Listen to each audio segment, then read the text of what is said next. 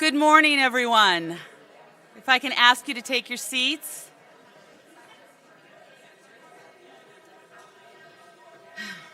Good morning. Thank you. Good morning. I'm so happy to see all of you here today. It's been a long 2 years, I'm not going to lie.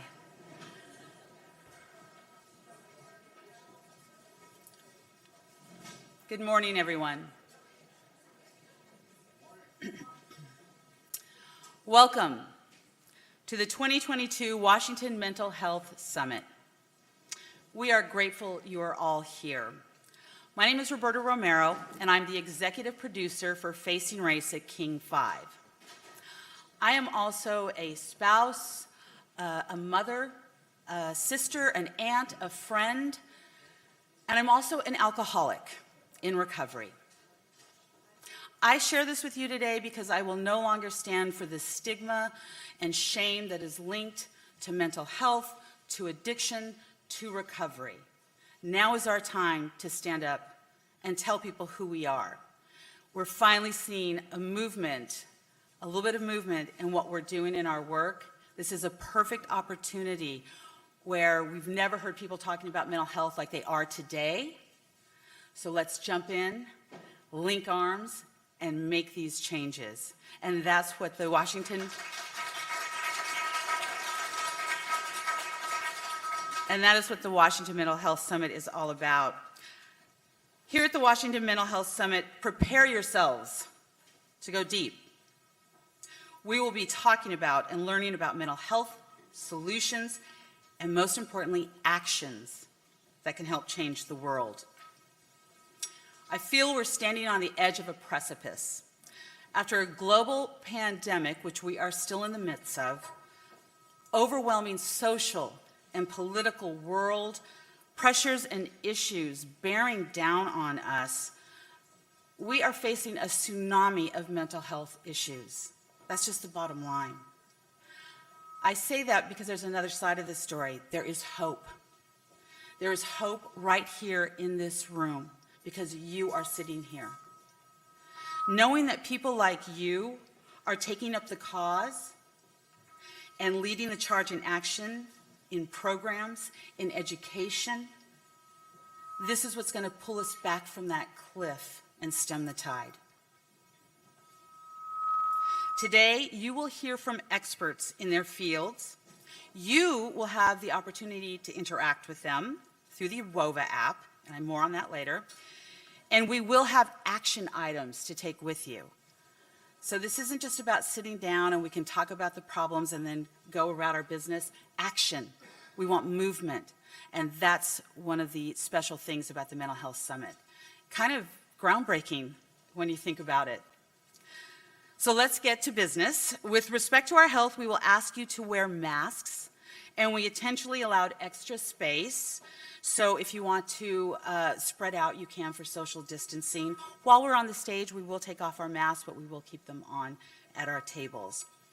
We are also a hybrid event, making the summit available to people throughout the state and the country. Hello, my Zoom people. I'm not quite sure where you are, but I'm hoping you're out there somewhere. We see you. We also want to take a few minutes to acknowledge all of our summit underwriters, without whom this mental health summit would not be possible. And I am always incredibly grateful for all of the sponsors, because this is what makes such a special event and can provide you with the food and these tables in this lovely venue. At the Wellness Trust level, we recognize these sponsors as statewide mental health champions. The Washington State Healthcare Authority. The Washington State Healthcare Authority is committed to whole person care, integrating physical health and behavioral health services for better results and healthier residents. Their mission, to provide equitable, high-quality health care through innovative health policies and purchasing strategies. Thank you, Washington State Healthcare Authority. We also have Kaiser Permanente. Kaiser Permanente provides high-quality, affordable healthcare services and works to improve the health of its members and the communities it serves. We'd like to thank them for their ongoing commitment to the annual Mental Health Summit and their support to ensure the progress being made here continues year-round. At our leadership level, we would like to thank Amerigroup. Amerigroup is dedicated to improving the health outcomes of members and their families with an emphasis on physical and behavioral health, emotional well-being, and addressing social determinants of health. Nothing about us without us is their working motto, focusing on using the lens of the community to build lasting and trusting relationships. Thank you. And to all of our underwriters, we have to thank Molina, Coordinated Care, Cambia Health Solutions, Seattle Children's Hospital, CHI Franciscan, Slalom, Exum, and the Northwest Mental Health Technology Transfer Center, UW Smart Center. And you can also see this list on your agendas. It is now my pleasure to introduce you to Todd and Laura Crooks.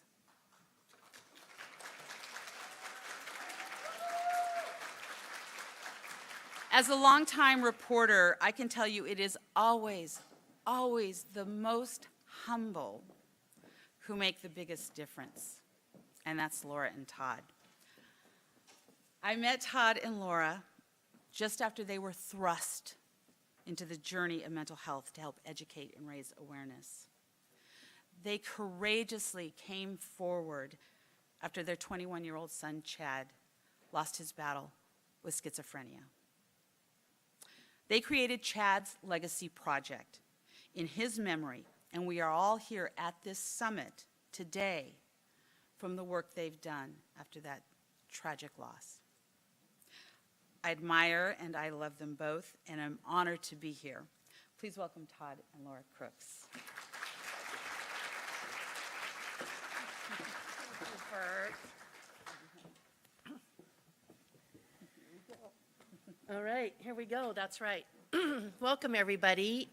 We're so thrilled to have this little small but mighty group and a lot of people online joining us. I would be remiss if I didn't say thank you to 3 people who really were the backbone for getting us all together, for taking the leap to try and do a hybrid summit, knowing that connection and collaboration is what this is all about in order to move things forward. And those 3 people are Melody McKee. I don't see Melody in here right now. She's probably out there working. They're probably all out there working. Oh, there's Melody. And Melody, thank you, from the Behavioral Health Institute. Cara Tao, where's Cara? Yay, Cara! Thank you. She's our all things tech and all other things as well. And Elizabeth, who has been our Elizabeth Perry, who's been our huge coordinator, keeping us all in line. She's the taskmaster. Boy, if you need a project management person, she's a force to be reckoned with. So thank you. Because of the 3 of you, this is happening today, and I'm so incredibly grateful. We are so grateful. So Bert told you a little bit about why we're here and what started us with this summit.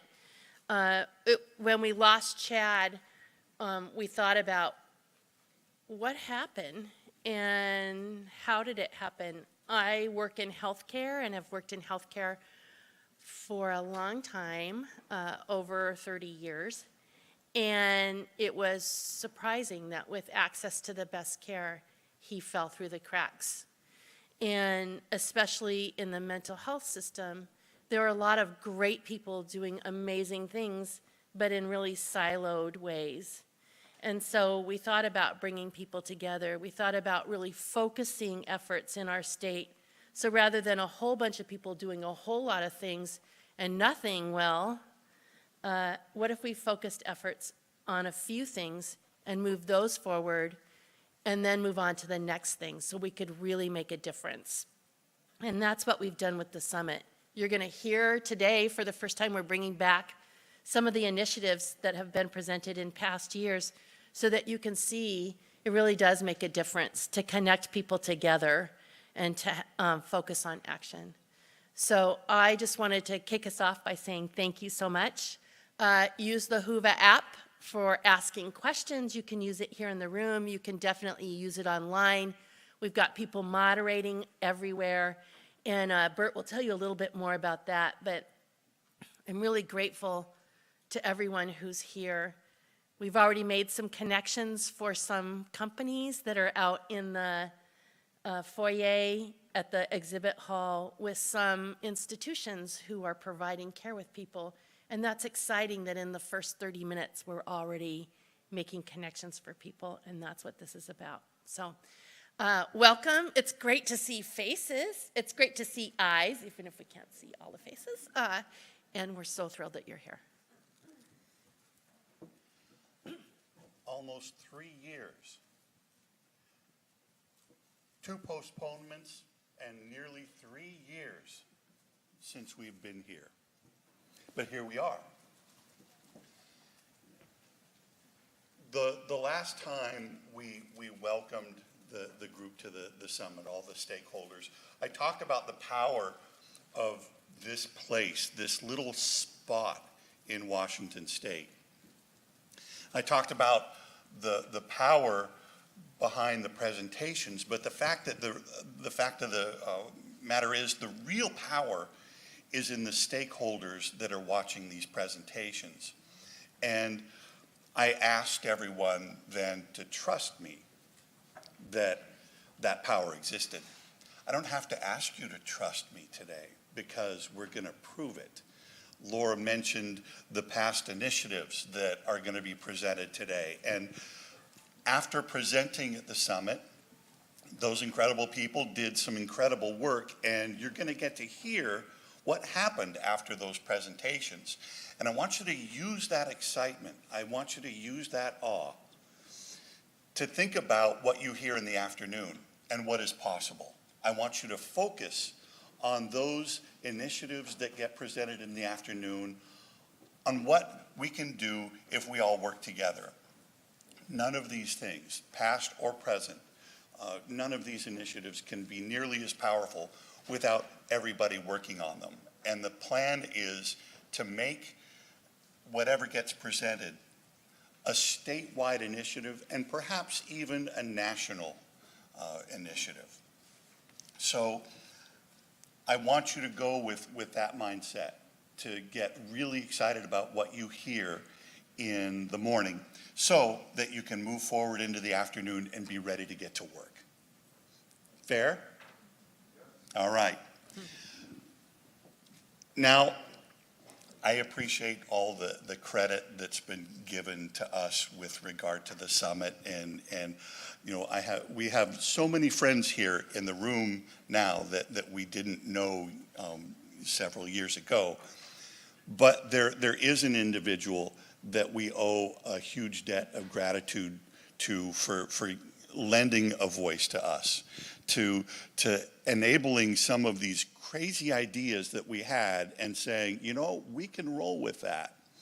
And we've invited that person up to the stage today to give us his thoughts on what he would most like to talk about. And I want to get a warm round of applause and invite Dr. Jurgen Unutzer up to the stage. Jurgen is the chair of psychiatry and behavioral health sciences at the University of Washington and a friend of ours. Ladies and gentlemen, Dr. Jurgen Unutzer.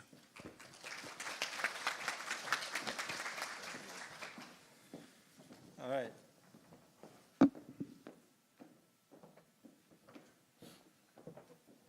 Well, good morning, everybody. Thank you so much, Todd. It is really wonderful to see all of you, even just your eyes. It's really beautiful. So good morning, and welcome to everybody. Welcome to all of you in Zoom land. I'm Jurgen Unutzer. I chair the Department of Psychiatry here at UW. And I want to start by saying thank you to Laura, to Todd, to Roberta, and to all of you for being here. I think I couldn't have said it better. I think that's my expectation for today, that we listen to each other and we take ideas from each other, and then we go away and we see, can we make this stuff happen? And I think what we're going to hear is some of the stuff that we talked about just here. Seems like forever ago, but it's really not been, just been barely 3 years. Some of that stuff has happened, and I think we're going to hear about that, and we're going to hear about some really new, great new ideas. So it's been some time since I first talked with Laura and Todd about getting people together for a summit on mental health to share ideas about how we can work together to improve the lives of individuals and families living with mental health and addiction problems in our state. We held 3 summits, and it'll be good to hear what happened. And I think that's maybe the best proof we have, and to try to make us want to go and do some more. So we've had 2 really, really terrible years. We've had the COVID pandemic, and it really has changed all of our lives. But I think it's been really challenging for individuals and families living with mental health and addiction problems. It's been really, really challenging for our first responders. For those of us who work in health and behavioral health and in social services. And I think over the past couple of years, there are many others who sort of come to appreciate that we may all be just one terrible event away from struggling with serious health and mental health problems. And that we need to get serious about investing in ways to help each other cope, succeed, and thrive. And yeah, it costs money to do that. But I think the human and the financial costs of not doing anything are so much greater. So those of you who know me, I'm kind of wired. I'm basically wired as an optimist. I have a way of seeing the glass is at least half full. But I also see that this pandemic isn't quite done with us yet. I see that we have a long way to go if we want to live in a society that wants to see us all feel welcome, valued, and loved. I grew up in post-war Europe as we were trying to emerge from the wreckage caused by World War II. And my generation really was inspired by the idea of a united Europe, the idea of the United Nations, and the hope that we could prevent future conflicts. And now it's really hard for me to see the terrible war that's going on in Ukraine and to see all the ways in which humans can continue to hurt each other. But I also see some really hopeful things. I'm just going to mention a couple of examples from some of the work that we've done here at UW since we've last met in the summit. And I know that everybody in this room has their own examples about things that you're doing now, things that you've done that should give us a ton of hope. So I'm going to mention 3 ideas. Since we last met here, we have grown our psychiatry residency program here at UW to become the largest psychiatry training program in the United States. Last year, in the midst of the pandemic, we got more than 1,000 applications from new physicians graduating from medical school who applied to train in our psychiatry program. And 80% of those who come and train with us stay here and practice in the state of Washington. I think Anna Ratzliff is here. Anna, are you here? Yeah. Anna is our training director.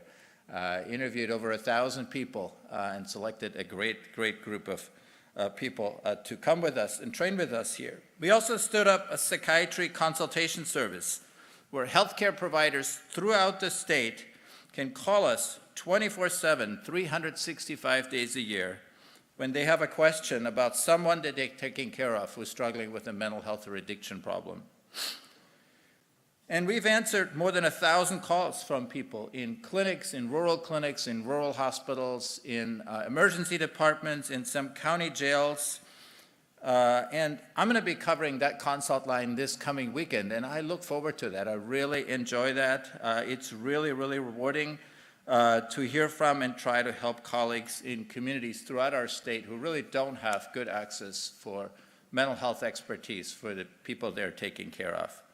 We've also started construction on our new 150-bed behavioral health teaching facility here at UW-Medicine. It will be a beautiful, state-of-the-art facility that's going to help us care for individuals who need comprehensive care for mental health, addiction, medical, and surgical problems. And that's important to me because, as I think maybe Laura said, we have been very siloed. So we got a box that you can go to get your addiction problem addressed. We got another box to go to get your mental health problem addressed. And if you or a person who is struggling with an addiction and you get an infected heart valve, then you have serious need for very good medical and surgical care. And often those of us who live with mental health and addiction problems actually have very poor access to good medical and surgical care. So we're going to build a facility that can do all of those things for those in need. And we're getting ready to, we have another year to go to build this thing. It's getting its way out of the ground up on the Northwest campus, and in early 2024, we're going to open that new facility, and we're very excited about that. And I want to really thank our state legislators, our healthcare authority, and all of you for your partnership on these exciting efforts. So these are things that give me hope, and I know that, like I said, there's so many of you here who have your own stories, your own examples of things that you're doing, and share them, because I think that is what keeps us going, what gives us hope. There are lots of other good things, opportunities that I'm thinking of now. I'm sort of in awe about the efforts I see to improve our crisis care system with the new 988 number and all the good work that's going into having a better way to help loved ones in a behavioral health crisis. I think we're starting to get serious about basic needs such as housing and permanent supported housing, and I think that's really exciting and very, very hopeful. I see us starting to invest more in our behavioral health workforce, to make workforce more inclusive, to make sure everybody feels as a valued part of the behavioral health workforce. And everybody has the skills and the tools needed to be a part of a great team. So not just psychiatrists and psychologists, but individuals with lived experience, family members, friends, colleagues at workplaces, colleagues in schools, people in law enforcement and correctional programs, and in primary care. I think this is such a big problem. We need everybody to feel like they're at least a little bit of a behavioral health provider. And I think we can go there. So I think it can be really easy to get stuck in debates about, should we have social services or police? Should we have mental health or substance use services? Should we focus on prevention, on crisis care, or on long-term care? Should we build hospitals or housing? There's certainly a lot to debate, but let's not get stuck in those debates. Let's try to find ways to work together to pursue solutions that can help us all take on the challenges that none of us by ourselves is really prepared to take on, to handle by ourselves. So if this is your first time at a summit, at one of these summits, I think you're going to find a community that's open to doing just that, to working together. You'll see some really neat examples of how people from different backgrounds can come together and have come together to take on some of these really tough problems. And that really gives me a lot of hope. So this morning, we're going to start with two really great keynote speakers. You're going to hear some brief updates about initiatives started at earlier summits, and then we'll put our heads together to think about new things, new opportunities that we should take on. Can we find new, creative, and inclusive ways to grow the mental health workforce in our state? Can we use emerging technologies to leverage what those of us who work in behavioral health can do with our clients? How do we support and strengthen moms, parents, schools, and each other as we try to go about and work together to improve health and mental health? So today, I think, is a really exciting day. Good morning. Welcome to all of you.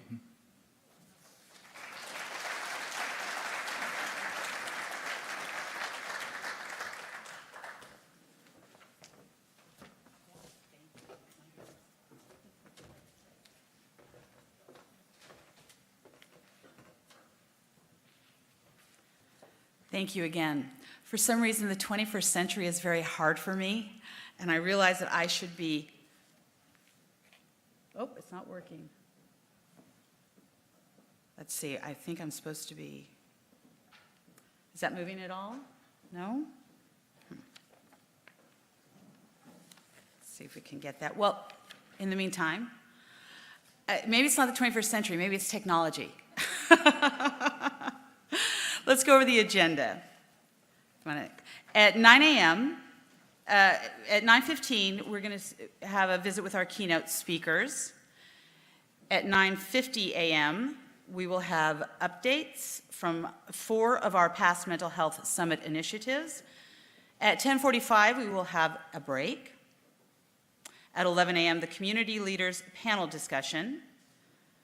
At 11:45 a.m., there will be a 1-hour lunch break. 12:45 begins our work sessions, devoting the afternoon to 6 new mental health initiatives with a break halfway through. At 4:30, we will wrap up the 2022 Mental Health Summit. Now let's go over the WOVA app. So on your phone, hopefully, you've downloaded the WOVA app.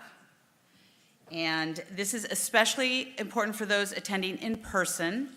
This app is going to make it very simple to participate in the call to action after each initiative. You can also respond to the call to action after each presentation, and you can access the session Q&A feature to submit questions for our speakers.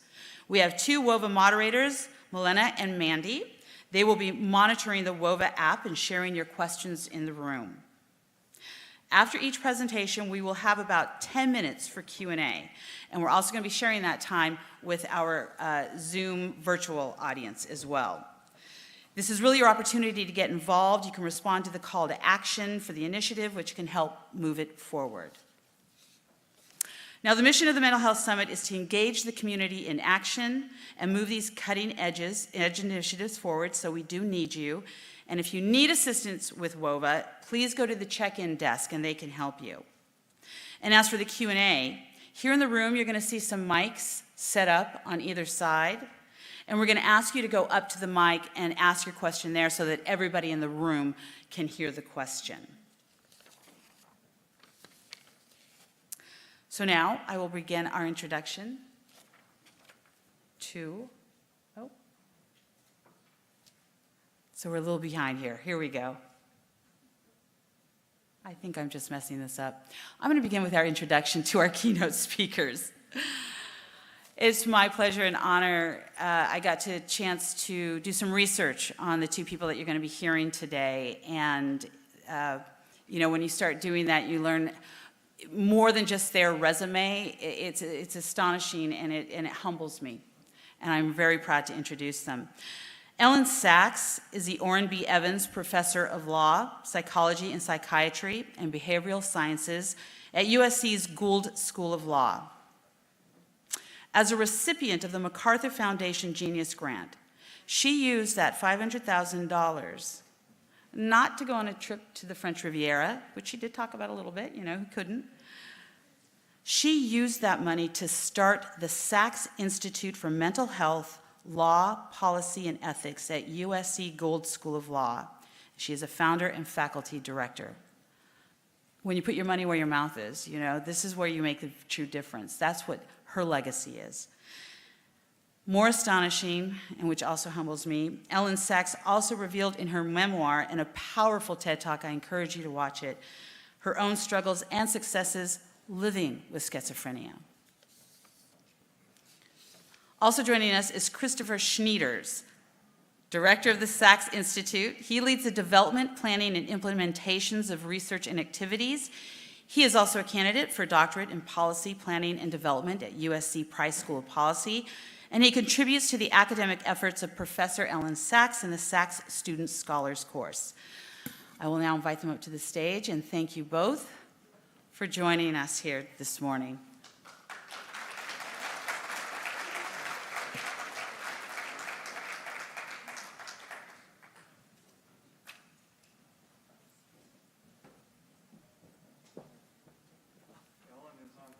Elyn is online, this new world that we live in. So we will pop her up so you'll be able to hear her. And I will let you take the stage. So I think Elyn goes first. Okay. Yep. So we've got Elyn virtually. Yes. All right.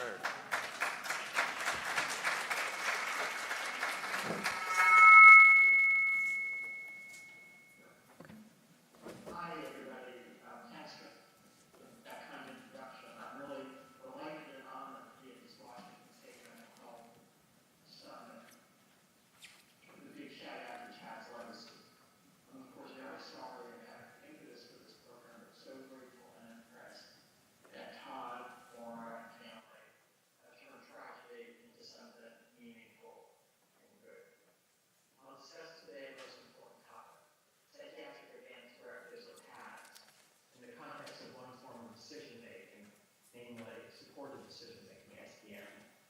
understand that PADs are referred to as mental health advanced directives in Washington, but I'm going to refer to these in the usual lingo because that's how I know and think of product. I am, as I said, incredibly honored to be asked to speak. I kind of have two hats in this conversation. One, I'm a mental health law professor who studies and writes about things like SDM and PADs. Two, I am a consumer with lived experience of schizophrenia myself. I first fell ill in Oxford, England in 1977. I was hospitalized for a month at that time.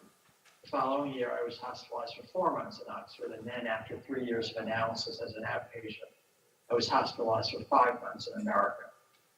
That last hospitalization was in 1982 to 83.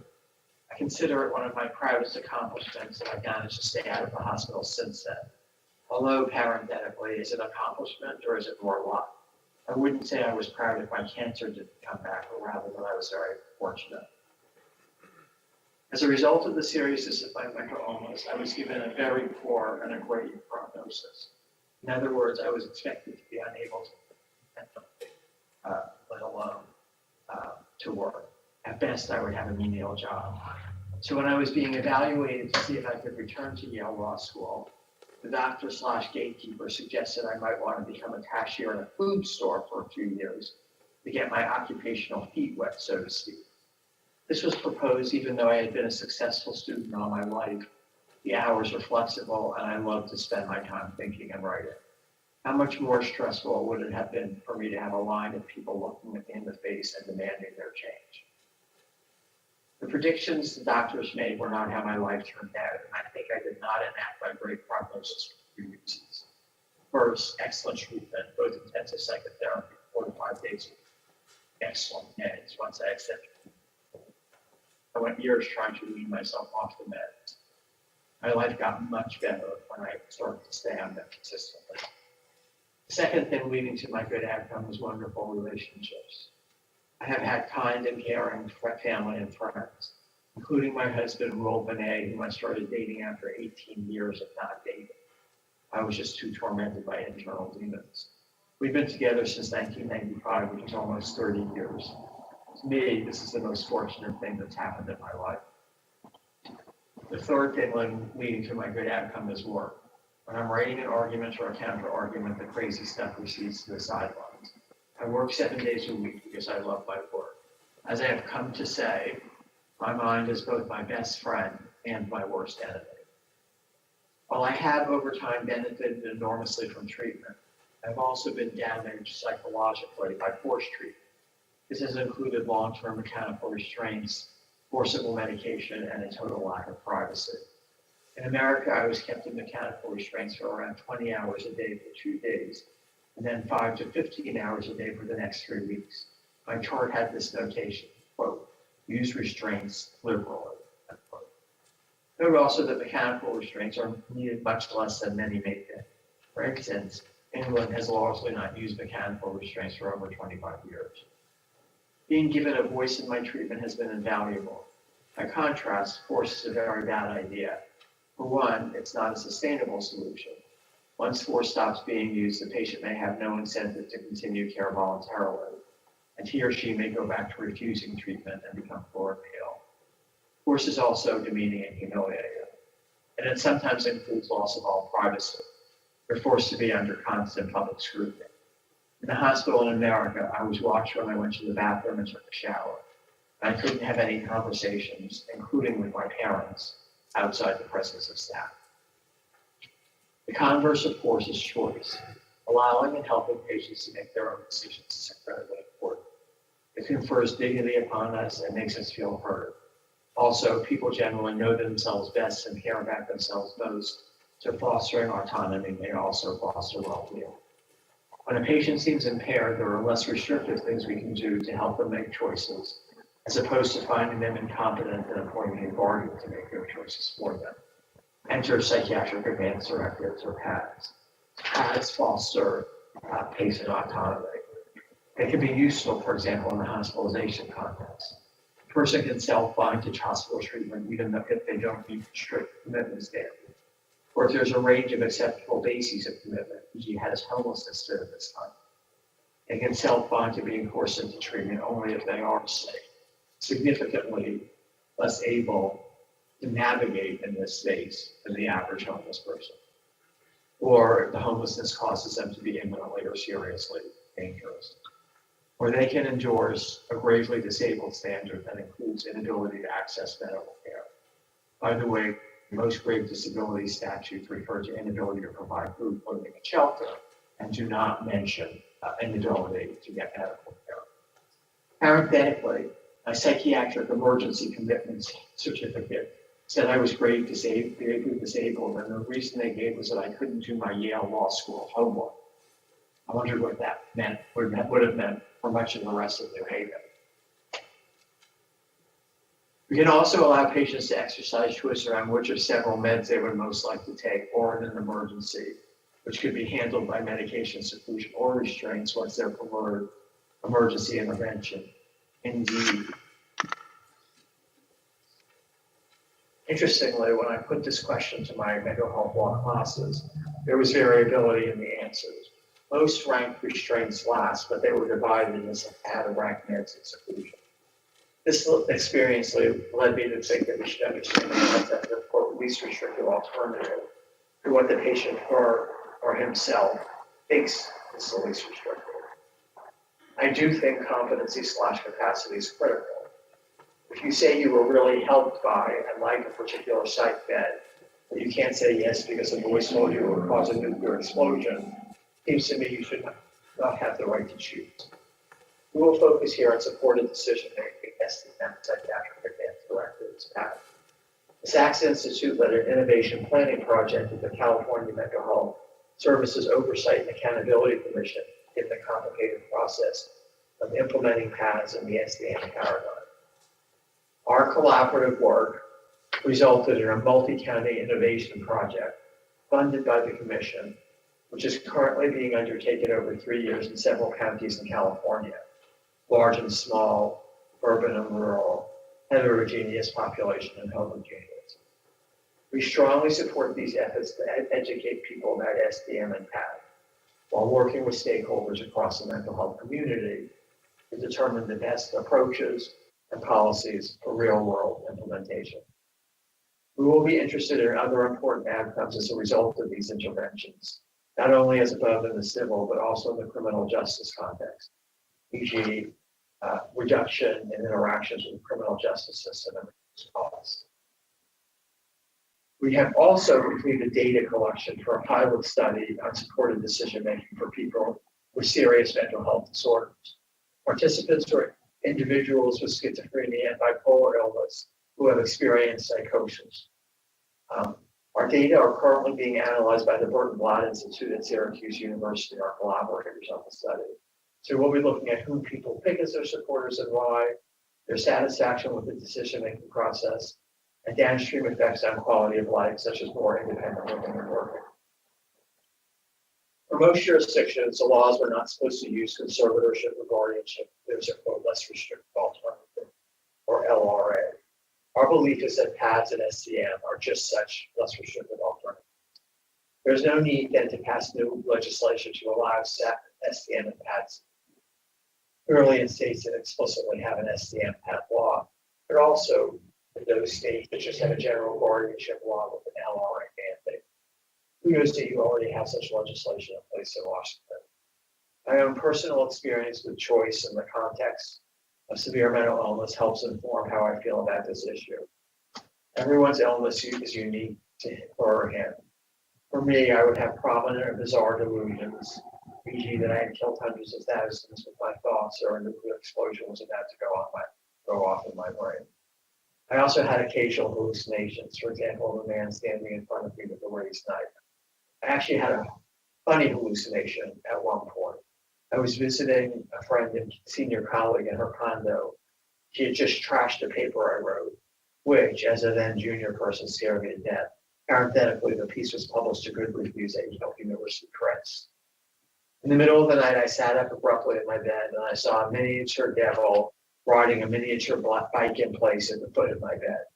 I also had so-called, quote, loose associations, often to the point of incoherence. So I was on the roof of the Yale Law School. It was actually, a safe place. It was flat. I said to my two classmates, Are you having the same experience as I am of words jumping around the pages of the cases? We've got a case to joint. I don't believe in joints, but they do combine together.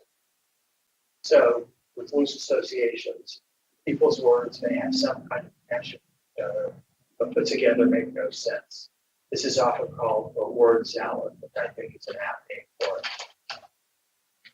Schizophrenia is said to have positive symptoms like delusions and hallucinations and disorganized thinking and speaking, but also negative symptoms such as inability to work or have relationships, inability to work independently if you can work, apathy, and so forth. A lot of the personal and societal burden of schizophrenia is said to reside in these so-called victims. Except for my first 2 years of illness, mental illness, I've been blessed to spare people living with symptoms. I do believe that my extensive and intensive experience of psychoanalytic therapy, along with the use of meds, is what allowed me not to have. Go back to choice. The ability to choose is an important right to confer on someone. If the patient buys into the diagnosis and treatment, these things will likely be a more sustainable solution. I did have choice taken away from me, and this was very painful, but it may at the time have been necessary. As an outpatient, I was given choice and spent around 10 years trying to get off meds. I undertook each effort with great gusto and failed miserably each time. While I wish I had gotten smarter sooner, I'm glad I was allowed to come to the choice in my own way and my own time. Sometimes autonomy is more important than well-being. In the end, the data suggests that most people do come around. We just need to find ways to get more people on board.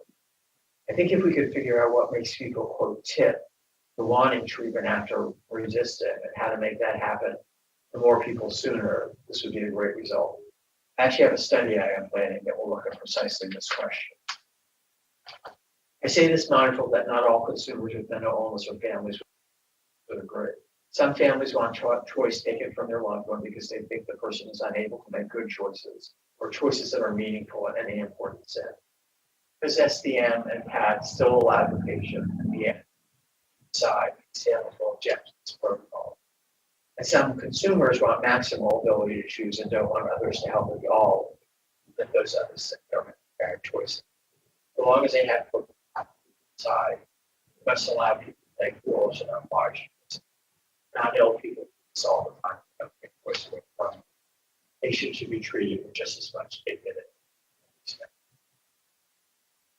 For myself, I very much hated having choice taken away from me. Even staff just asking me what I thought about the interventions being proposed would have been welcome. Though they might not do what I wanted, they were still interested in hearing my voice. As my own story play out in the PADS SDM world, these were not available when I was seriously ill. Back in the late 70s to the mid 80s. But I think that informally, I was being supported in my decision making. Is everything okay? Yeah. My family and friends helped me to see that I needed care badly and that I shouldn't fight my commitment. Fighting it would have left a blot on my record, so to speak. Still, I allowed myself to be persuaded and didn't dig my heels in. And Nan has noted I had about 10 years of trying to get off meds. When I finally was persuaded just to stay on them, my life got so much better. And today I wouldn't dream of getting off of the meds. That said, I changed a winning horse, basically. That said, even though I wish I would have become smarter sooner, I'm glad I was able to come to my own decision in my own time. In other words, I appreciate my autonomy interests trumping my mental wellness interests, at least in this case. In the end, PADS and SDM restore more people to being the architects of their own lives. We know from our studies and research that self-determination can increase individual quality of life, constructive engagement with community, better relationships, and help in the identification of support services around what the person really wants and needs. So there's a lot of evidence that having autonomy confers a lot of benefits to people in terms of well-being. There are important questions that remain. How do we inform consumers of the ability to do this? How streamlined or detailed would we like these paths to be, or do we give the consumer that choice? How do we best collect data about how patents are being implemented? And how do we provide such data to people in the mental health space, consumers, providers, whoever else would be interested? So a very important question here is how to make it known that someone has a pad. This is something we should experiment with over time. A road ID type bracelet that carries information so that first responders may understand the patient has a pad would be a possibility. We also need to develop a private, secure, and accessible central repository of these documents, which we're already working on here in Washington. Indeed, I've heard that there's a really big tech scene there. So we'll be looking forward to you for best ideas in this regard going forward. Thanks so much if you can do this. I might also mention that there may be issues around people actually implementing these pads if you have one. My own experience was in an intake interview being evaluated, in this case for physical medical treatment, and the evaluator asked if I had an advance directive. I said, yes, I did, but she didn't ask where it was housed, what it said, or really anything else about it.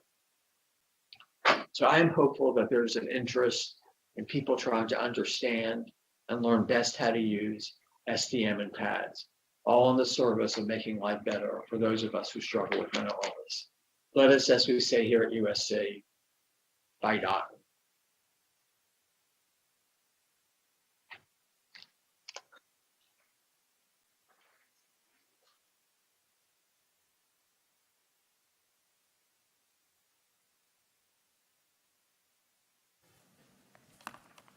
All right. Thanks, Elyn. Good to see you, and everyone online too. Good morning, everyone. It's an honor to join you all and humbling to give today's keynote address with distinguished Professor Elyn Saks. I want to start by praising Todd Laura Crooks for your phenomenal work with Chad's Legacy Project. We first connected back in 2017 when they invited Elyn to give a talk at their upcoming Unmask the Night soiree. I saw the pictures on Facebook and it was definitely a soiree. We first connected, Elyn gets a lot of speakers' invites, but Chad's Legacy's invitation really stood out. We learned more about Chad's story, his suicide at age 21, and what his parents did in the wake of their family's deep, unnecessary loss. I said something like, get back to them, Elyn, and she did right away. Todd and Laura wanted to bring her up to Washington, here, but she is, and I quote, not a happy traveler. If anyone could use a teleporting hologram for talks, it's definitely Elyn. We recorded a video for the night and it worked out great. So we're thrilled to have the Saks Institute and Chad's Legacy Project connected in the same mental health community, just as we're happy to have Washington and California connect around our collective efforts in mental health and serious mental illness. Cut to this year's summit and another invitation, this time asking if either one of us could talk in person. I suggested Elyn, of course, and well, traveling is very difficult for her. Meanwhile, yours truly, a native Los Angelino city boy, had never been to Seattle. It may surprise a few of you to hear about a Californian who hasn't come to Washington. Though be forewarned, last night I called all of my homeboys and homegirls and told them to move to Washington as soon as possible. You're welcome. Which is all a winding way to explain how you got me in person and Elyn virtually. Todd and Laura suggested a hybrid talk if approved by, and I quote, the committee. And speaking of the committee, we wanted to extend major thanks to Elizabeth Perry, Topher Jerome, Carla Towell, and each person involved in making this important day happen. I also need to extend a heartfelt appreciation to Bert, there you are, for pronouncing my last name correctly as Schnieders. My family thanks you. So for a little background about how I got here. My legal career started as a copy boy at a big San Francisco law firm in the early 1990s. I was living the life of a starving artist and still needed a real job that paid real money. I became a file clerk, a paralegal, a business affairs assistant at TNT Movies and Fox Television Studios in LA. There was a lot of temporary jobs too, including a 2-year stint at the Tomas Rivera Policy Institute, a Latino think tank led by the great Harry Pachon and Wendy Chavira. And I learned a ton from Harry and Wendy. All along, my real life was with my friends when work ended. I wrote, organized DIY shows, played drums in a band called Scobble. And I still think of myself as an artist and a scientist with a creative mind. So I'd like to tell you a story about my first experience as a supporter and peer. I'll read now from an essay I wrote about an old friend in San Francisco, my psychedelic garage pop bandmate named Max. He could play the guitar like a ring and a bell, a truly great guitarist and songwriter. But there were very real struggles back then.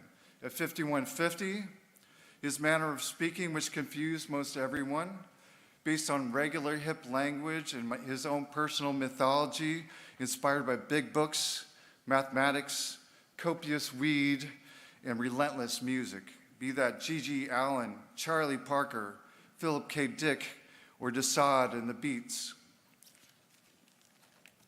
When things got really bad for Max, during my time as his closest friend and protector, our rock group disbanded, his apartment mates kicked him out, and he was living in the basement of Thwackland, our rehearsal space, an underground, poorly ventilated rock box with a tiny bathroom down the hall, not meant for any home life. During those traumatic weeks, Max spoke often about a deputation as a federal marshal.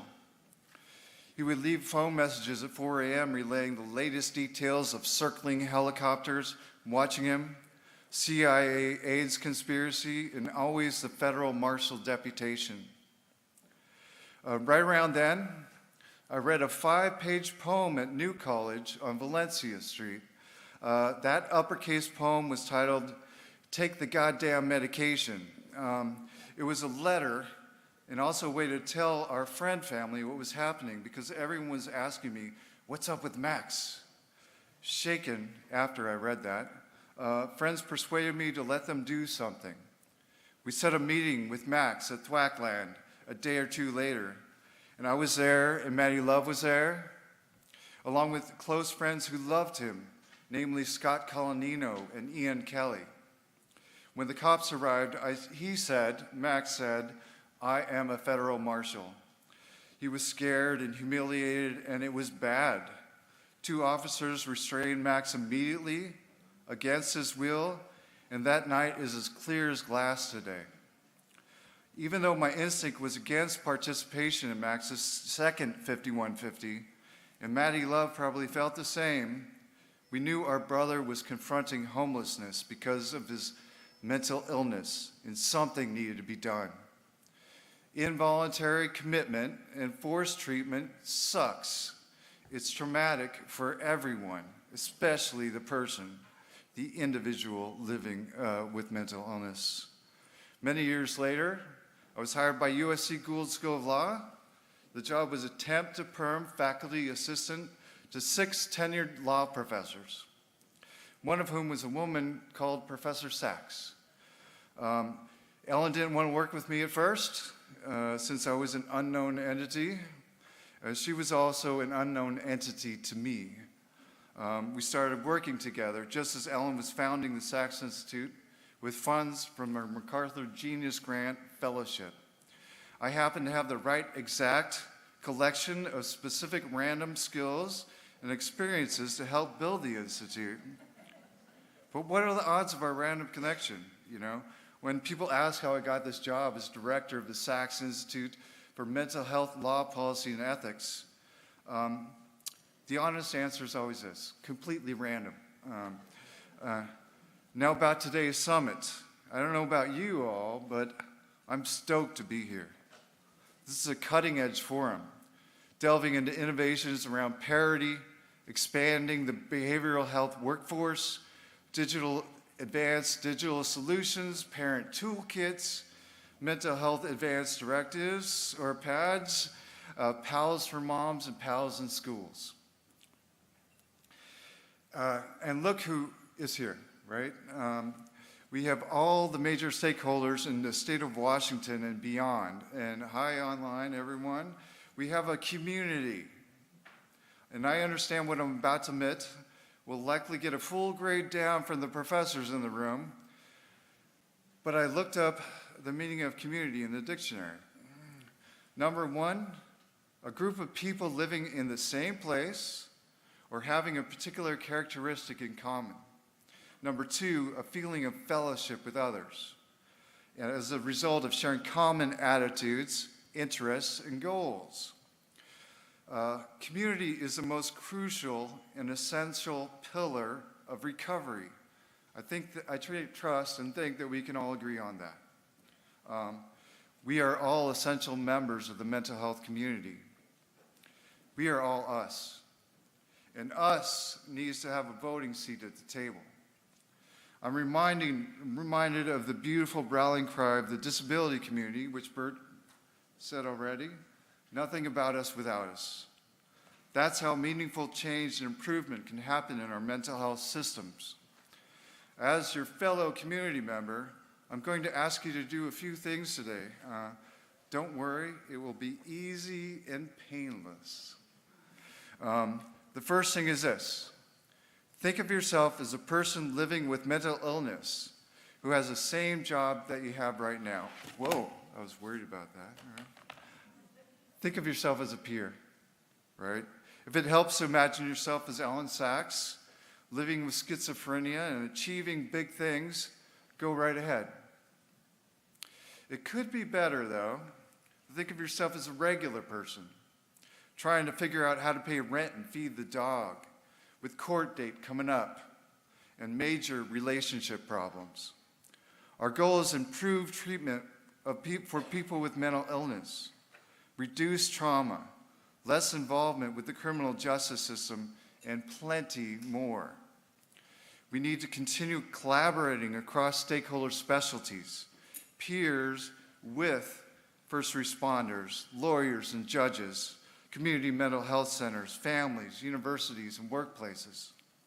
Let's learn to love and support people living with mental illness by saying they are us. And we have names like Ivan or Trin, Erica, Paula, Rudy, Jen, Max, or even Lady Gaga. But when will this happen? How will this happen? How can we revolutionize services, better our lives, and reduce costs, or increase funding too? Mental health consumers and peers need more clubhouses and community center options. Places like Fountain House in New York, Painted Brain in Los Angeles, and organizations like the Copeland Center. One clubhouse may not have the right vibe for one person, and another might be right on. Let's invest in these spaces so they look and feel welcoming and cool. At our 2019 symposium on working and living with mental illness, the comedian Maria Bamford said this: "I wish that all mental health facilities could look like this," right? Aesthetics are a huge part of feeling good. It's always surprising how much psychiatric facilities can feel like a film director came in and said, "Okay, we need 3 puzzles here with most of the puzzle pieces missing." This is Maria, all right. I want a big screen TV over here, highest volume, playing Ultimate Fighting Championship, and lose the remote. She's a great comedian. How many peer-led community centers and clubhouses are open in Seattle, central Seattle today? And I'm talking about my hometown of Los Angeles too. For a bit of comparison, there are 51 AA meetings in Seattle today, both in person and online. In those clubhouse rooms, the only requirement for membership is the desire to stop. Not, "You must stop," or "We'll help you find a place to live, but only if you stop," or "This is why you can't have nice things." In AA, the only requirement is thinking about, hoping, or wanting to stop. If you have that desire somewhere inside, you're in the club. And we know how difficult, if not impossible, that can be in reality for our brothers and sisters who may be delusional, hearing voices on the streets, and refusing medication and or care.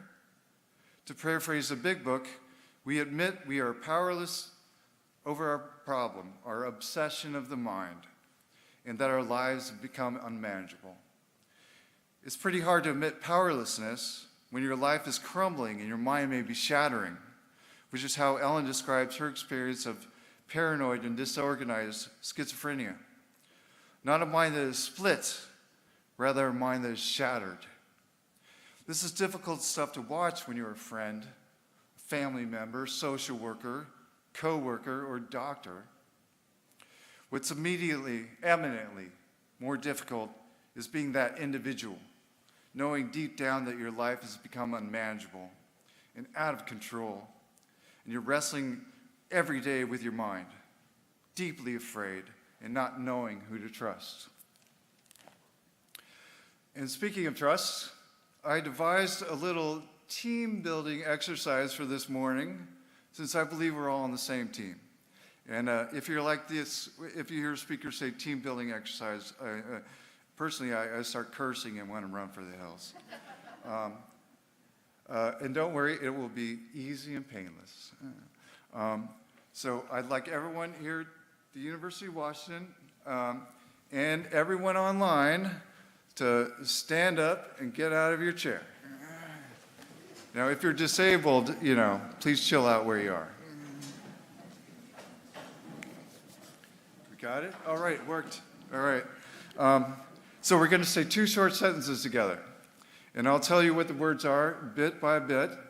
And so raise your hand and repeat after me. I'll say one bit, and you say it just like that. Here's the first sentence. You say I, and then say your full name, first and last. So let's try it. I'll say 1, 2, 3. 1, 2, 3. I, Christopher Schnieders. Okay, that sounds pretty good. I'm still want it louder. Number 2 is am an essential member of. Am an essential member of. And the last part of the first sentence is the mental health community. 1, 2, 3. The mental health community. So let's just try that full. I. Say your full name. I'm an essential member of the mental health community. Okay, and now there's one more short one that I will just say the whole thing. All right, and it goes like this. Once again, this is all legal and binding, by the way. The last sentence is, I am one of us. I am one of us. Okay, you sit back down.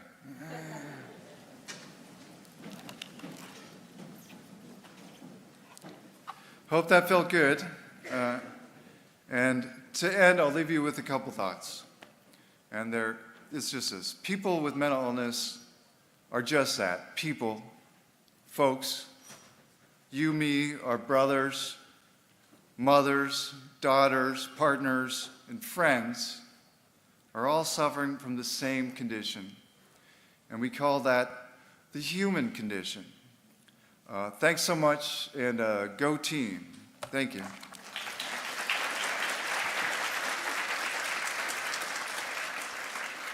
think we have time for some questions. We do, and I'll moderate, and we'll go from there. Thank you both so much. Interesting, fascinating, and hopeful. We do have time for questions. So if you would like to go to the mic and ask a question, we'll also be taking turns with our Zoom audience. They'll be using the WOVA app, and we'll have someone ask a question from Zoom. So please type out your question to us as well. And if you'd like to ask a question, you can go up to the mic.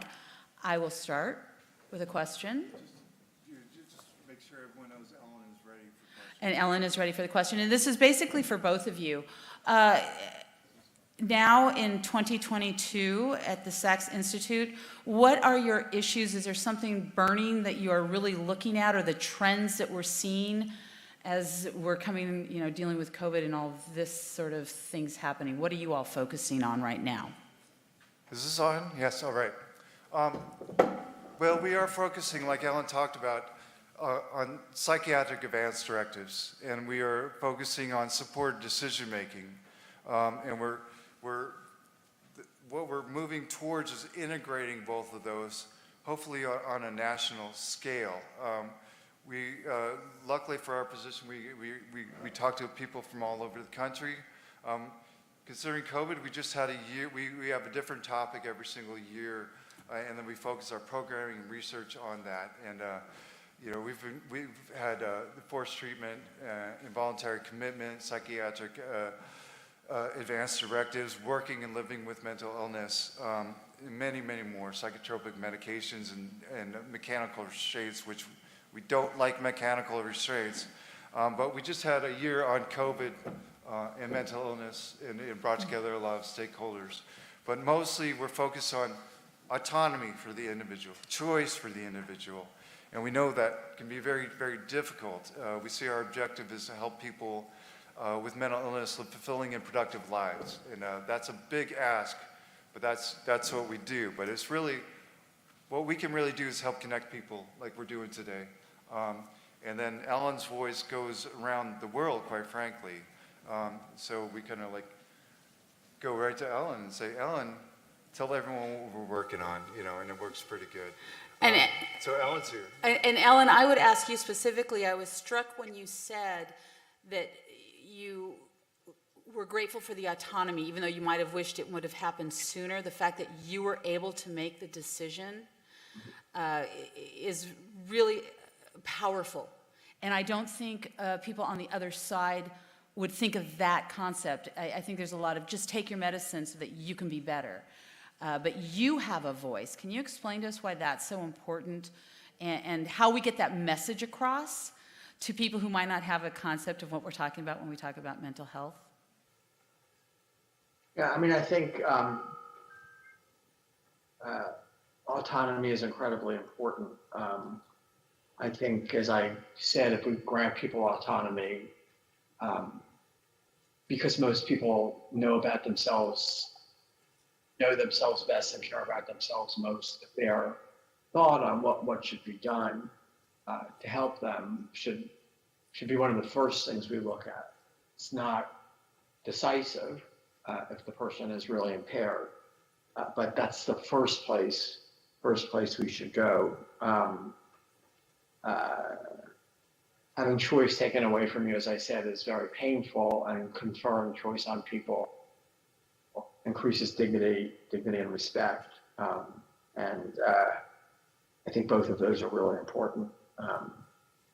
As I said, I'm gonna basically, with Steve Marder at UCLA, we've done this study on high functioning schizophrenia. Have I talked about that today? That's right. Okay. And basically, we had a couple of MDs, a couple of JDs, a PhD candidate, a CEO of a not-for-profit, and so forth. And we wrote one paper about them on, their thoughts about how to help themselves, and we published that. And I asked Steve Marder one day, what percentage of patients are high functioning in our sense, professional, managerial, technical, et cetera. He says, I don't know, Elyn. The real question is how many could be if we devoted proper resources. And I think that's exactly right. And I am grateful for my autonomy, but also grateful that I had the resources to get really good care. I was once giving a talk, and a woman in the audience said, I'm a therapist, I'm a psychiatrist, I can afford to see my doctor for 15 minutes every 3 months. You see your doctor 4 days a week. How on earth is my patient supposed to do as well as you? And my answer is, you're absolutely right. I've had lots of advantages and lots of resources. I have a little bit of survivor guilt. Still, I'm not going to give away the things I've been blessed to have. But so, yeah, that's what I would say about that. Thank you. Todd, did you have a question? Yes. When you think about a psychiatric advance directive as a well-understood, robustly utilized tool in California, where on a timeline would that sit? How long, if not now, do you think it will be before California is in a position where a psychiatric advance directive is widely used and is utilized to its full purpose? Sharmil and Laurie, do you want to? We don't know.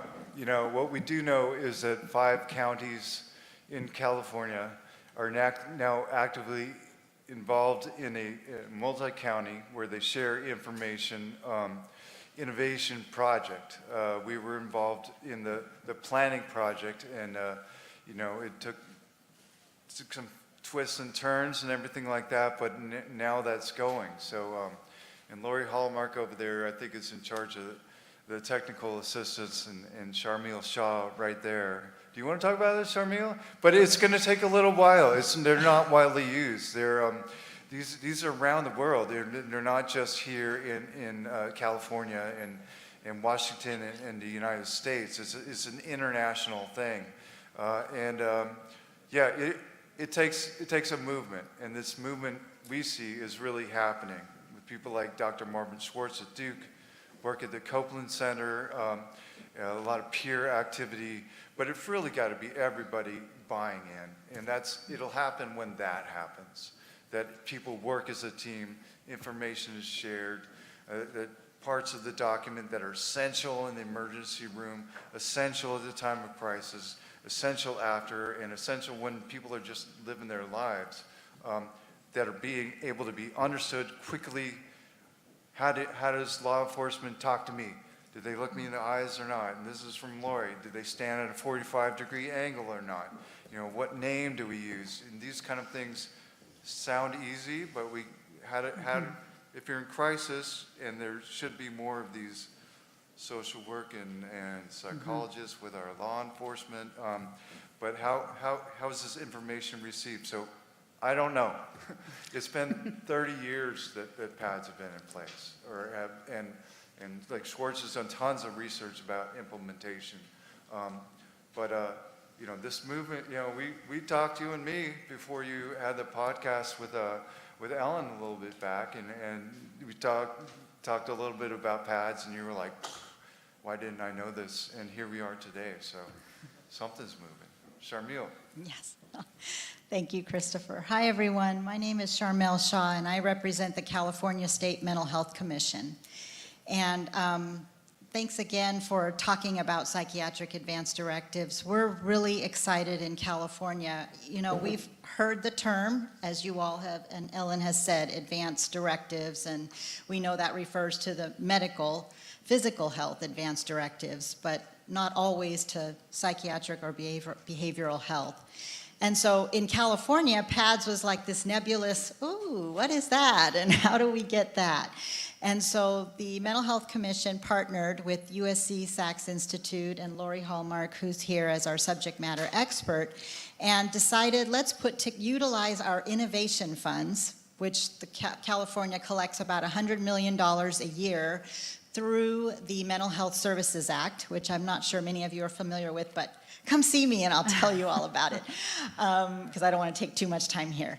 But anyways, we utilized those funds, and we created a multi-county collaborative. We now have 7 counties. Potentially, we will be approving 2 more counties to join the collaborative, and that will be about $18 million invested from those 8 counties to think about how do we implement PADS, what population should we be targeting and looking at, and also developing a repository, as was mentioned earlier.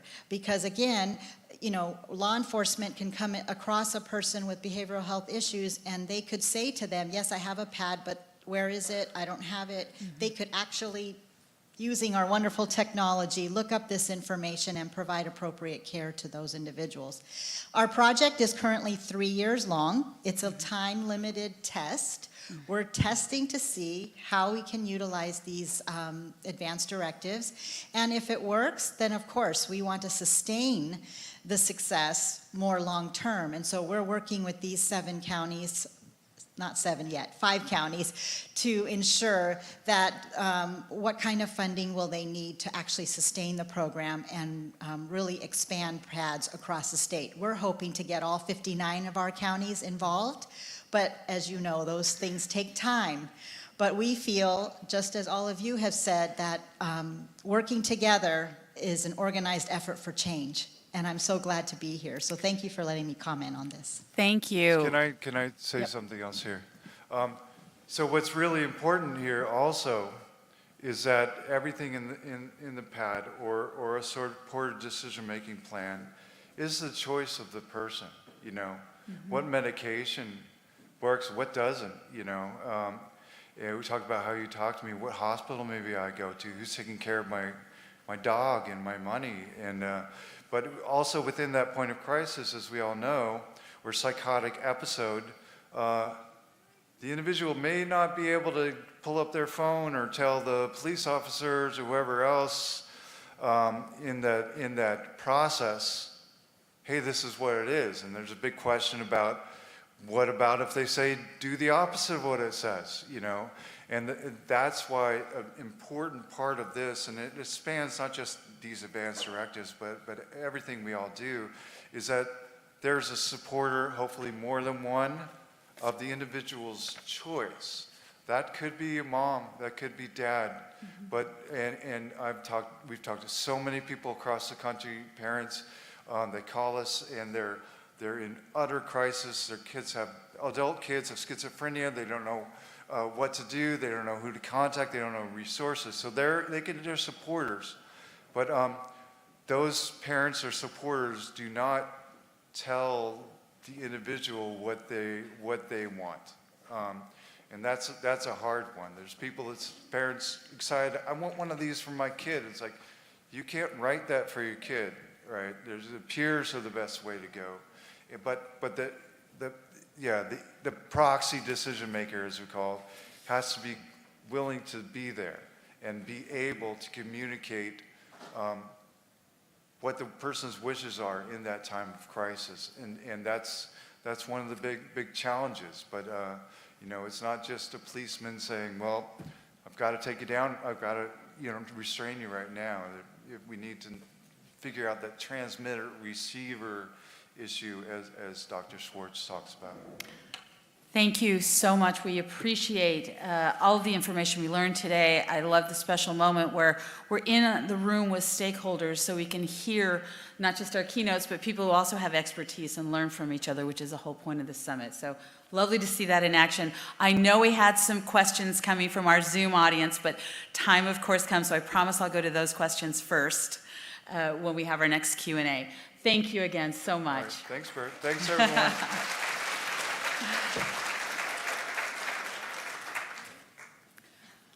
So now we're going to look at some past presentation initiatives, and we are delighted to welcome back some folks, check in on them, see how they're doing. You know, the last time we did this was in 2019. Remember the good old days back then? Seems so far ago, so long ago. So they're here with some brief updates. I'm going to start with Sarah Warner, and she is virtual right now, so we will start with her. She is from CHPW on the Improving Access to Peer Supports Initiative, and then I will introduce the other people as we get to them, but we're going to start with Sarah Warner. Good morning, everybody, and thank you for this opportunity to speak with you about our progress since 2019 in our initiative in improving access to peer supports. And I can't see my slides, so I'm going to go ahead and pull them up really quickly.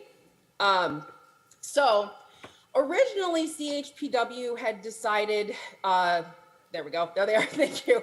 So in recognition that peer services and the increase in peer services, increased success for members in recovery for SUD and mental health, we created this initiative. We are all noticing that members either didn't know what peer services were or weren't sure how to access them. So initially, this was, sorry, it's a little bit difficult to read, and I'm gonna go down to a little bit bigger here.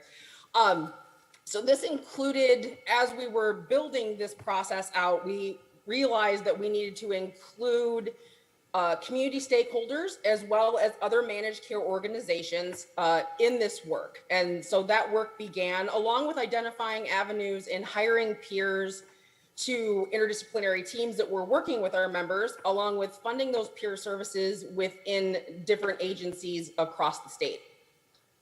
And next slide, please. So again, that's how this work began. So our vision was to increase and improve the access to peers in Washington. Along with that, to include peers as a partner in an individual care team, regardless of who those people were, and that they were fully supported in their role, and that individuals across Washington had access to stigma-free, whole person focused peer support. And next slide, thank you. So our solutions to, or the work we began in 2019 included establishing a peer partnership access coalition, which we call PPAC, with statewide stakeholders, community-based organizations, and other MCOs, to create an advisory committee with statewide peer leaders, to establish the 4 focus areas of the coalition, and create the subcommittees that are aligned with those 4 focus areas. That expanded after the 2019 summit to also include building on stakeholder discussions to identify highest needs and priorities, and really bringing in that feedback from the community to this work. Creating and executing initial priority action plans, connecting to regional forums that were already working within the peer space, and developing resources to sustain those action plans. Next slide. Thank you.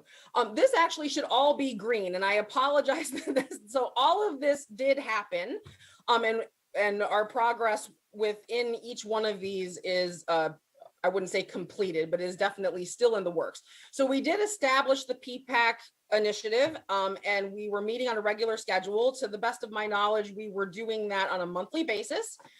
And continue targeted recruiting participant engagement, meaning that we're still reaching out to the community to engage community-based organizations and other stakeholders within this coalition. Creating the advisory committee, which happened either shortly before or shortly after the summit in 2019. So the advisory committee has been established and meets monthly and is made up of peer leaders. And then, of course, moving forward, we're continuing to build those relationships that are inclusive and drive the strategic vision. As I said, these next ones should be green also, but we established the 4 focus areas for the coalition and created subcommittees that specifically spoke to these 4 areas. That was data and evaluation, training and peer activities, funding for peer services, and policy. And we're continuing to evolve as we move along in this development of the subcommittees. The subcommittees met for quite a long time between 2019 and 2020, well, the beginning of 2022. And we had regional stakeholders from King County, from all of the peer groups within Washington, or at least a fair chunk. And those subcommittees are in flux right now, but were created and we're meeting regularly. And I think that's that for that one. So next slide. Thank you. So along with that, we established the foundation to build from, and that included getting feedback from the community, as I said before, ensuring that it wasn't just Community Health Plan of Washington that was driving this conversation. The coalition now includes established support from community-based organizations and other managed care organizations. And I'd be happy to share that list in the event that anyone was interested in joining. And this was also a multi-sector involvement, just realizing that healthcare is this multifaceted, there's just lots of things that go into it. So making sure that we were pulling from all of the different public sectors to be part of this coalition. And next slide. So currently, the current state of PPAC and the initiative within CHPW is we are working with key players and stakeholders to evaluate and determine our next steps within the initiative. Unfortunately, with the pandemic and priorities shifting, this didn't always rise to the top of the list, but we're still working together to ensure that this work continues. And next slide. And I think that's it for me. Thank you so much for your time and attention this morning, and have a great rest of your day. Thank you so much. Now we have Maria Monroe-DeVita. She is going to be talking about, she's from the University of Washington, to talk about the Family Bridger program. Thank you. Let's see, get a place here.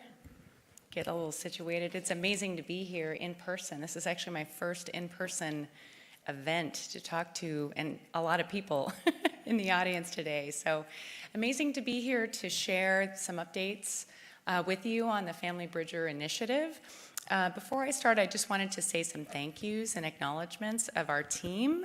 My fellow collaborator with the Family Bridger program, Dr. Akansha Vaswani-Bai, you can wave your hand there, Akansha, as well as our amazing research coordinators, Mackenzie Tennyson and her predecessor, Matthew Christensen. And then I really want to say a huge, and please give a round of applause when I say this, our Family Bridgers themselves, and I'll tell you a little bit about them. First of all, Karen Schilde, who is up here with me and will be telling you a little bit more about the program. And I know they couldn't be here today, but Dina Autumn and Elise Katz were also members of our Family Bridger team, and we couldn't have done this without them. Please, yeah. I also want to say a huge thank you to every family member in this room. I know many of you are here who helped us to develop this program over the past 5 years, whether it was membership in one of our committees or work groups, the many focus groups that families participated in, as well as those who participated in the pilot itself. Thank you so much for opening your hearts and your lives to us and helping us to get a better understanding of families' needs so that we can help more families like yourselves. We could not have done this without any of you, and we will not go forward without you. Thank you. All right, so with that, let's step back to 2017. This is when this all kind of started. Chad's Legacy Project had just launched several work groups, and 2 of those work groups included the First Episode Psychosis work group and a Family Support Network work group. And it was through those work groups and participation in them, we heard from a lot of families. We heard from families from all different places around the state. And there was a recurring theme, especially among our families who had a loved one that they were caregiving and supporting who experienced psychosis. And that was that we need more help. We need more support. A particularly critical time in many of these families' lives, and they said over and over, this was a repeated theme, is that when their family member was hospitalized, that was an incredibly scary and challenging time for them. And potentially even more so when they left the hospital, that was just a really scary time and they felt very alone. Many people referred to a peer bridger model, which many of you may be familiar with in Washington State, where a person with lived experience with a mental illness is able to mobilize and be available to patients on the inpatient unit who also experience mental illness and provide peer-to-peer support, and that something like that would be helpful to families. So we quickly mobilized, we combined the 2 work groups, and we got to working. The first thing we did is we traveled across the state and we wanted to hear from more families and learn more about their experiences, particularly getting a better sense of their experience during their loved one's hospitalization. In particular, we asked questions like, what was helpful to you? What went well during their hospitalization? Were the kinds of things we could capitalize on? But also, where were the gaps? What were the things that you wish you had access to during that hospitalization? Who would you want to help you in that time of need? What kind of person, what are the qualities, and those kinds of things. We talked to about 60 families, and we had these 9 focus groups across the state. And from that, we were able to cull their information and develop a framework for a family bridger model. Again, the idea here is that this is a family member with lived experience with mental illness, particularly with having a loved one who experiences psychosis, being available to another family member when their loved one has been hospitalized. So you can see the framework here. There are 5 key components. The first is skill building, which draws largely from the psychosis reach model, a CBT-informed care model that many of you may be familiar with, led by my UW colleagues, Dr. Sarah Kapelovich, who's also in the audience, as well as Dr. Vaswani Bai, who I mentioned earlier. Emotional support, so just being able to lend an ear, to be there, to be available, to be able to look the person in the eye and say, I know what you're going through, I've been there myself, I've walked in your shoes. Education, particularly up-to-date education and an understanding of psychosis, its available treatments and access to those, as well as what to expect. Advocacy, particularly learning about and navigating our very complex behavioral healthcare system, but also all of the other intersecting systems across the state, and resource provision, and that would include access to concrete resources like providers, entitlements, housing, that kind of thing, as well as personal resources such as access to other support networks. So that was a great idea, and then COVID hit. So you can imagine, access to a hospital was just it was untenable during those 2 years. And so rather than deciding to just kind of put everything on hold, we wanted to keep our momentum going. And so we decided to go ahead and pivot to a virtual model. And we focused on a particular group of families that are served in our New Journeys programs, which serve individuals and families experiencing first episode psychosis. So we recognize very different setting, but this did allow us to at least evaluate feasibility and acceptability of this model during an incredibly challenging time to examine that. And in this pilot, we trained 3 volunteer family bridgers who supported 11 New Journeys family members individually for up to 10 sessions over a 5-month period, just to get a sense again of this feasibility and acceptability.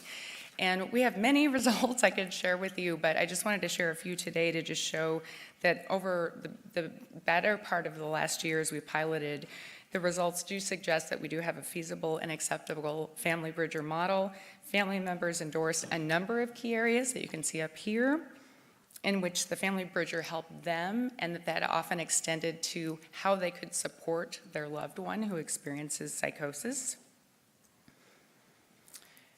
as well as 100% of our families, all of them in the pilot, said that they would recommend the program to others and gave thank you, and gave high ratings regarding the quality of the various service components provided by the family bridgers, which you can see on here as well. And so I'm going to turn it over to Karen so she can share more about the family's experiences and the family bridgers' experiences. You want to come up? I'm okay here, thanks. So as horrifying as my son's first psychotic episode was, our family also felt the shock of this earthquake. I sought counseling, looked for wisdom from professionals and friends, attended NAMI family-to-family classes and support groups, and when the boxes of Kleenex were expired, I soaked both sleeves with my tears. During this emotional and chaotic time, 2 strangers called me, families living the same crisis. I had never met them before or since then. They just listened. I still feel grateful to these strangers whose faces I never saw because it seemed like they were the only ones who really understood. More than anything, they planted a small seed of hope. In 2019, with Maria, I began the P-REACH program, which was intended to help us caregiving families in CBTP skills, and then its extension of family ambassadors. The proposed Bridger project really closely matched the vision that I had during each of my son's 15 involuntary hospitalizations, the promise I made to myself that no one should have to endure this alone.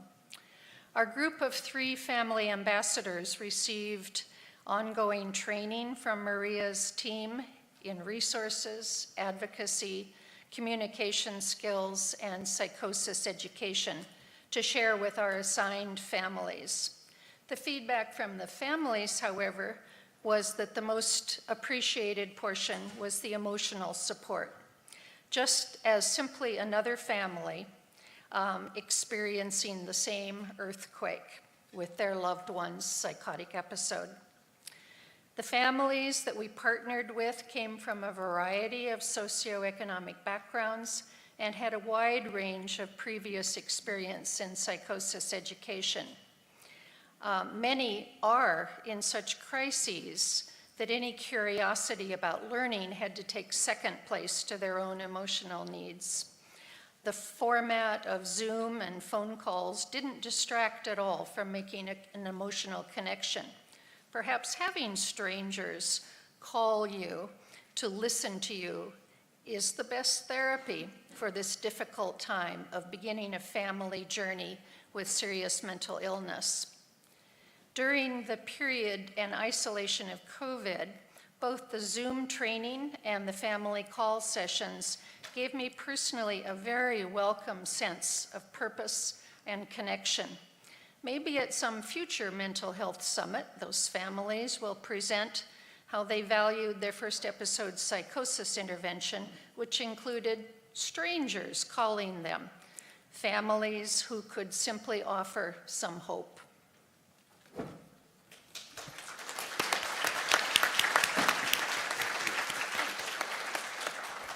Beautifully said, Karen, thank you. And so with this last slide, just to point out that I tried to put up some comments from the various families who we worked with, and this one I think really resonates because it brings us back to also where we want to go with this, and that is, to continue to secure funding. Right now, we had enough funding to pilot the project, but we're looking to get this more fully resourced for next steps, including implementing it on inpatient units. We had a good run with Senate Bill 5807 that didn't quite make it as far as we had hoped, which would have put a family bridger in psychosis reach services within all of our state hospitals. And so we're hopeful for potential for future efforts there or in similar ways. As well as looking at, though, and I think this was in some ways the beauty of being able to try it out in an outpatient program, is to say, oh, this was interesting. We want to look at, and we'll look to secure grant funding to be able to more fully develop and pilot test on a larger scale a similar model, whether it's kind of adjunct like our family bridgers were with the New Journeys teams, or potentially integrated within other program models so they could be part of the team. And lastly, just to say that we know there are many, many efforts going on right now related to supporting families and family peer services, and so we'd really like to crosswalk and align what we're doing here so that we can see more families being involved in similar ways and having core competencies and areas that we're focusing on in that training and support to them. Thank you so much for letting us come to you and talk with you today.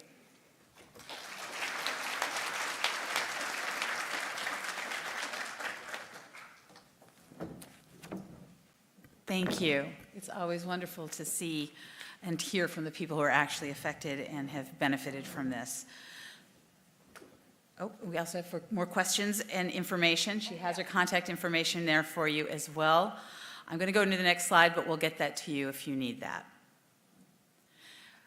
We are now going to Advancing Mental Health in Schools with Todd Crooks.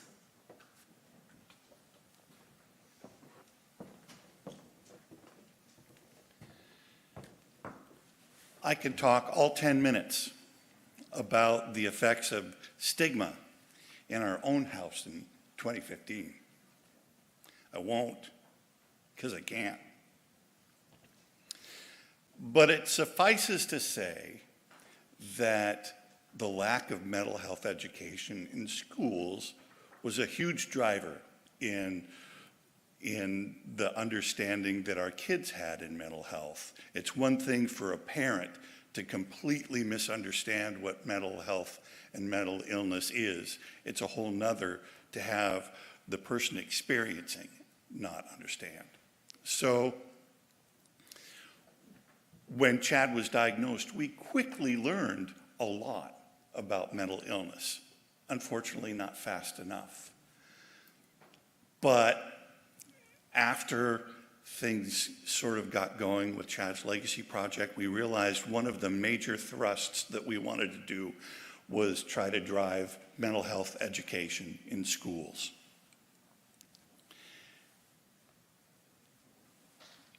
And one of the things that we learned real quickly was the stigma of the lack of understanding in mental health leads to a tremendous delay in care. And while some students may receive a little bit of mental health education back in 2016 when we first started talking about this, there was very little across the board, and there was a lot of inequity as to where and how it was being taught. And in fact, when we started after the presentation at the summit talking about mental health education in schools, we referenced a Healthy Youth survey from 2016, which essentially quantified survey data into a couple of really painful facts that 1 in 6 8th to 12th grade students had actually made a suicide plan. 1 in 10 had acted upon that and attempted it. And in the 2018 survey, we were hoping would improve. While we were presenting, the numbers got even worse. And I think we kind of know what happened in the last 2 years. So the vision of this effort was to create a national model of a robust mental health education program within Washington State schools. So we quickly assembled a lot of experts in this area to gain a consensus as to what needed to happen. And that could have only have happened through a robust collection of experts in the room at the same time. And we developed partnerships with the University of Washington Smart Center, Seattle Children's Hospital, both members of the House and Senate, OSPI, the Office of the Superintendent of Public Instruction, and also NAMI. So we had a lot of partners in all of this work. And one of the things that OSPI and the Smart Center began developing was what they call the MTSS, which is a multi-tier system of supports for education. And they identify 3 parts of the pyramid. I don't expect you to be able to read all of these things, but it focuses on the things for the general population. It focuses on things for a narrow subset that need more services. And then the top of the pyramid is something that would be used for crisis moments, students that are in real serious trouble. We're going to zoom in on something because it was very gratifying to see all of this work happen. And if you notice the very bottom of the pyramid, the foundation of this pyramid that was developed by experts is for classroom-based social emotional learning. Back then, social emotional learning was kind of understood as mental health education. Now, it's kind of broken up into parts where you have SEL and you have mental health literacy for some of the later grades because of the learning stages that are involved. But this was recommended as the foundation of Tier 1. So a subcommittee was formed to suggest legislation. And the legislation was suggested to urge a graduation requirement for mental health literacy and healthy relationships in school. So we went to Olympia and asked for asked for that to happen. And it failed twice in 2 years, which was very gratifying. And what we realized was that we had to retool our ask because graduation requirements in Washington State are very difficult to get agreement on. In Washington State, we don't tell schools what they have to teach. We support them to teach what they feel they need to teach, and that is the ideology here. So we had to change our ask, and we decided what would be a better, more targeted ask that would be doable in the legislation. So we decided, what if we didn't tell teachers what to teach, but we actually did something that they would have needed in that respect anyway? What if we made it really easy to find this curriculum and access it and implement it? So the following session, we asked OSPI, what would you need to make it happen to where you would have an online library of any vetted curriculum that was available online? They said, well, we can do it for $150,000. And went back and forth with some sponsors in the legislature, and eventually OSPI said, okay, well, we can name that tune for $75,000. And we said, name that tune. And it passed the Senate and the House, which was incredible. But COVID happened that month.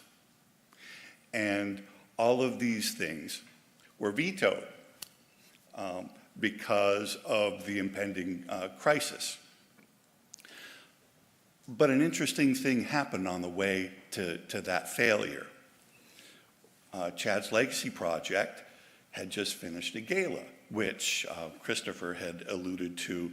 The most recent gala happened on Mass the Night, and we just had received a lot of funds, some of which couldn't be used because they were geared toward in-person use for trainings and such. So we called up OSPI and said, how would you have gotten this done? And what if we took it over, since everybody agrees it's something that needs to happen? And they said, well, we typically contract all that out to the Smart Center. And so we called our friends at the Smart Center and said, how much would it cost to do it? And they said, we can name that tune for $56,000. And we said, name that tune. And work began immediately. Now, to get to this next part, I want to stay within my scope, and I want to bring up an expert in the research wing of this work. And I want to introduce to you Rose Reyes from the Smart Center.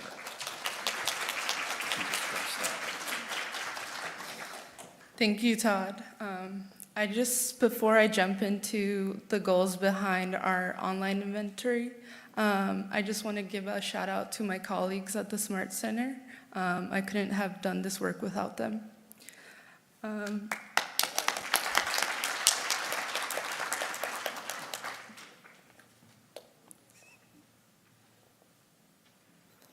So a couple of goals we had for developing this program inventory is, first of all, identifying Tier 1 school-based programs for high school students that met our definition of what mental health literacy means. And we pulled this definition of mental health literacy based off a study that was published by Dr. Stan Kutcher. And additionally, determining these programs' alignment between identified mental health literacy programs and Washington State SEL learning standards. Additionally, developing and maintaining a publicly available online inventory of curricula, training, and school-wide programs related to mental health literacy. And lastly, disseminating information on the online inventory and making it accessible for school districts and schools across Washington State. And as I mentioned before, OSPI has SEL learning standards, and one of them is advocating for reducing stigma and describing laws related to minors accessing mental health care. Additionally, describing how self-harm or suicide impacts other people, identifying school and community resources that can help a person with emotional, mental, and behavioral health concerns, comparing and contrasting emotional, mental, and behavioral illness, mental well-being, and concurrent disorders. And lastly, explaining how to help someone who's thinking about attempting suicide. So, in terms of our steps in developing this online inventory, the first step was doing a scoping review of existing mental health literacy programs in the literature. And secondly, developing a survey that we sent to program developers of mental health literacy programs. So our first step was we decided to scour the literature and see what existing mental health literacy programs existed within program inventories. And in that first stage, we found 22 mental health literacy programs that fit 3 or more components of our mental health literacy definition. And then in the second stage of our search, we scoured many articles within journal databases, and we found 24 mental health literacy programs that fit our definition. And then our last step was developing a survey that we sent to program developers to get more information about the extent of the program's evidence and confirming if these programs align with our mental health literacy definition and the OSPI Washington State SEL learning standards, and as well as getting more information about the program implementation materials and the program developers' contact information.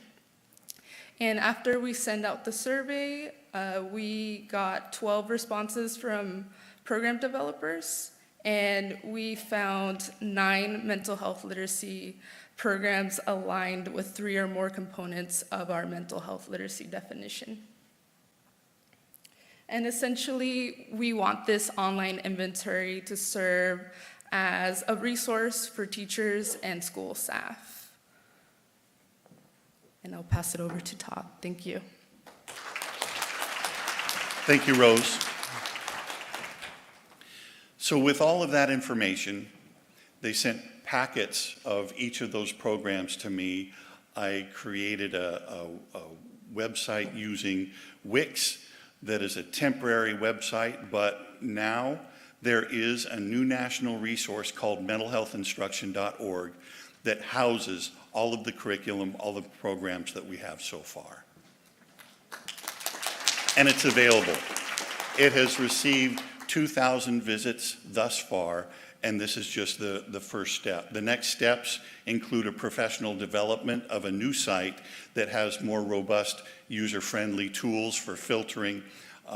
It'll include data capture, a new way to host and accommodate growth, because the next step is to include social emotional learning programs, substance use disorder, and suicide prevention programs, so that it is not just mental health literacy, but mental health instruction.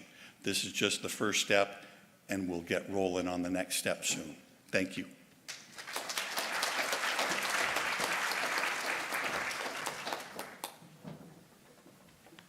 Thank you so much. Our last one will be Michael Brown is here with an update on Hero House.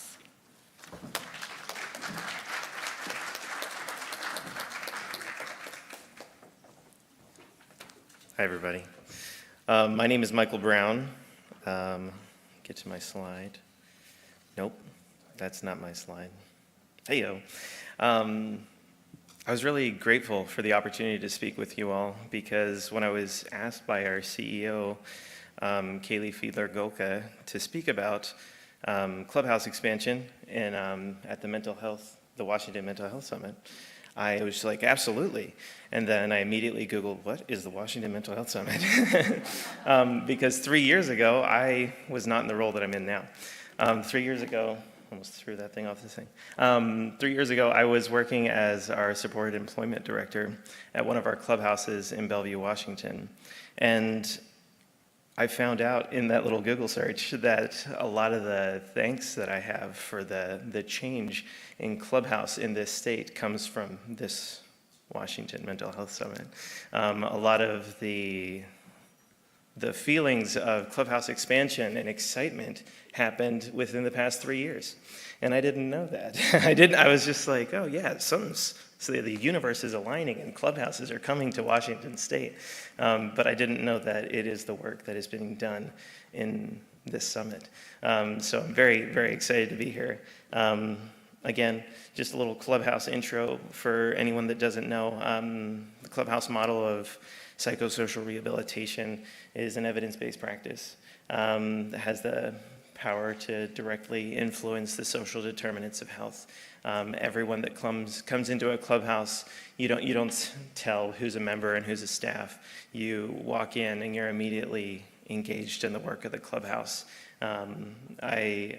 I am stealing a definition of clubhouse, an elevator pitch that I really liked and I just heard recently.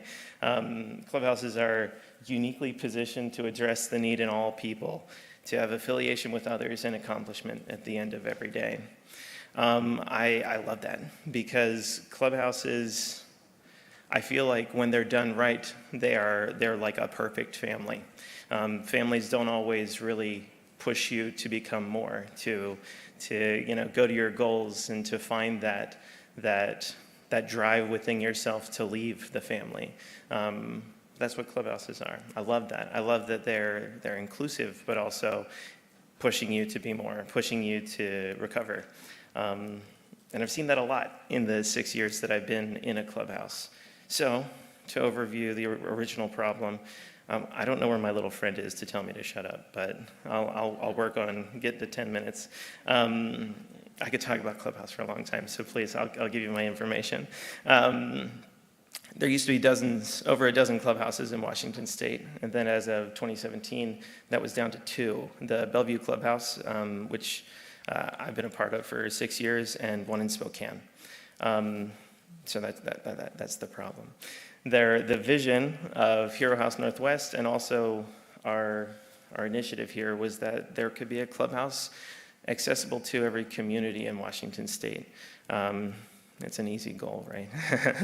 But I feel like as an organization, we envision that people with mental health, living with serious mental illness will thrive. And a piece of that puzzle in order to thrive is community and removing isolation and the capacity to be around people that are non-judgmental and caring and kind. And that's where Clubhouse comes in. It's not a reclusive, sealed off community. It's meant to be connected. It's meant to be a resource center to be able to reach out and connect with the other communities and resources in the area. So our solution development over the past 3 years was evaluating why the Clubhouse model has been so successful in other parts of the state, or the United States, and also elsewhere in the world. We found out that there's currently ways that we could integrate with current Medicaid and HCA funding to bolster our programs, to have better programs, and that came because of connections made here, which is amazing.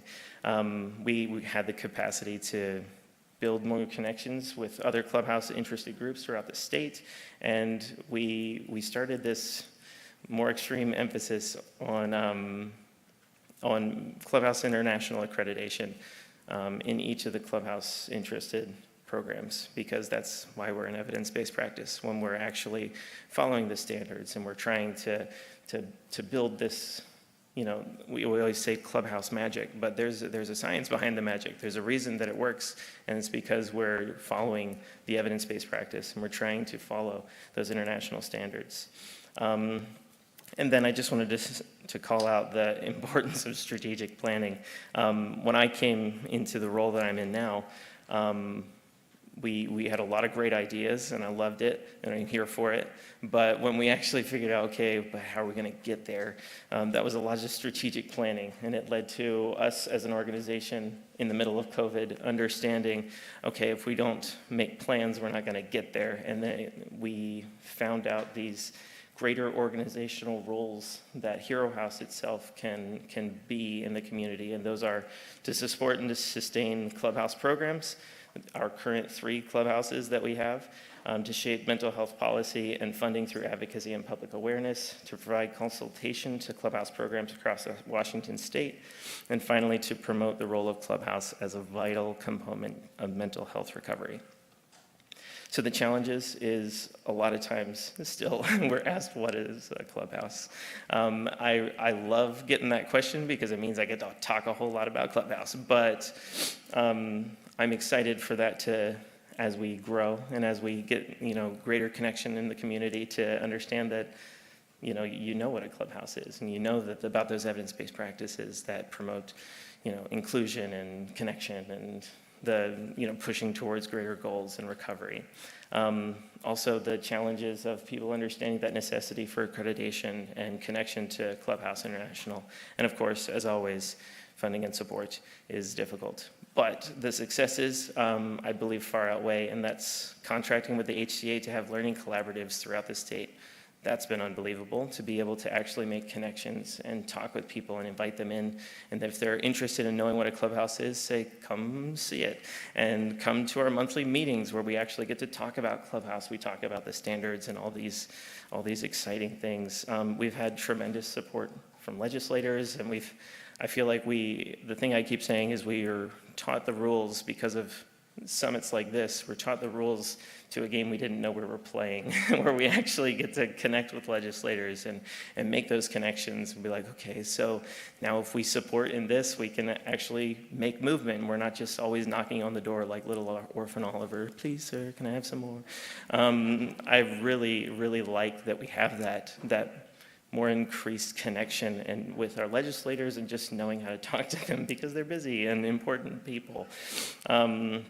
And finally, just an amazing thing that's happened because of these past 3 years is people like Fountain House in New York are reaching out and saying, hey, what you're doing in Washington is making waves. It's important, and we've been invited as Hero House Northwest to be a part of the national network that they're building to create a full, real clubhouse understanding across the entire United States, so that we can have a cohesive branding, so that we can talk about Clubhouse in a more organized way. And that's tremendously exciting because a lot of times clubhouses just kind of get lost and become little secrets in the community. But we're very excited to be a part of just 8 organizations that are a part of that national network. So it's very exciting, and I think it is largely due to the connections made here. So then the solution, I don't know if that looks right, but because of the connections made and those ongoing learning collaboratives, we went from 2 in 2017 to now 11 clubhouse groups in the state. So it's very exciting. Yeah, and it really is, it's been tremendous to be able to see the amount of connection, the amount of hard work that's been done to promote Clubhouse and to understand really what it is and how it can be just that larger connective force, not only in the lives of our members, adults living with mental illness, but also as a community and building influence for all those that are affected. And that's not only people living with mental illness like myself, but it's also people that care, people that will do the work, and people that will make larger connections so that we have greater services, and I'm just really grateful for it. So thank you.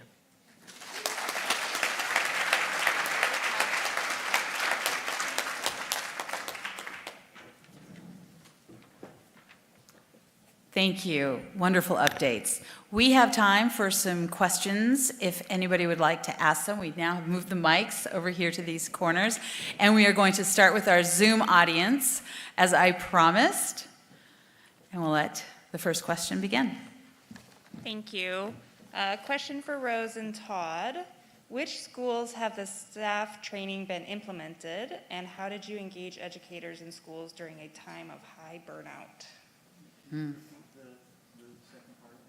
How did you engage educators in schools during a time of high burnout? The first part? Yeah. Rose, you want to take that for the Smart Center? Yeah, that's something that we want to work on in the future in terms of piloting how these programs can be implemented in school settings. So that's something that we want to work on in the future and have a lot of questions around, mainly because the way mental health literacy is conceptualized in the literature really varies. So the first thing we need to do is come to a common ground of the way mental health literacy is defined before we can get to testing the implementation of these programs. The Smart Center focuses on educational supports, so they're unique in that they can deliver these supports. The website itself is just focused on making it easy for a teacher to find a resource and then follow the links to either research or to actually get the research. So that's why I deferred to Rose on actually reaching out to teachers. Do we have any other questions that anybody would like to ask? I'll have you go to the mic, thank you, so we can hear you. And you can just line up to the mic if you're ready with a question. This is for Michael Brown about Hero House.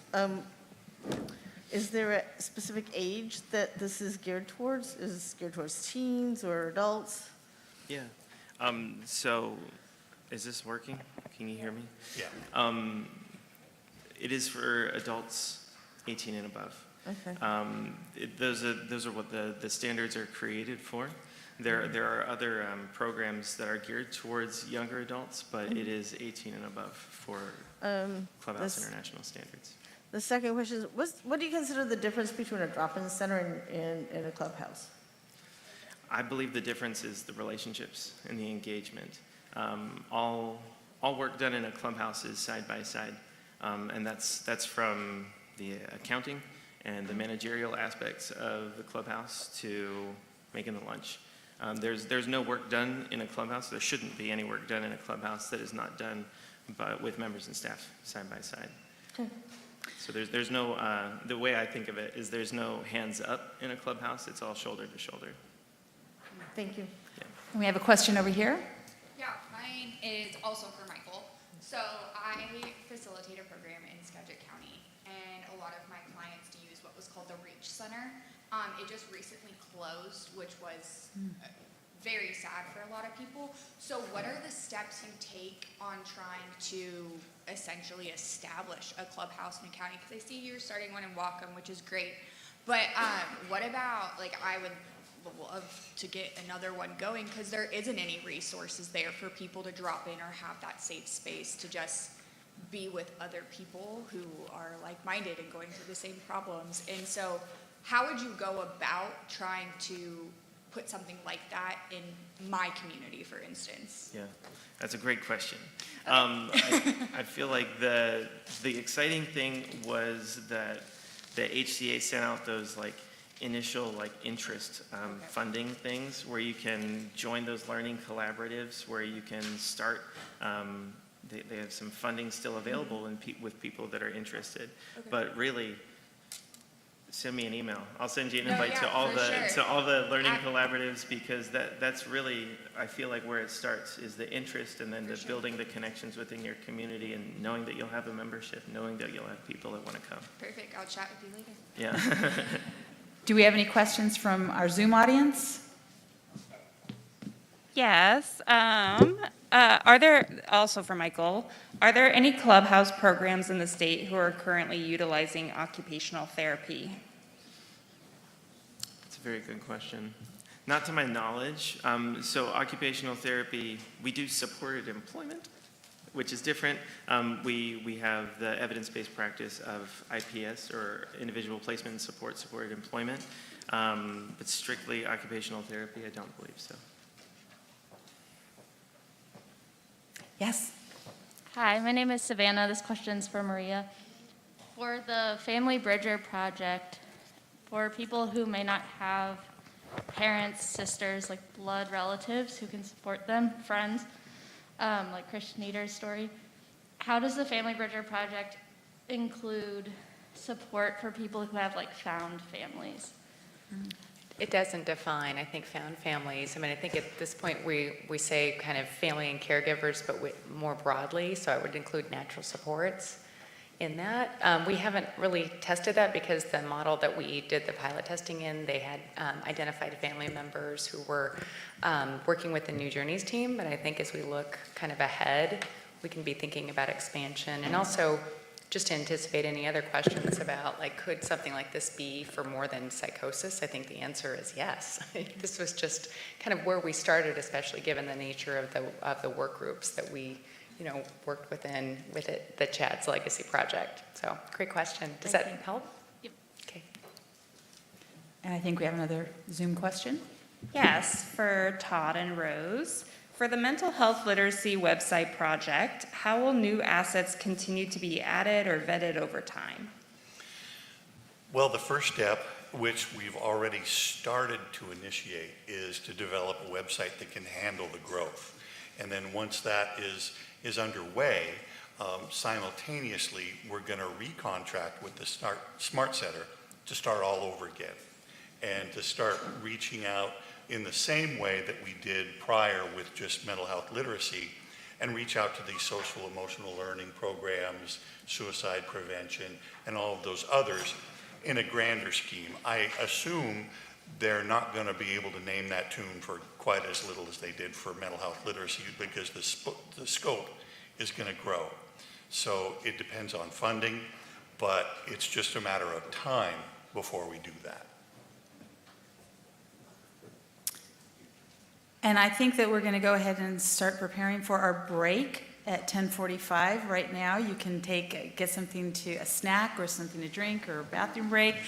And I will ask our panelists for the next round to go ahead and start coming up to the stage so we can get prepared for that. So please take a break. Thank you so much. Thank you for a great morning.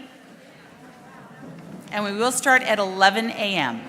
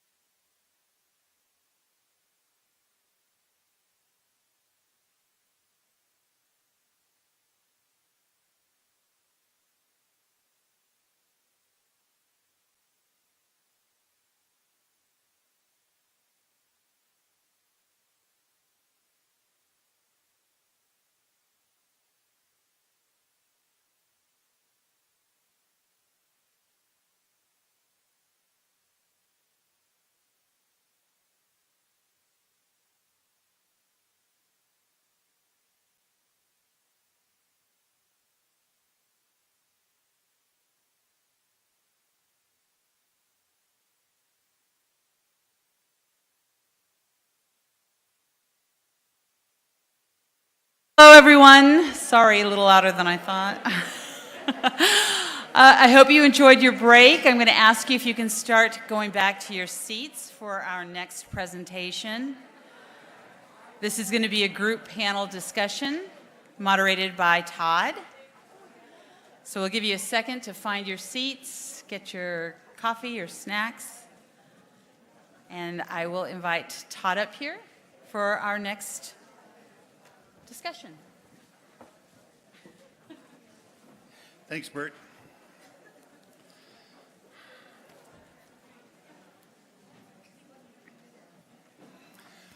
Welcome back, everybody. We're really excited and honored to have a VIP panel of this esteem for this round before lunchtime. And our discussion today for this panel is going to be around parity. And for those of you who aren't familiar with parity, it has to do with the equality between services of physical health care and mental health care. And that's something that is a struggle all over the country, not just here. So we're going to learn a little bit about what's happening with parity, get some thoughts from 4 very different worlds up here on the VIP panel. And on your far left, I want to introduce Dr. Jim Polo. Dr. Polo is the medical director for Regents Blue Cross Blue Shield of Oregon and the executive medical director of behavioral health for Cambia Health Solutions. In addition to his expertise in behavioral health, he brings over 25 years of experience as a practicing physician, as well as leadership in executive positions. He's also served as a policy advisor to the Secretary of the Army, the Pentagon, and consults on healthcare reform. 2 doors down is Joshua Wallace, CEO and president of Peer Washington. Joshua identifies as a person thriving in long-term recovery from co-occurring challenges. Peer Washington is a peer-led, peer emotional support and development service organization. He's internationally recognized as an expert on peer services, delivery in mental health, addiction, and chronic physical health. He's a pioneer and advocate for many peer-led groups in Washington State and across the country. And then back over between the two, I'll go to Sue Birch. Sue Birch serves as the director of Washington State Healthcare Authority, the HCA, the state's largest healthcare purchaser.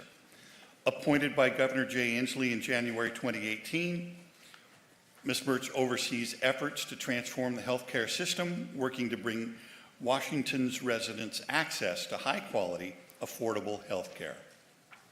A nurse by training, Birch is passionate about improving population health and reducing over-medicalization by focusing on the social determinants of health. I can't believe I got through that sentence without a mispronunciation.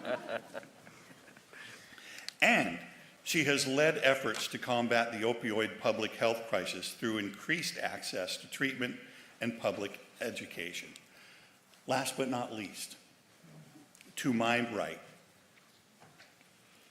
is the esteemed Senator Manka Dhingra. Senator Dhingra is Deputy Majority Leader of the Washington State Senate. She brings 2 decades of experience as a prosecutor to her role as chair of the Senate Law and Justice Committee. She also serves on the Senate Behavioral Health Subcommittee and Senate Ways and Means Committee. During her time in the Senate, Senator Dhingra has helped pass legislation and funding to transform the Washington State behavioral health system, increasing focus around prevention to effectively reduce the overwhelming need in crisis response. And that's about all the time we have for the panel. So lunch is, oh, no, it's not ready yet? Well, we have extra time then. We've got specific questions already drafted, and each question will be addressed to 2 of the panel members, where they will have 2 minutes to answer their question. If they get the question right, they're awarded 40 points. The first question is parity in payment, and then we'll talk about parity in access, parity in patient voice, and parity in research. Question 1, and this goes to Sue Birch and Dr. Polo. With regard to parity in payment, when we talk about parity within the mental health systems, the first thing people generally think of is parity in payment for mental health treatment with payment for physical health. Can you talk a little bit about what has been done in the past couple of years to move to more parity in payment for these two systems, and where you think this will go in the next 2 years? And we'll start with Ms. Birch. Thank you for that. And before I make comments today, I do want to just call out in the audience the leader of the behavioral health system in the state, Carrie Waterland. Carrie, will you stand up?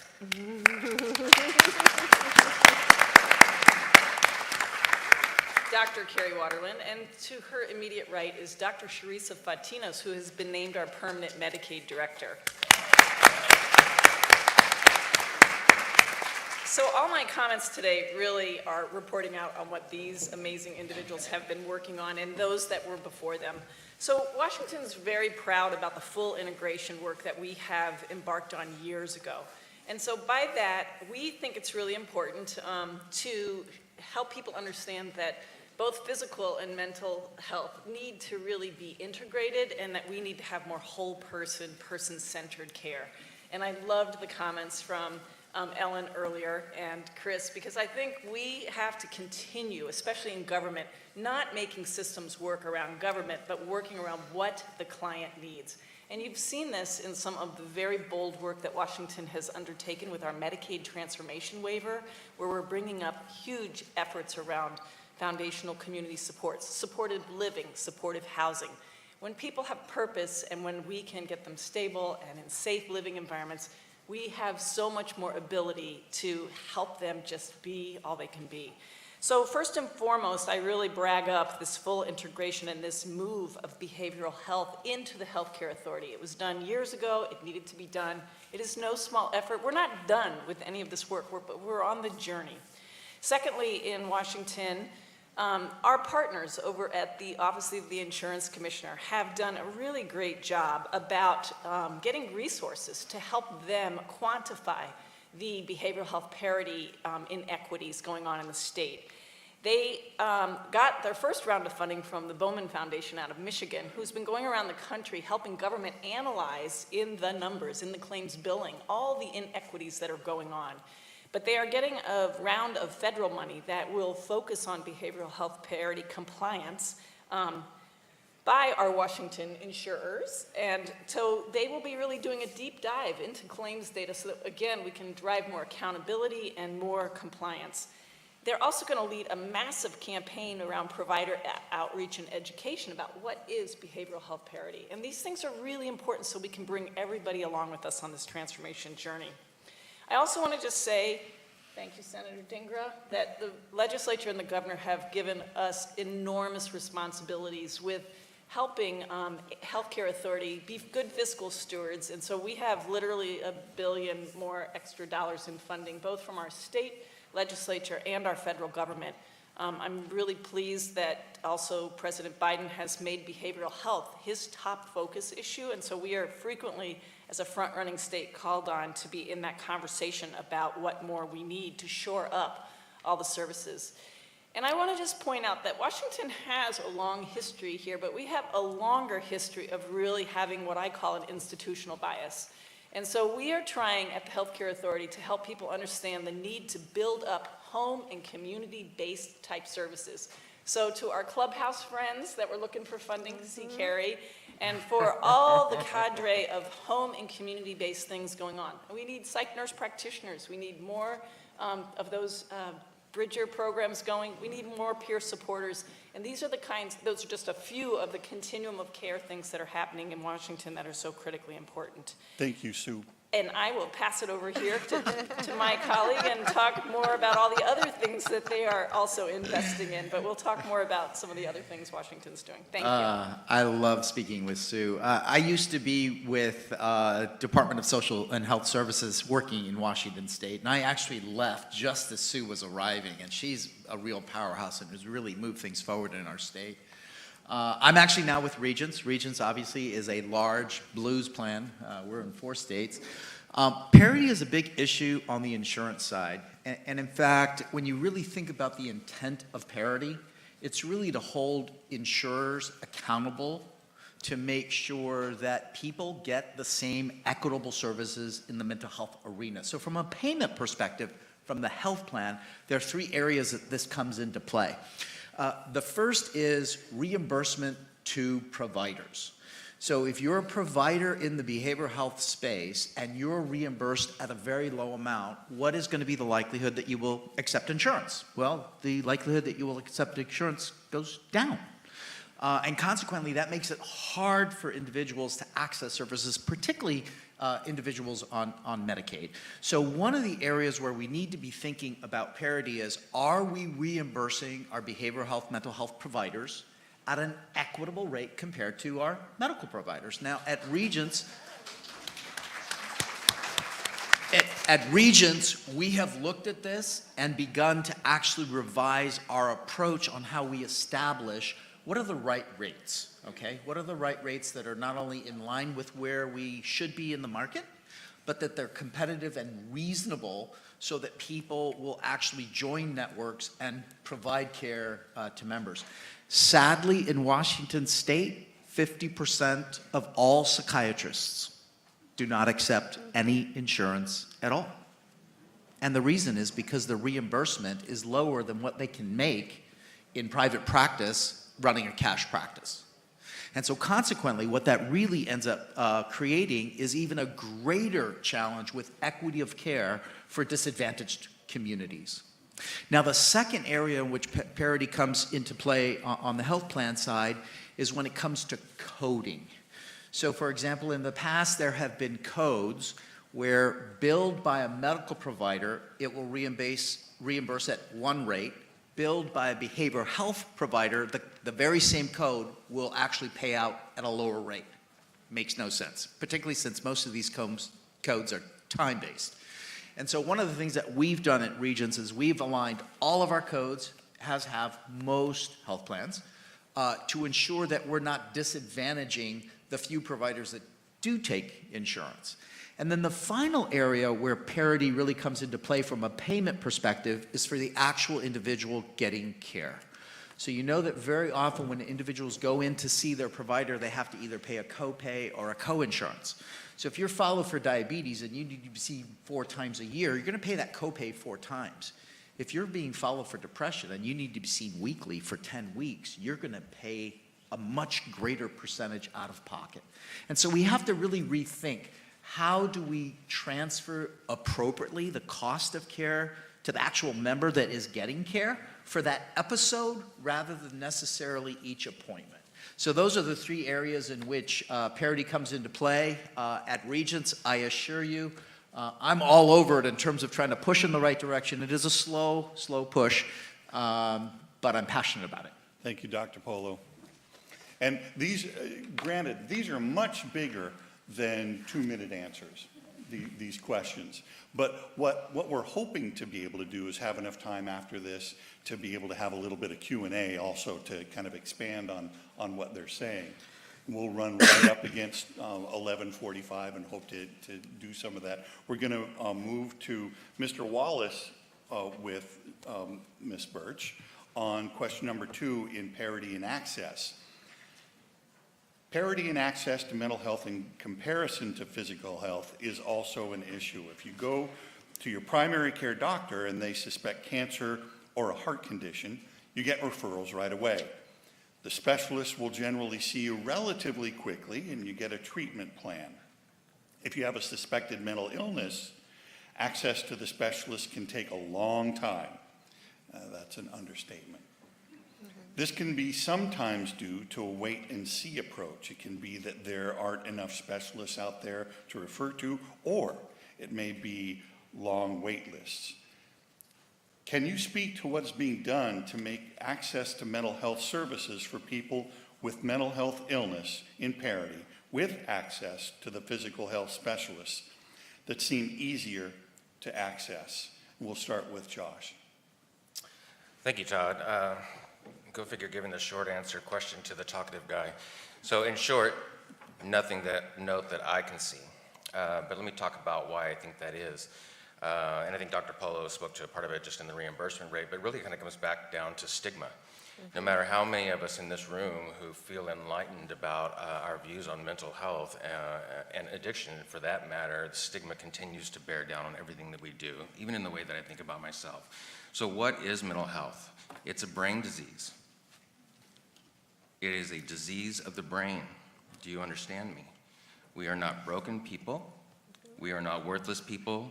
And we are not people who are incapable of opining upon our own care.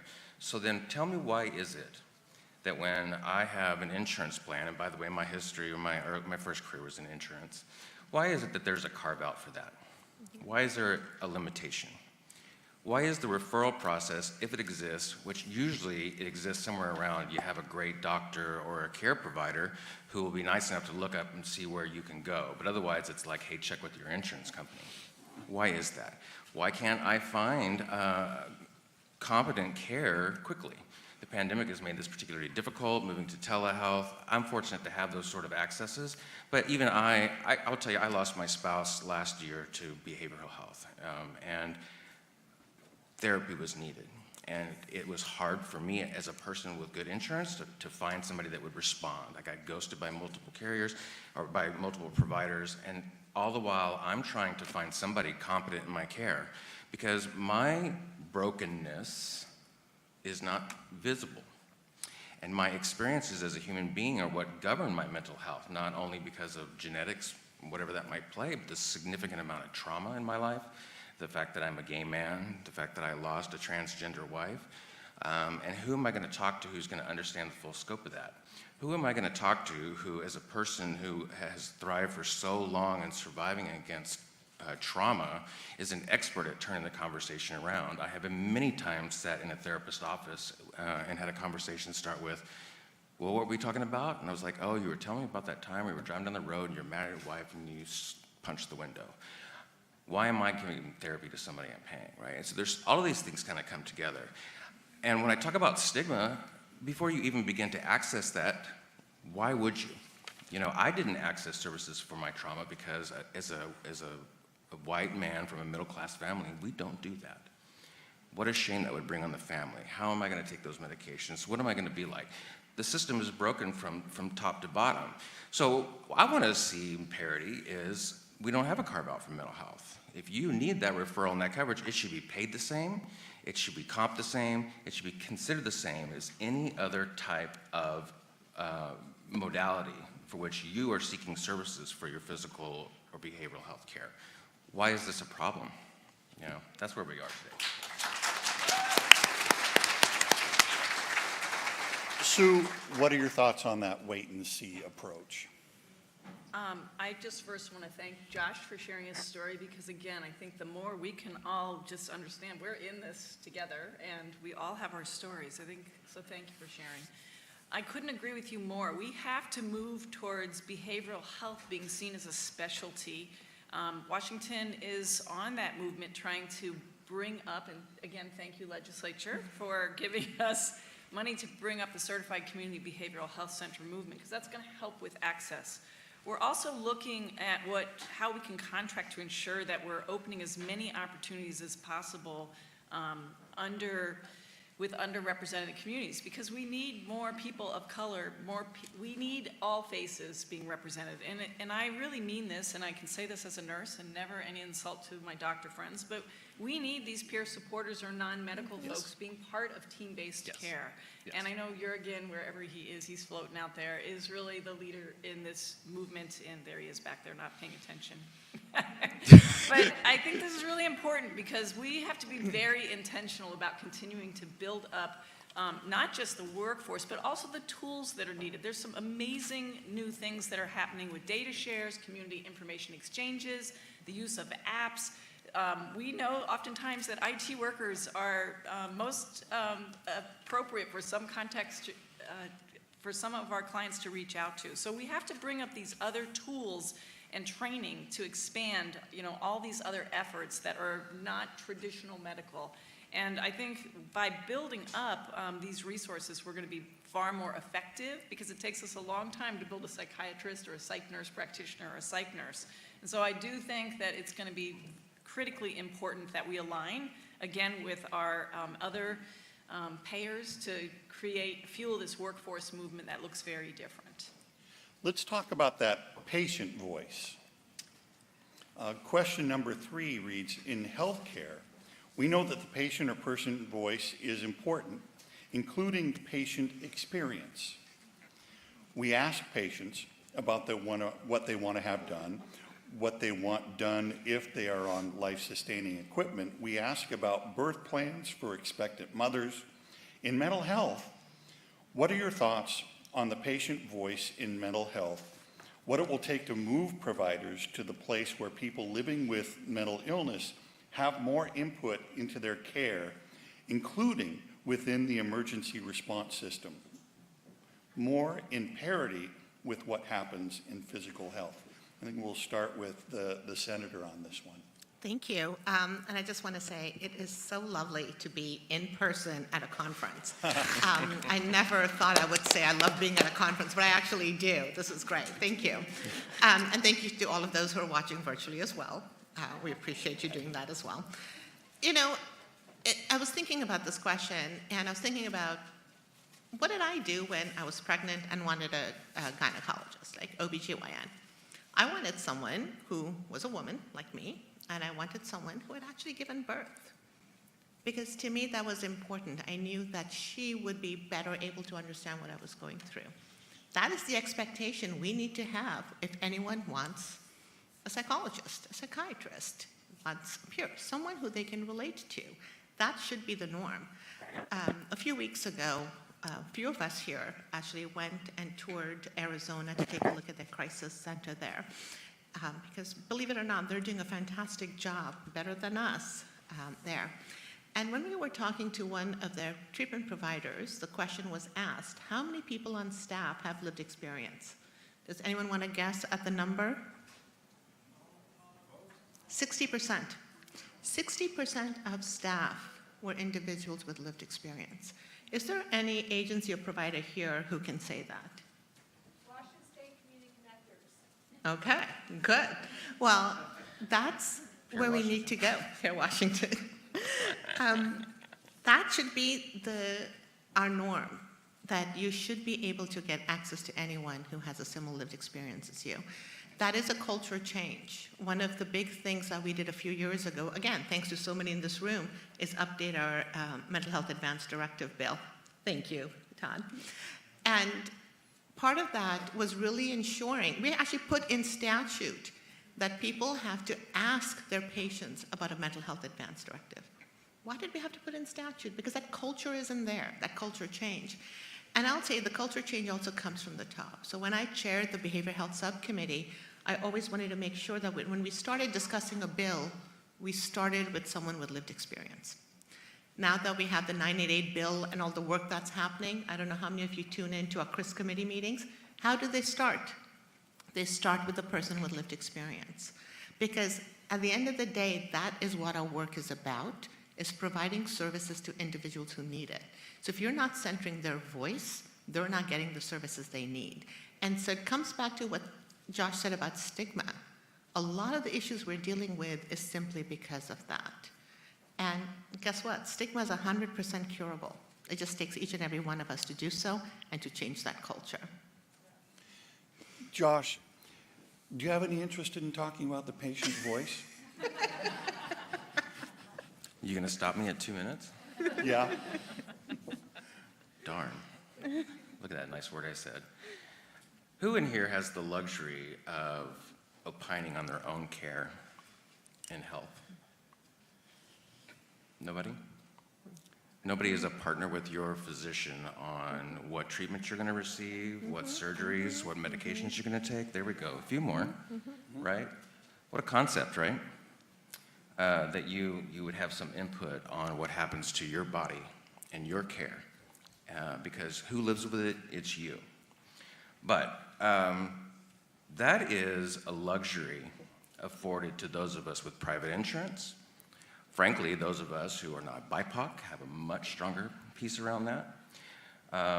But when it comes to living with mental health, especially if mental health has really degraded you, and let's face it, in this society, by the time you are ready to receive help or can receive some consideration of what we might call adequate help, given what's provided, you've lost everything.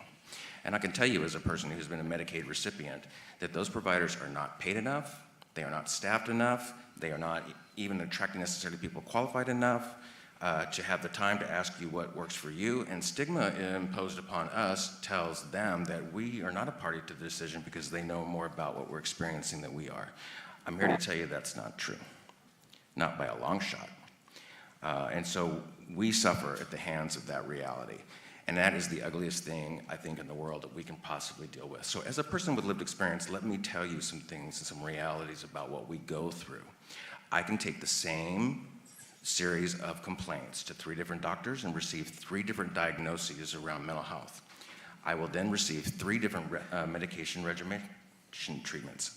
I know for a fact, from my own experience and those like me, that there's like a list. We start with this drug. If it doesn't work, we go to this drug. If it doesn't work, we go to this drug. If it doesn't work, we go to this drug. If it doesn't work. And many of us have suffered through, without our really option of choosing or knowing, that we finally hit that 4th, 5th, 6th, 7th, 8th drug regimen. It took me 4 years to get on the right one. And we changed doctors, and the doctor looks at it and goes, oh, yeah, studies say this one isn't good. It can cost some blah, blah, blah. We're going to start you back at 1. And you say, oh no, I took 1, it didn't work. Well, we just need to do this. This is what needs to happen. I'm changing your medication. Never say that to me, but don't ever say that to me, right? But it happens to us all the time.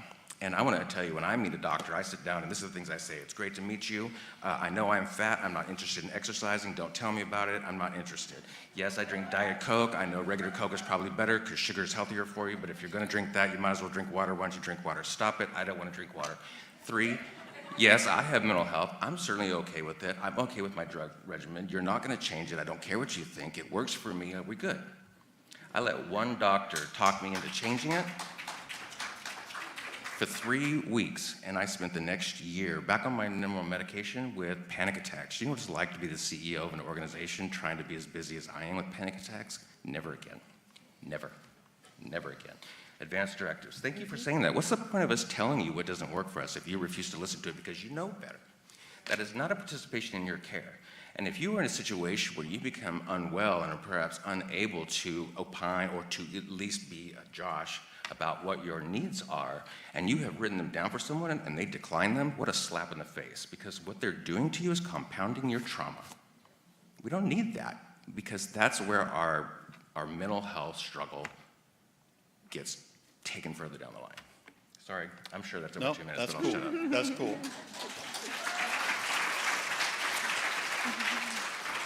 Now, I'm about to get myself in a lot of trouble, but it's going to happen later because really the brains of the Chad's Legacy Project operation, Laura Crooks, is the one who drafted these questions. As a healthcare CEO herself, she was very qualified to do so, but I'm eliminating question 5, and I'll explain why, and I'll explain further tonight. Question 5 just simply reads, what does parity look like in the future?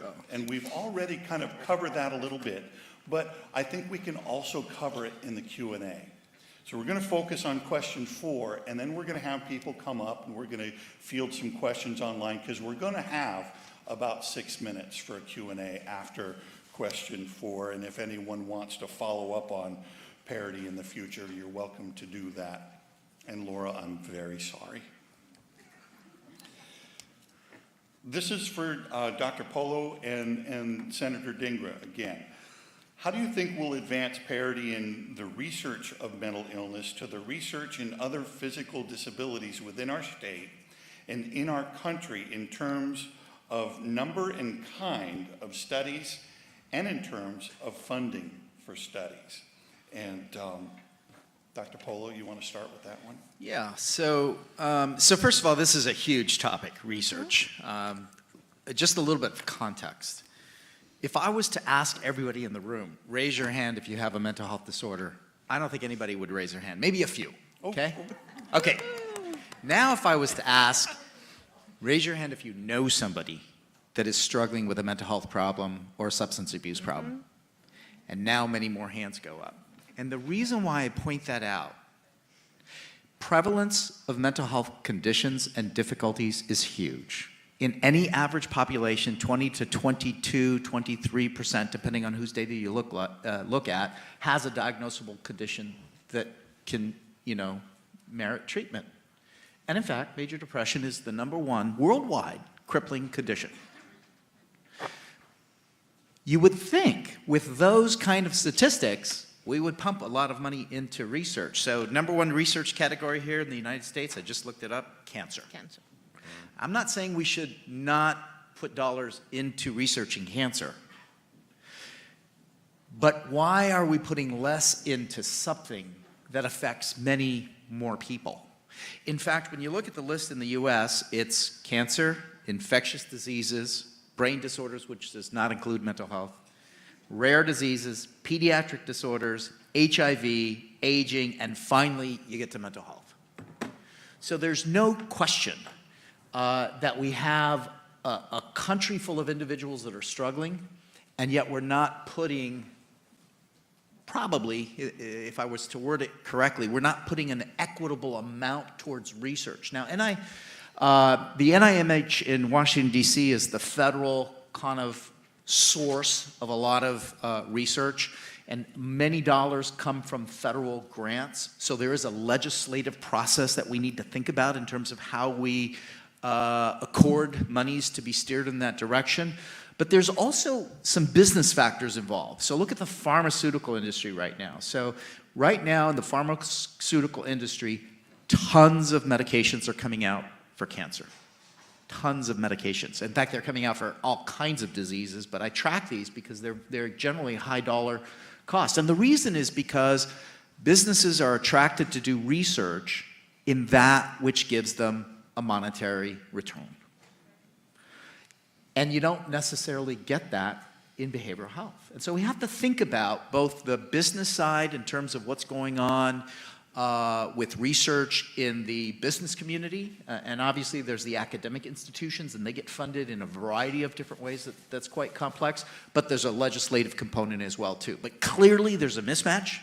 We need to call it out, and we need to think about how we move forward with it. I'll turn it over to Senator Dhingra, who can probably speak more eloquently on what's going on in the state. Before you have the last word here, I want to remind everybody we are going to have time for 2 or 3 questions. So if you have something in person, we've got a microphone right there. Thank you, Peggy, for participating. And then we'll move to lunch, but for the final word, Thank Senator you. Dhingra. As many of you know, a lot of the medications that people take for mental health diagnoses didn't start off as mental health medications. They were out for a lot of different other ailments, and someone just said, oh, wow, look at that. They can actually back to schizophrenia. And, whenever I hear about research, and it always starts off with, my mother died of cancer, and so I really want to do this work. My grandmother had Alzheimer's. I'm not saying only women have it, but you know what I mean. And that's what motivated me. You don't hear anyone say, my parent had schizophrenia, and so I really want to do this research. And I think it does come back to stigma. We used to take our older relatives and hide them in the attic and shut the door. And so no one wanted or even knew. The kids maybe didn't know what was going on with the older family member. And so you need that drive to say, I saw my family member struggle. I saw my friends struggle. And so when I take a look at college, when I take a look at what I want to do with my life, I want to have an impact in this field. And if we're not openly talking about these issues, you're not going to spark that next generation that wants to do this work. And we can make dollars available. And Sue talked about all the dollars we made available for behavioral health in the last 2 years at the state level. But someone has to want those dollars. Someone has to have that vision on what to do with those dollars. And this is where these partnerships come in. And if anyone has brilliant ideas on what they want to do, you know how to get a hold of me. I want to know. And I really do think universities, even pharmaceutical companies if they're interested, and the state, there's a role to play in really doing this research. And given what we're seeing with mental illness in the last few years, I think you're going to have a new generation of children that are motivated to do this work. Thank you. Now, we're going to go ahead and field some questions. I hope the panel is ready for some tough questions. I know they're going to be honest, because I know Peggy. Why don't you shoot?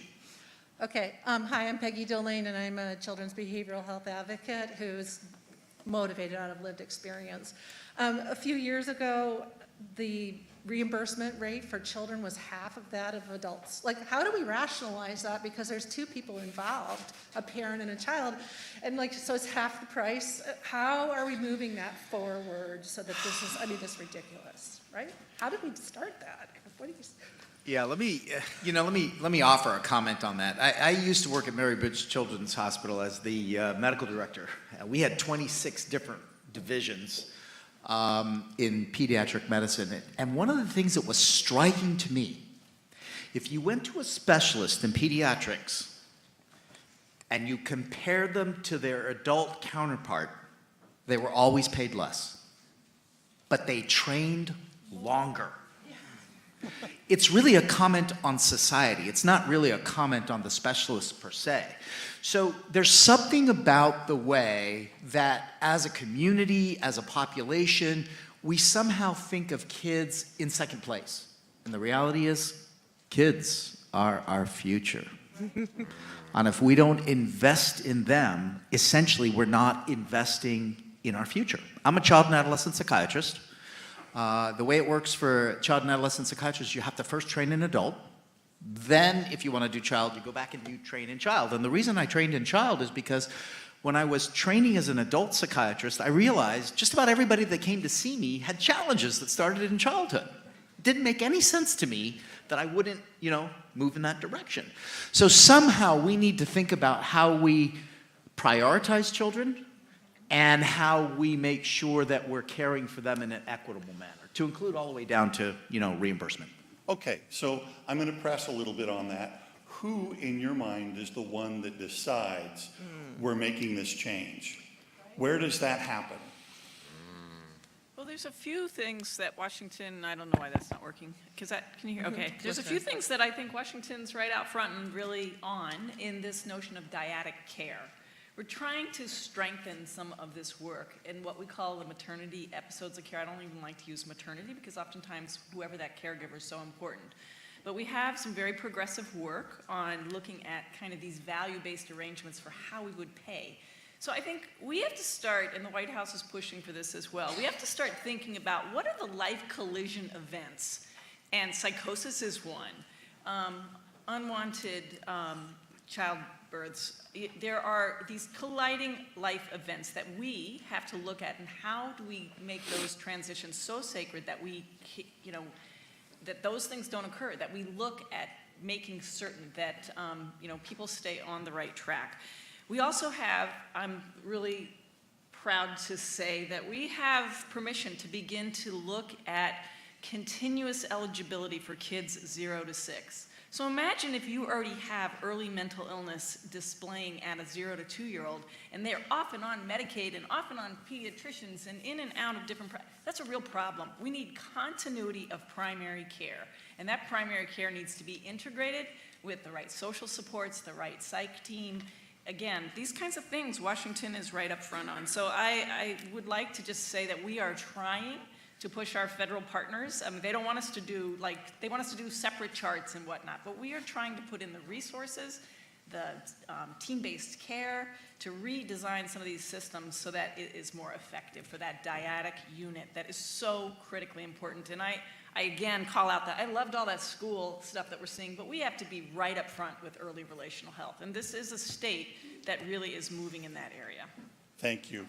We have time for one more question, and I want to honor everyone, but I would like to honor some folks that are online because we've got a lot of people virtually that are participating. So let's have one question from online directed to one person in particular, and then we'll go ahead and take our break.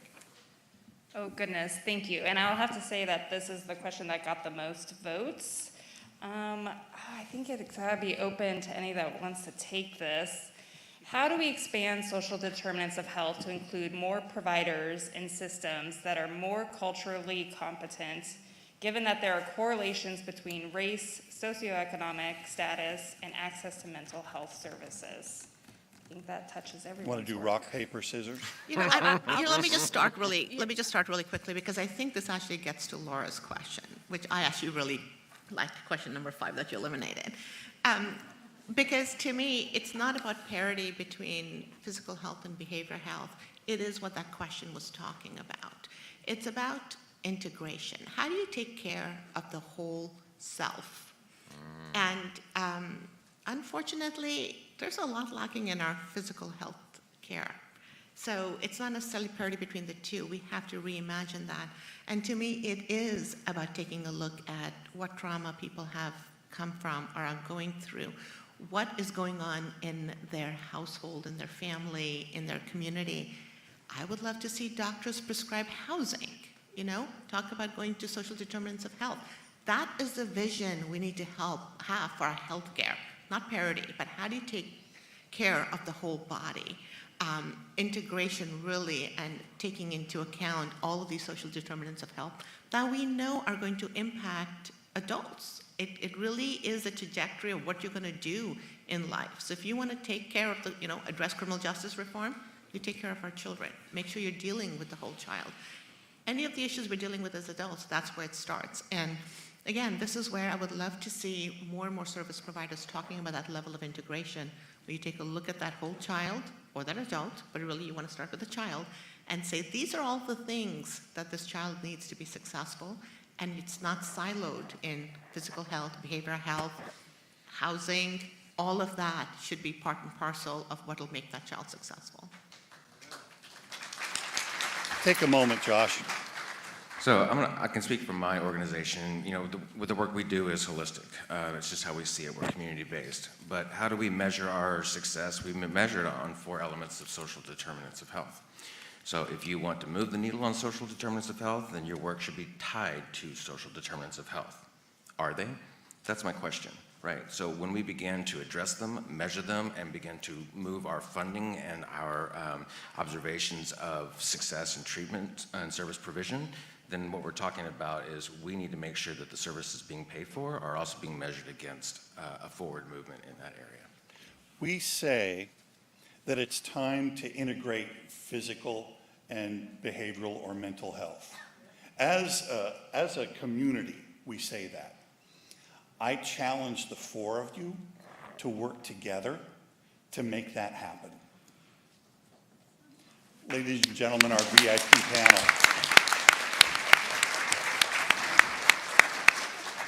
We have an exhibitor hall right out there that I'll tell you about. Since I'm up here. I don't want to step on your toes, Bert. An exhibitor panel, a lot of people have come to kind of show you what they've done. It's an opportunity as kind of a flash date sort of looking at resources, and we've got lunches all set up over here. There's still munchies that I haven't gotten to myself over here. So we're going to take a break for an hour, and I encourage you to gather some lunch. I encourage you to look at the exhibitor hall, all of those people who came to explore, and another round of applause and a big thank you for our panel. Thanks, everybody. We'll see you in an hour.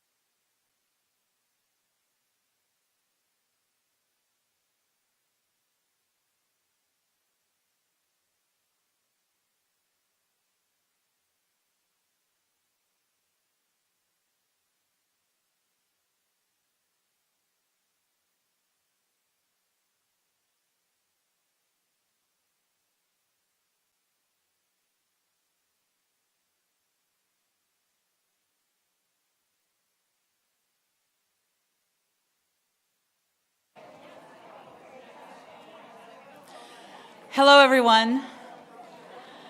I hope you all enjoyed your lunch. I'll ask you if you can find your seats. We've got a little bit of time, but we do have a jam-packed afternoon session. So as soon as people get back into their seats, we can begin our next, I can do some business.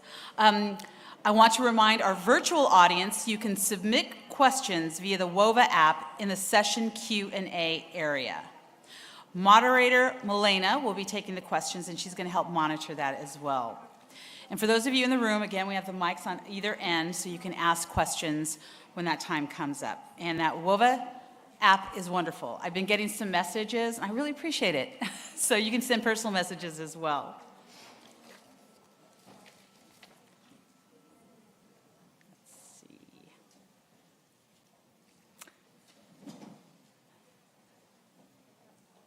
Do you have a slideshow?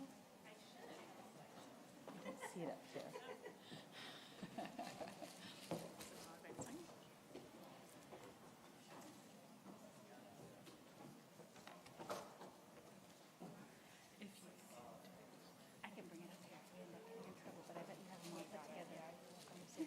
I'll sit here. Just talk about the virtual presenters, and then they just need to reload them. Will you let them know? Yeah. Okay. Thank you for your patience. We're taking care of some technical issues, getting a slideshow. But guess what? I have a lovely intro to our next speaker. So that'll take a few minutes because she's got a great resume. I can tell you that we are going to be starting with our presentations. Our first one up is Expanding Washington's Behavioral Health Workforce with Bachelor-level Behavioral Health Support Specialists, presented by Dr. Anna Ratzliff. Dr. Ratzliff is a national expert on collaborative care and specifically on training teams to implement and deliver mental health treatment in primary care settings. Her passion for translating complex research ideas into practical, real-world applications began when she received her MD and PhD in anatomy and neurobiology as part of the medical scientist training program at the University of California at Irvine. She currently is a professor in the Department of Psychiatry and Behavioral Sciences right here at the University of Washington, where she has developed additional expertise in mental health workforce development, adult learning, best practices, and mentorship. Thank you so much for joining us today, and I'm going to let her take over, and you have the floor, and I'm going to go ahead and put this one there. Perfect. So we can get started. Thank you for the nice introduction. All right. Well, it's really exciting to be here and see so many people in person. I almost can't believe we're actually all here physically. It's very exciting. And I'm really excited to come and talk about the work on a bachelor's level workforce, expanding the bachelor's level workforce in Washington State, and maybe some of the opportunities that we have in that. So I always like to start with, why do we care about this problem? These are really interesting data that are available from the CDC through the Household Pulse Survey. So if you haven't ever checked out that website, I highly recommend it. It's very interesting. What they look at there is every couple of weeks, they send out a pulse survey to a whole bunch of communities across the entire United States. And the data that I'm showing comes from the question, at any time in the last 4 weeks, did you need counseling or therapy from a mental health professional, but did not get it for any reason? And you can see that the darker the state, the more need that there is. And we're in Washington State, somewhere at the bottom, like third quarter of the country. So there's at least 11-12% of the population that needs these services and aren't able to get them. And these are current data. This is from April. So I wanted to bring really current data because a lot of the data that we look at around workforce is like 5 years old. And I wanted to kind of bring something that was very current to think about, why is this important? So basically what I'm saying is there's a behavioral health workforce challenge. That is not a surprise to anyone in this room that is happening. We have a shortage across all levels of behavioral health workforce. And I think many of you I've talked to about also the reality that we also have a retention challenge right now. We are losing workforce as well as not having enough. So I think this is a huge problem that we really have to take on as a community. I think the other thing I really want to emphasize, and we've heard a lot today about how important patient preference is and how do we engage people in care. And I think we need to be able to offer patients, clients, that full range of treatments for those common mental health conditions. You heard today numbers, probably 1 in 5 people, probably many of us in this room, need services, need support, and we want to be able to offer everything from medications to evidence-based psychotherapies, and that's really important as part of how do we think about what do we need in our behavioral health treatments that people have access to. And then I think we really need to think about, and we've talked about this also, who are the people who are most at risk for not being able to be engaged in care. And that includes ethnic minorities, older adults, people with low socioeconomic status, people living in rural areas, all things that we face here in Washington State. So I'm really excited to be here because actually the solution that I'm talking about today, and I'm really trying to take it to the next level today, and you'll hear about that, started as one of the very early proposals at the very first Mental Health Summit. So I'm really excited to be back here today to both share our progress, but also invite you to continue to contribute to the success, hopefully, of this solution. And this was really trying to think about how do we expand and really enhance the skills of our bachelor's level providers in a bachelor's level provider type called a behavioral health support specialist. So what is this person and how would this work? These are people that would, as part of their 4-year degree, receive additional specific training in actually being able to deliver brief treatments for common mental health disorders. So these would be things like depression and anxiety, as well as engage people in substance use treatment. So really important that they have those skills across the full range of behavioral health needs. The idea of this is that at any 4-year degree granting program that you would be able to integrate this training for being able to do this kind of work as part of that 4-year degree. It hopefully would draw on the expertise that people would already have been getting in a psychology, social work, other health professions 4-year degree. I think there also could be the option for people who've already graduated to possibly get that, sort of year worth of content that they need to be able to go out and then actually be in the workforce delivering evidence-based treatments in a range of settings, and I'll talk a little bit more about that. In order to do this, we need to develop structure and partnerships to really think about how do we actually do this, what do people need to have how do they need to be trained to actually have those skills to go out into the workplace and start doing this work for our communities. How do we actually create a job so that when people graduate with this degree, they actually can get paid a meaningful wage to do this work and become part of our behavioral health workforce? And what are the policy changes we need to be able to support that? So I'll talk a little bit about those 3 kind of areas that we're focusing on to actually develop this solution. And I just wanted to kind of talk about where will these people be working. I think it's really helpful to think about behavioral health care really across a continuum, and you've heard about different parts of that continuum throughout the morning. I think that if you look at sort of where are patients that have behavioral health needs, where are those 1 in 5 people that actually need help, about 80% of those people are probably being served out in the community, maybe not even accessing care at all. They might be seen at an integrated care setting. So this would be where behavioral health is actually being delivered as part of their physical health care. And then about 20% of the people are probably seeing some kind of specialist, a behavioral health specialist. So it's really important, I think, as we think about solutions, how do we create workforce that can work in a variety of settings? Because there's workforce need across this whole continuum. So I talked a little bit about the 3 areas. We've really kind of divided up this work around how would we actually make this happen in Washington State.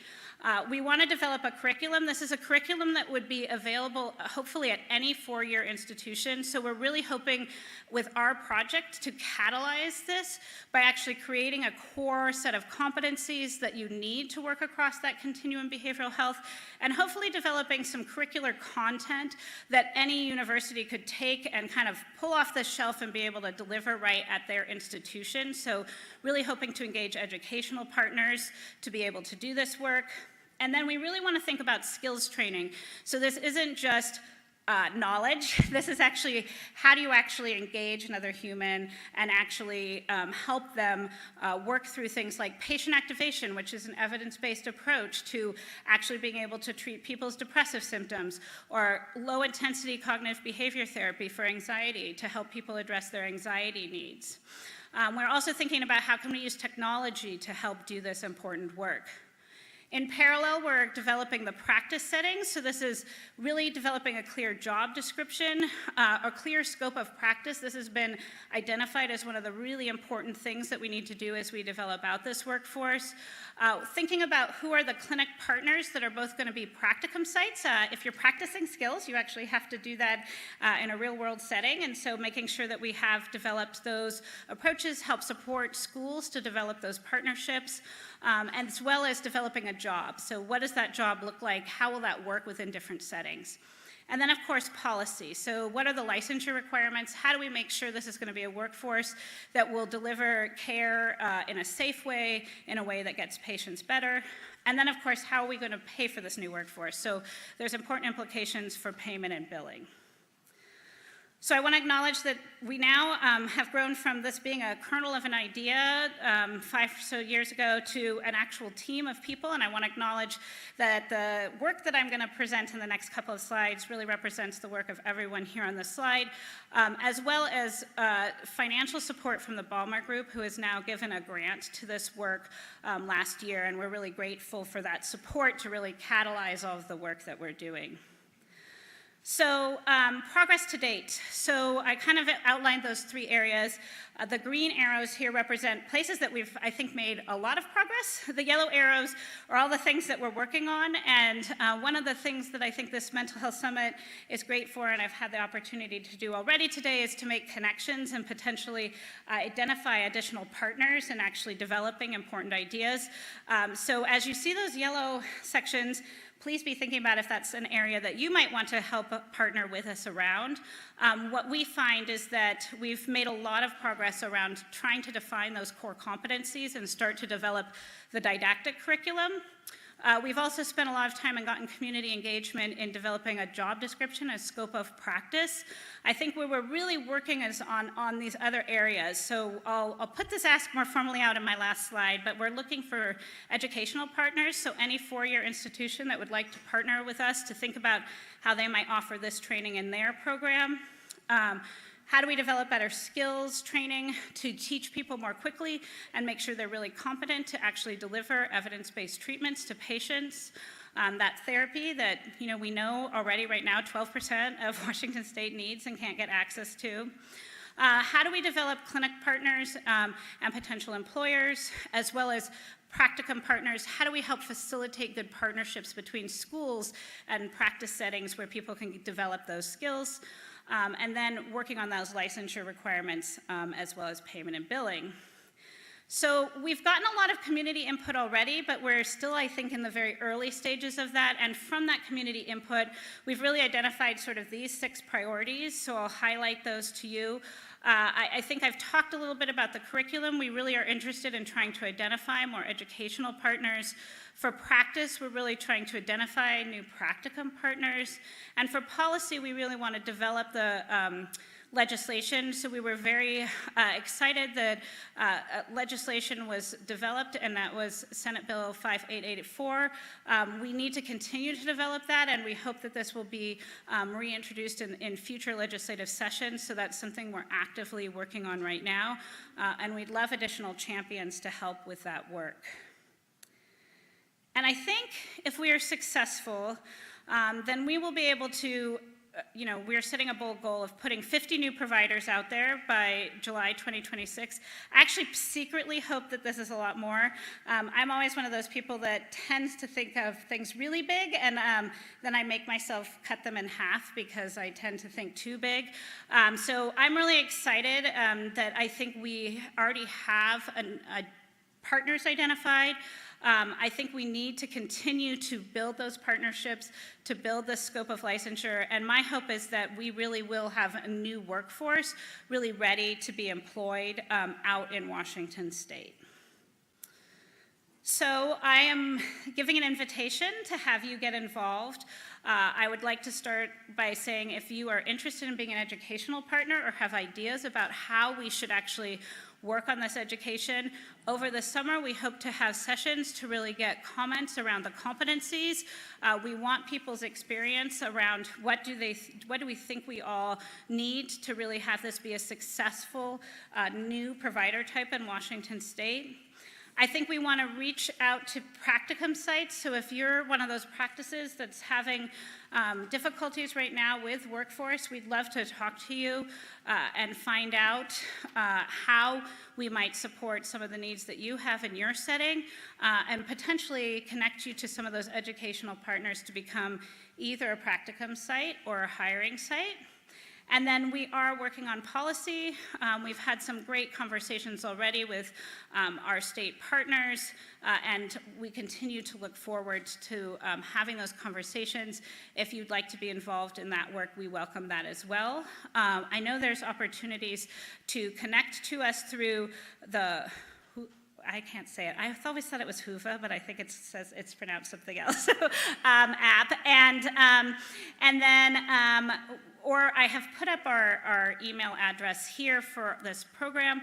We do have a very early website that has more information about this program, which also has this information on.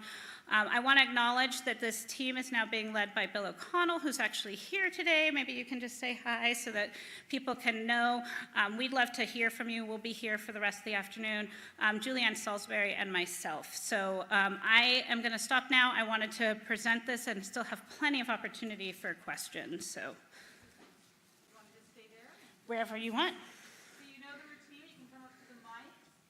We'll also intersperse with the Zoom.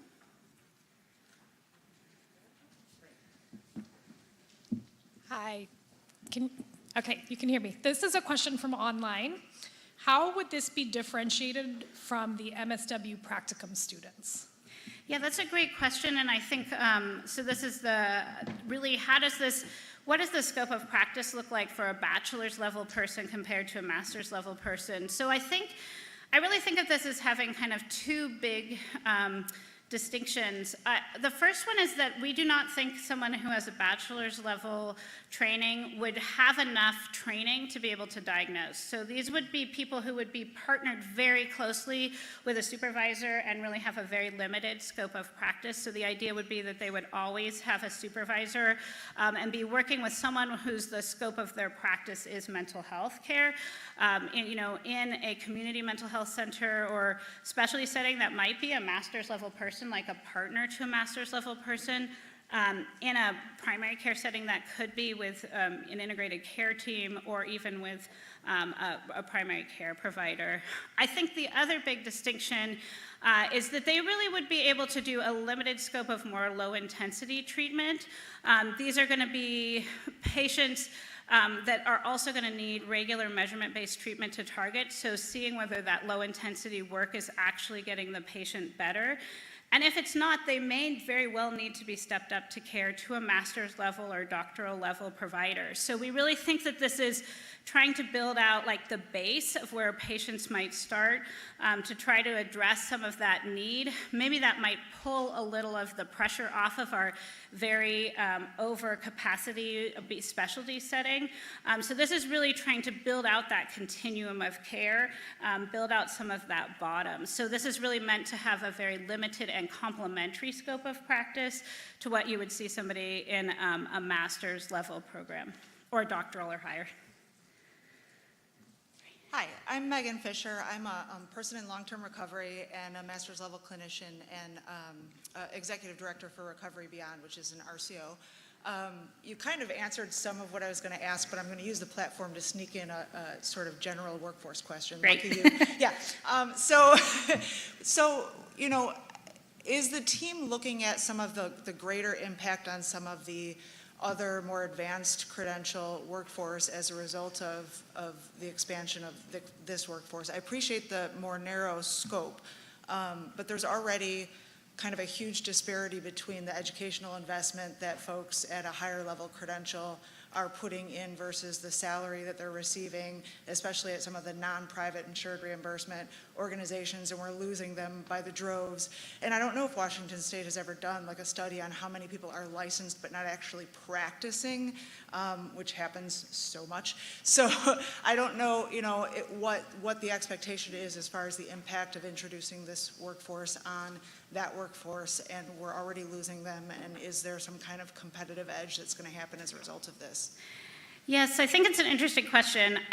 I don't think we have the answer to what the impact would be, although I think it's a really important point that that's something we have to pay careful attention to as we do anything in workforce. I think that unfortunately sometimes we can have unintended consequences, and I hear that in that the question of how would this impact our master's level workforce. My vision for this is that we hopefully would bring more people into the workforce, that I think having new skills and a really well-defined scope of practice might expand the number of people who would be at this bachelor's level workforce, and that would really hopefully complement and not take away from the work of the master's level folks. I hope that it might create some new opportunities for master's level folks to kind of partner, and I think there are other models of this in other healthcare professions, right? Like how nursing and medical assistants might complement each other's work and work together to really enhance what they can do as a team.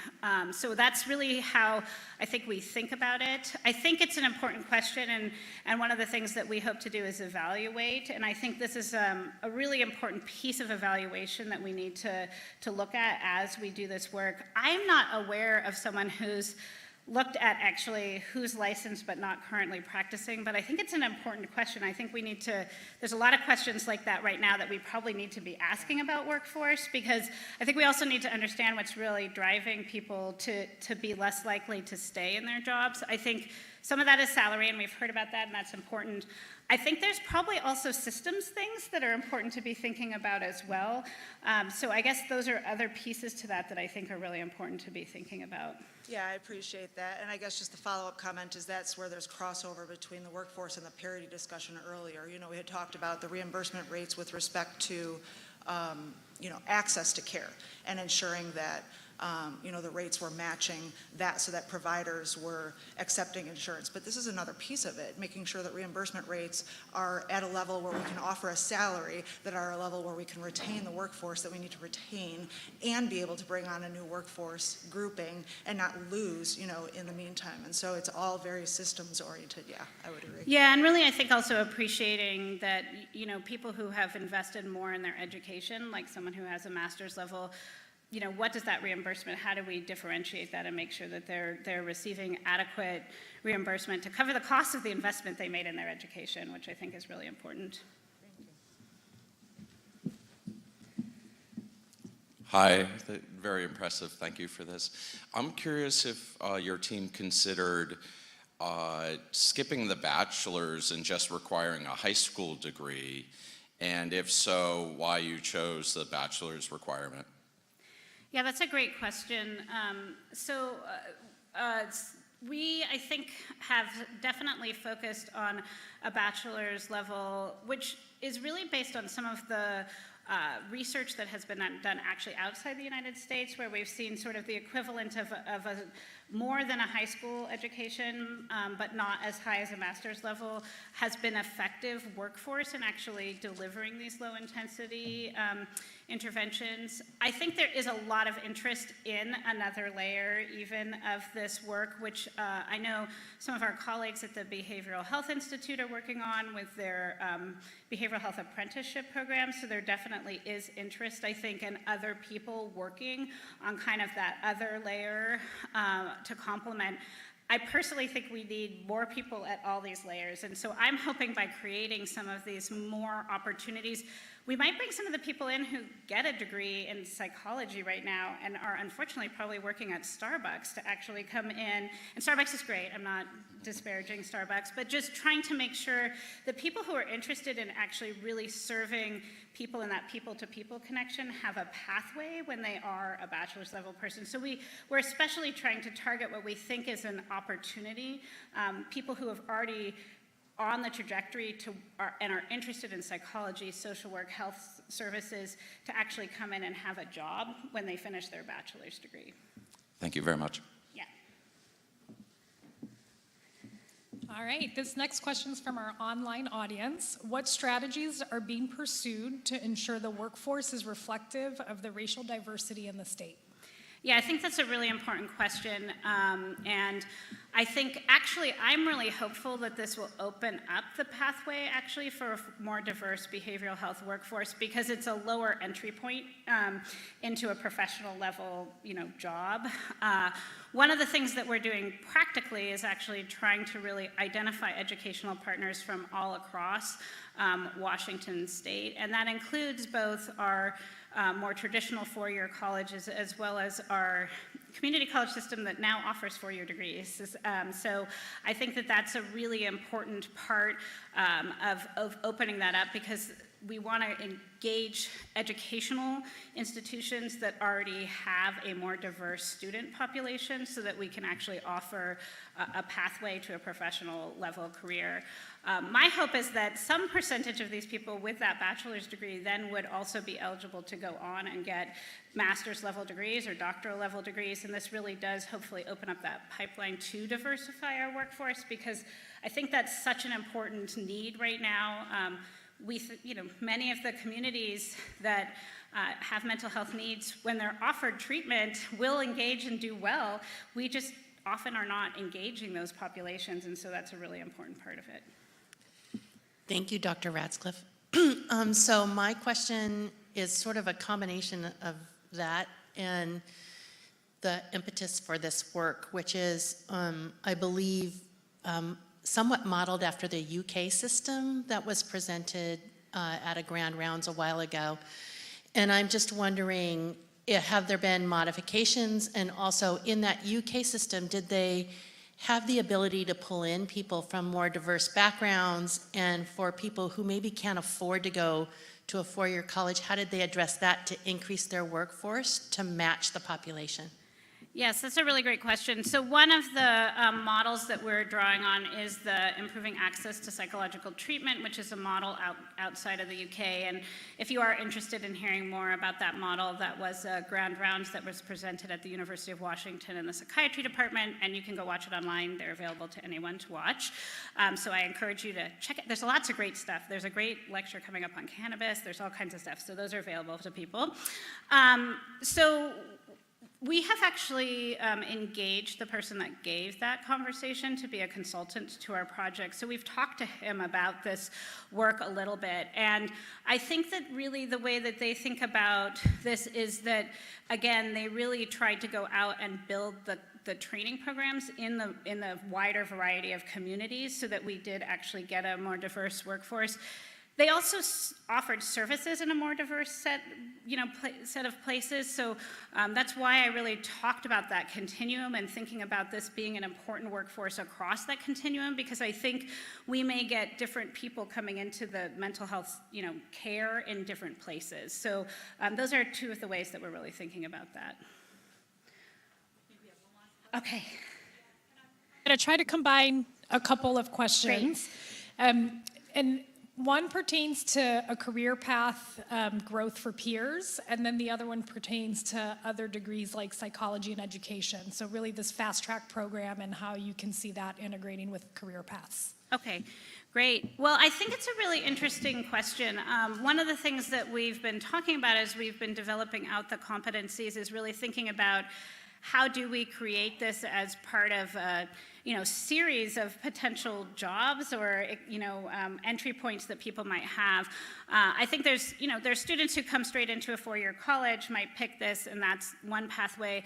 But I do think there's other people who might start out getting maybe an AA degree or even, start out as a peer. And this is an interesting, thinking about how do we create at the educational systems maybe some credit towards the life experience that people may have had as part of that foundational knowledge. I think that those are conversations we're having with educational institutions. I think many apprenticeship models are sort of thinking about, can we bridge and at least give some credit towards degrees that might actually come from life experience or those kinds of things. So I think those are all pieces that we're really thinking about as we're building this out. We're starting with really trying to define the competencies, and then I think we can think about which pieces of those might you get in places outside the classroom. And so that's really how we're approaching thinking about that piece. All right, thank you.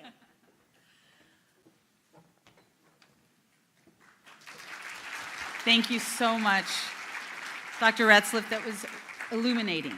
It's so, I hear a lot of the stories on the people in the front lines and people who are dealing with their own mental health, but hear what's happening in the back end is so important, and to know that these innovative ideas and people are driving it is a relief, to be honest with you. This is a time when you all can actually take some action.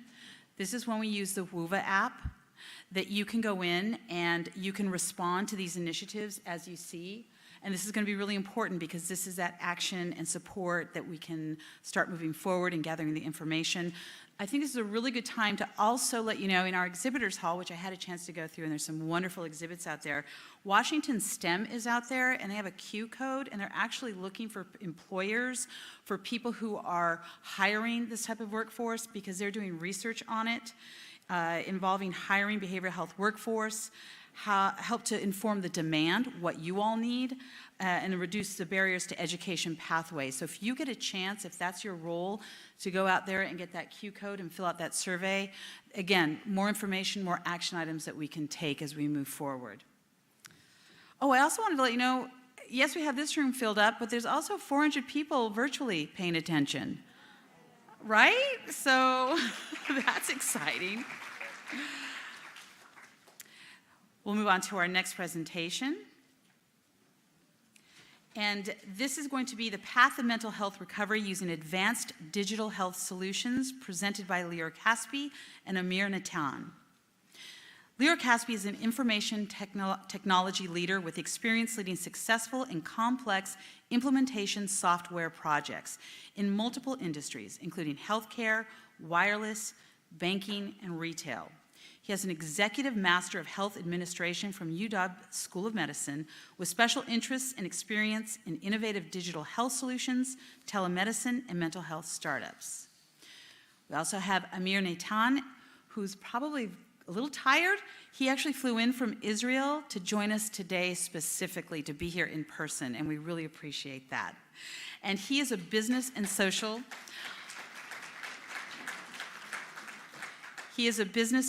entrepreneur with a proven track record of leading transformative initiatives from inception to an impactful execution based on both social values and business acumen. Amir is a tenacious optimist and a true believer in the power of sustainable social tech entrepreneurship to drive true change. These are those collaborations that we need to truly make a difference. Among the initiatives Amir led is Abilico Network, which is a group of websites improving the quality of life for people with disabilities. Amir also mentors organizations and entrepreneurs in developing shared value-based activities. And I'll welcome them to the stage for their presentation. Thank you. And I know they have 2 mics there. I don't know if one can sit in one.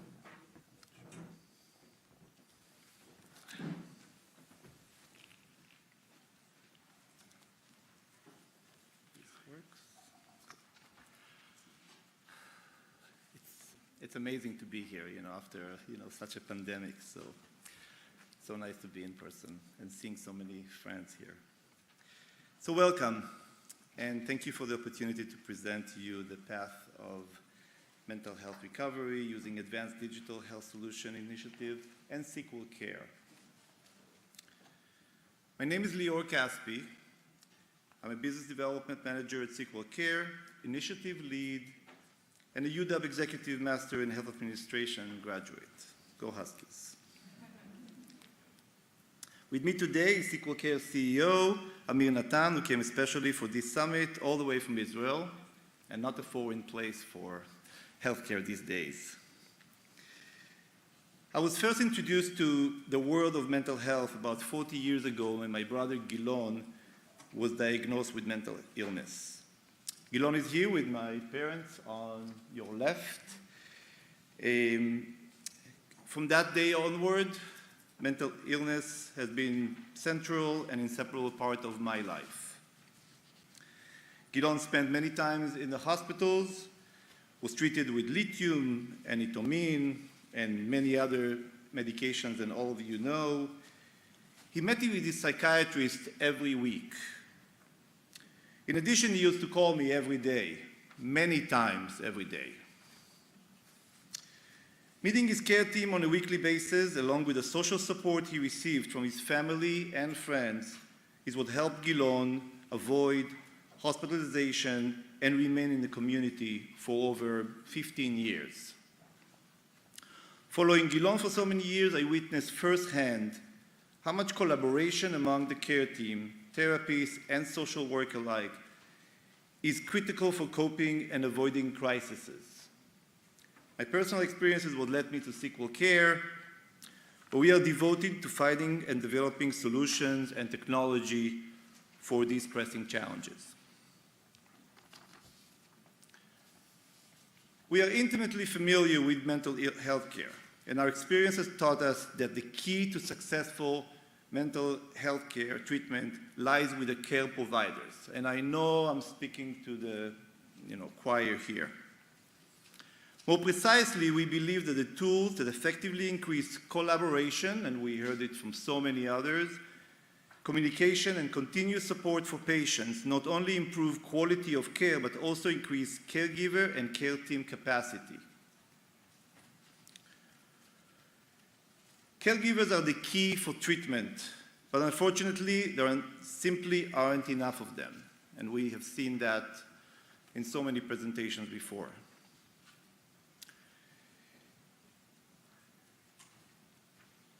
They are disappearing. Unfortunately, we don't have enough of them. 50 million Americans experience mental illness, and almost 25% of them report unmet need. Sorry? In fact, there is a shortage of at least 50% of necessary professional workforce. And to make things even more complex, as I'm sure many of you know, the demand of treatment continues to rise, while the data shows large gap in treatment availability. In fact, over half of the people that require treatments simply cannot get it. In addition to the elevated demand of the services, care team members must contend with additional challenges. We know that treating a person with mental illness requires a complex care, usually calls for involving diverse team members from multiple organizations, and then including psychiatrists, psychologists, primary care providers, case managers, social workers, nurses, and others, housing specialists. To be effective, this type of teamwork required a great deal of coordination and synchronization, knowledge sharing, and calling consultation processes. And this complex undertaking in today's health system and today's systems is hard, is difficult to manage, leading to problematic treatment, lack of treatment continuity, and underutilization of the team skills. Another challenge relates to treatment data. We didn't hear enough about data here. In contrast to other illness categories, and you all very familiar with that, mental illness treatment process have many blind spots. Many things occur in between meetings, and the patient that impact patient quality of life, such as how the patient sleeps, how much they walk, who they meet, and all these things are unknown to the providers. This means that the treatment file that we are looking at, even if we are looking at the most sophisticated EPIC, is very shallow and does not really reflect the patient as a whole. That leads to a lot of stress and leads to burnout in providers.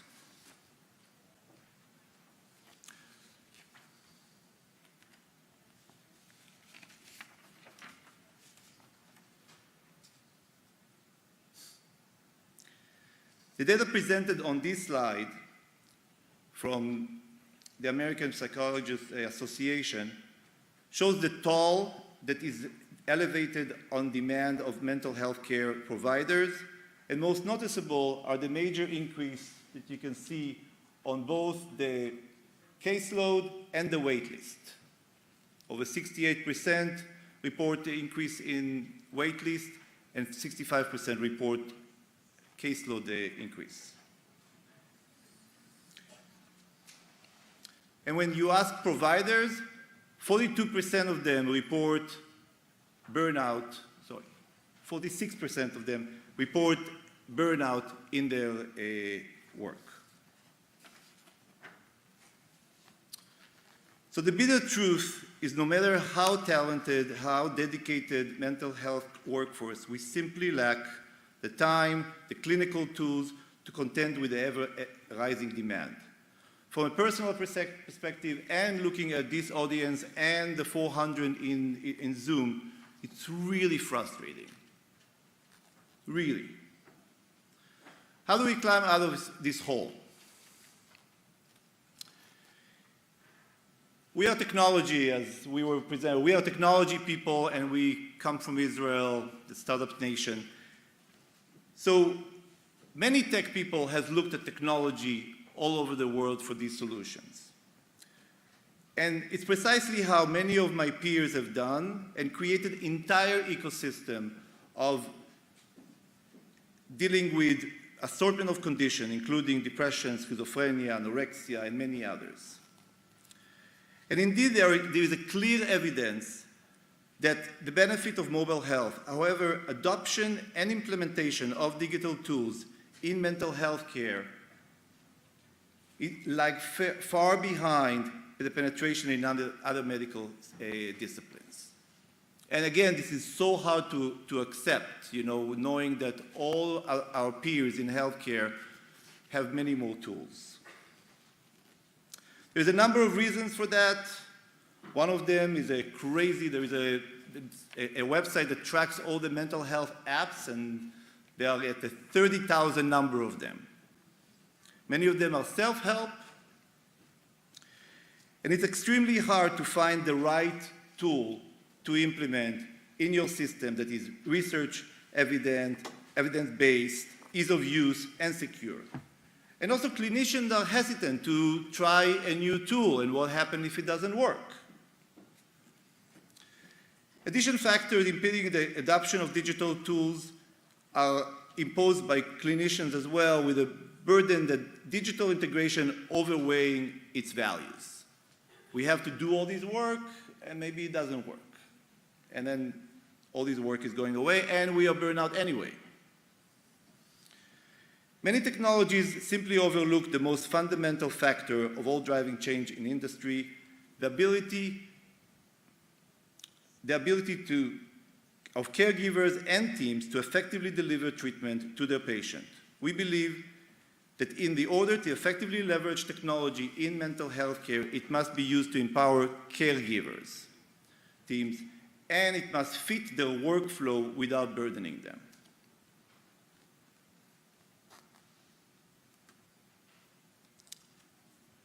We are a group of technology entrepreneurs supported by psychiatrists, psychologists, social workers, and technology experts looking for a solution and building a solution. With a clinical team in the heart of our thinking, we established a number of guiding principles. Ease of use. This tool that you build has to have immediate value for the effort it takes. Patients have complex health issues, so enhancing the circle of care members' ability to collaborate and consult with one another and connecting them with the patient's family and friends is critical for being ahead of issues and crises.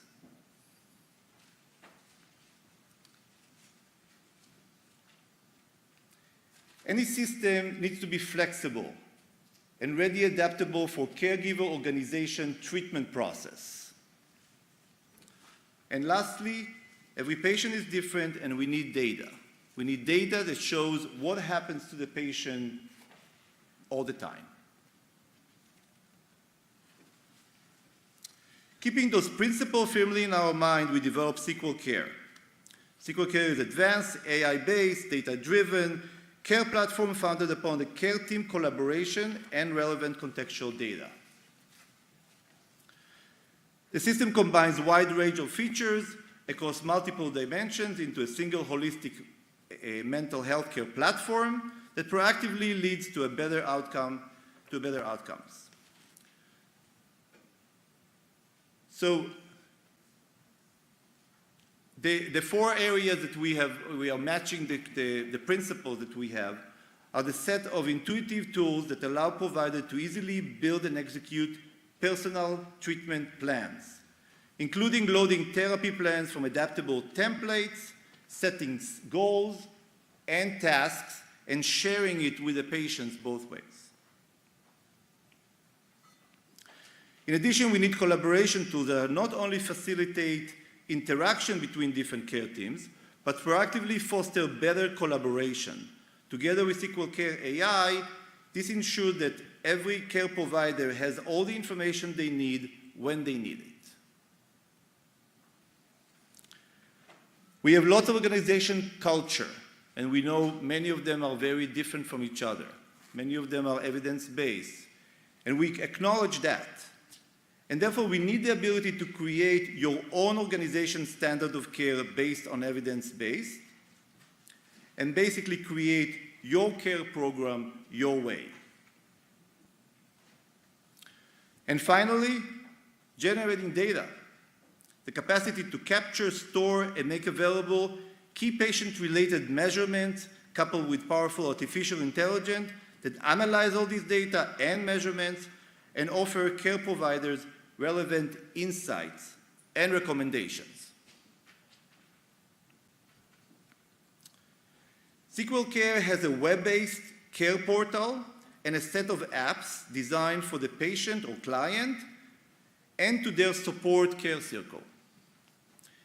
In addition, we are currently developing various integration between third-party components and SQL Care, including tools, content, and other treatment plans, building blocks. Our objective is to allow you, the caregiver, to effortlessly incorporate plan boosters into your treatment plan in a fashion that's consistent with your regular processes.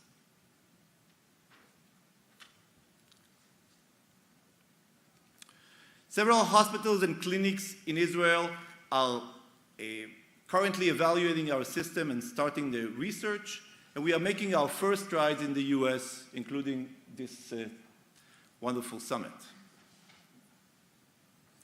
We are starting a research program in Israel and are planning to publish results after 90 days, 180 days, and 360 days. We know it's not only about a short-term solution, it's also how that lasts. We are presently working on new and novel system components that will allow caregivers to easily construct personalized care plans built on evidence-based protocols. Our vision is to lead the edge of digital mental health care, but through easy clinical integration, collaboration, evidence-based and personal therapy plans, and data-driven solutions. We envision a world where caregivers and teams can collaborate, communicate, and have full visibility into every stage of patient treatment. We think this future is essential for delivering better and more attentive and personalized treatment as far as more people than before. We invite you to join us. We know we don't know everything. We know we can use your knowledge and your wisdom. And that's your call to action. We are seeking people to join our advisory committee, We have a system, it's built. This is not a group of PowerPoint slides. We are inviting you to test our system, to talk to us about implementing it, and to connect SQL Care with other stakeholders that can make a difference. This is where you come to place. Laura will actually do that even better after that. We have embarked on a journey to provide a solution for the challenges on mental health care treatment to improve the life of both patients and caregivers. We are certain with SQL Care in their hands, psychiatrists and caregivers would have a better understanding of their patient status and empower them to provide better treatment. For Gilon, my brother, that could produce a much more effective weekly sessions and maybe even reduce the frequency of them. For care providers, our goal is to reduce stress. And for many mental health patients around the world, SQL Care could be the difference between receiving treatment or not. Join us and let's journey on together. Thank you.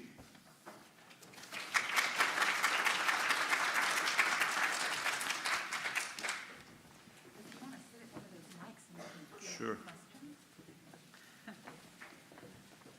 Thank you so much. It's so interesting. And in the 21st century, you saw how I struggle with technology, but my kids, they need this.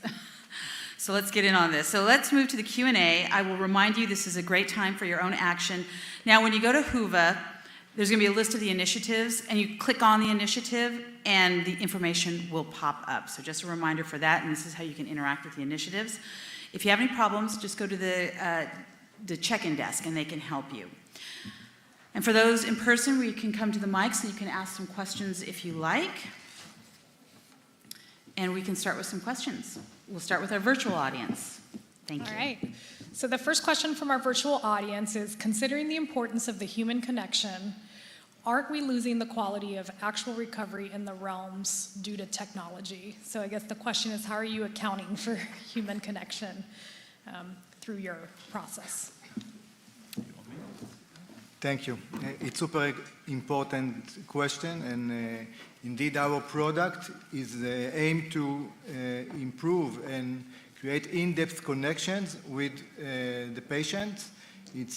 Our technology enables a better human communication, and again, we want to empower the provider, the therapist, in order to use his human abilities to give care. Hi, sounds amazing, but how would you address all the people who do not have internet access, cell phones? I know here in Seattle we have a large community of people dealing with their own behavioral health issues, and cell phones and internet are not accessible or being held onto or anything. Yeah, I could take. It's a great question, and using Whova, we actually created a discussion about digital solutions.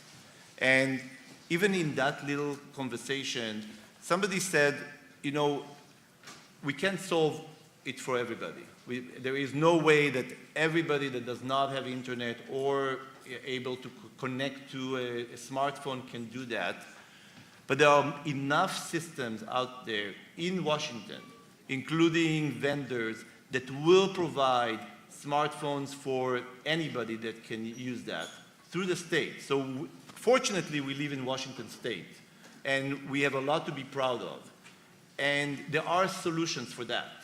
So we believe that it cannot solve it for everybody, and for anybody that is interested and is willing to, there is a way to get technology. We talk to people up north, it's like there are ways to get smartphones in the hands of patients. The way we believe it, and it also tags on the answer that Amir gave in the first question, we believe that it's a contract between a provider and a patient, or a caregiver and a client. And that's the way we see our service.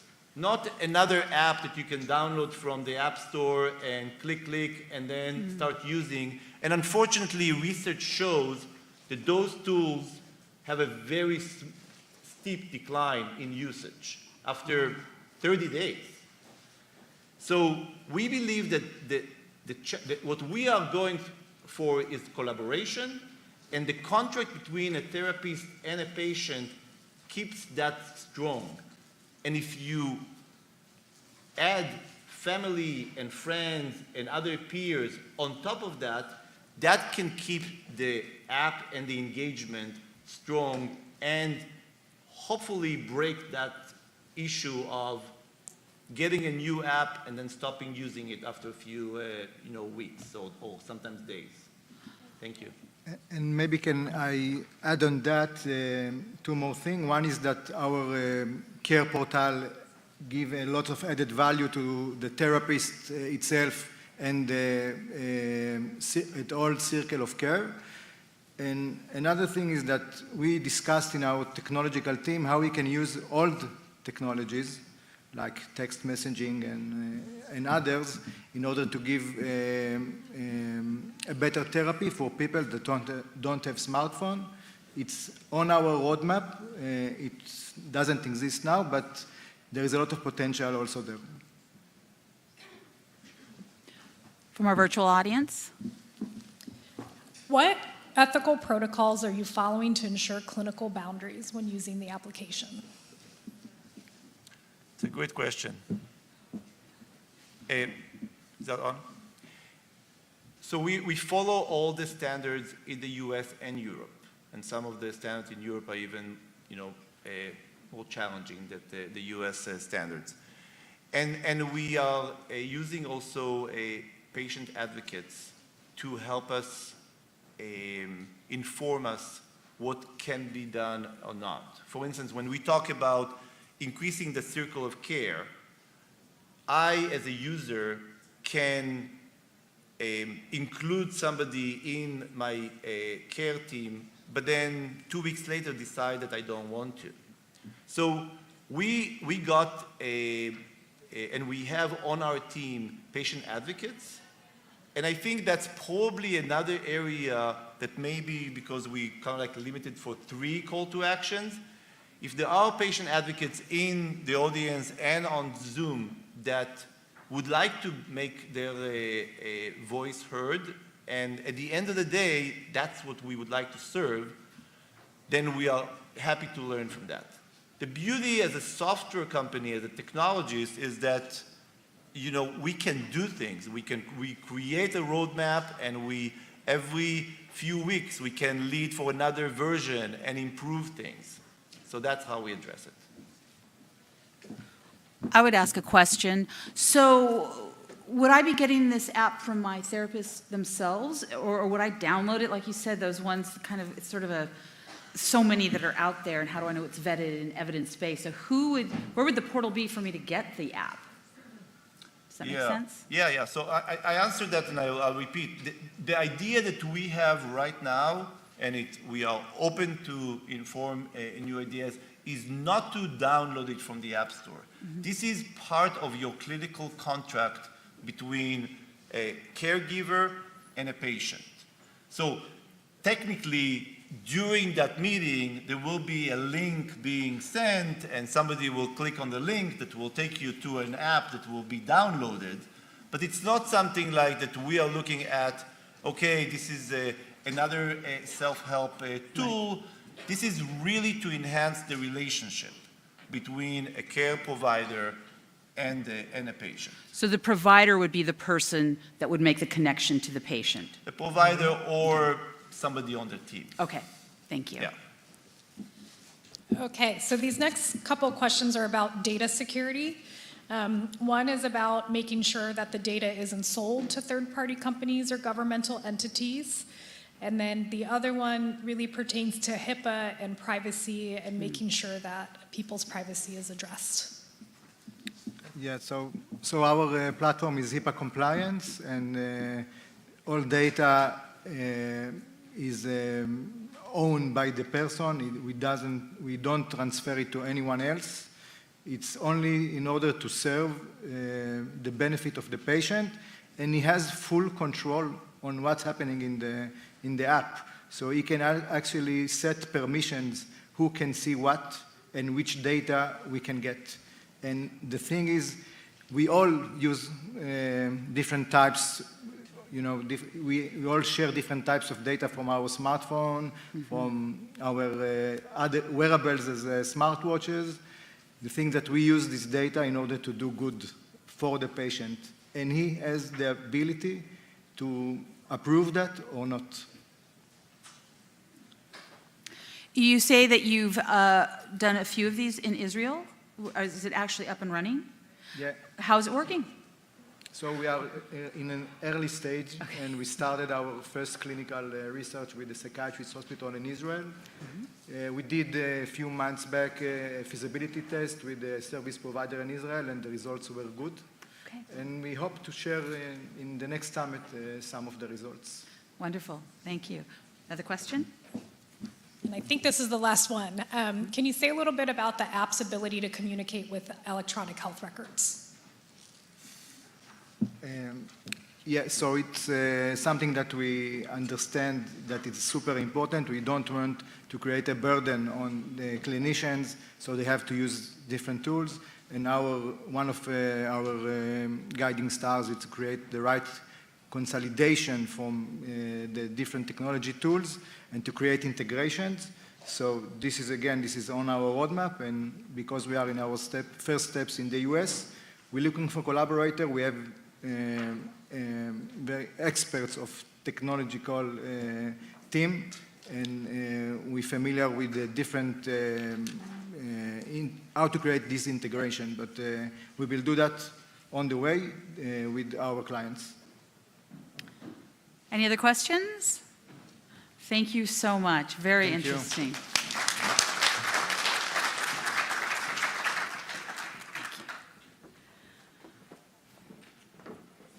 So we'll move on to our next initiative, our third initiative, and I'm going to have Peggy Dolan come up to talk about it and introduce the people who will be participating.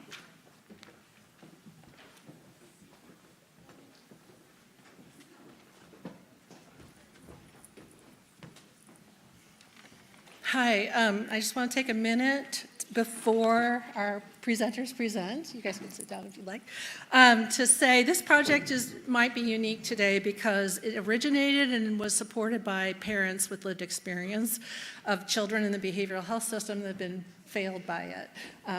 And Jerry and myself are two of those people. And what's also cool is that Stephanie is a mom of a 4- and 6-year-old who don't have problems, but she's involved in the community and is the right age for how do we get early intervention. 2 years ago, I was dismissed from behavioral health leadership position because my advocacy efforts made the system people uncomfortable. I experienced this dismissal as a soul wound and withdrew from advocacy. I want to tell you this because that's what it's like to be a parent and how hard it is to do this work. It wasn't until Jean Ross, who is watching online, hi Jean, came to me and asked me to help her write a proposal for this summit that I came back into advocacy. Jean and I have both walked a challenging path to find help for our children. We've had to acquire advanced understanding of the law, child development, and our complex systems to access services. Children behavioral health care crosses multiple silos: school, jail, behavioral health, disability, physical therapy, occupational therapy, each with their own rules, requirements, and eligibility criteria that change as children grow. Many important preventative and early intervention services aren't mental health therapies. For example, sensory processing impacts emotional regulation. Sensory processing in young children is addressed by PT and OT, not play therapy.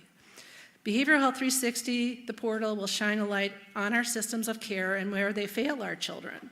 This won't be easy, but I believe it's the means for us to build a truly equitable and responsive behavioral health safety net for our children. Like I said, advocacy is difficult and exhausting, and as I navigate staying healthy in the work, I am so thankful to be able to introduce Jerry Clark and Stephanie Robinson from our Prime to help you learn more about this exciting project. Thanks.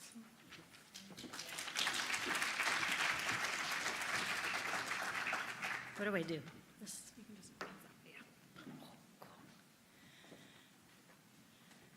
Thank you so much, Peggy, and thank you so much to all the parents who spoke up to make this possible. A child in crisis is a family in crisis. When a child gets help, the whole family gets help. But our system is not built to keep families together. And I learned that in the hardest way possible when my son fell through every crack in the behavioral health system and died from suicide. I met Todd and Laura while I was on that journey, and they were there to catch me when the worst actually did happen.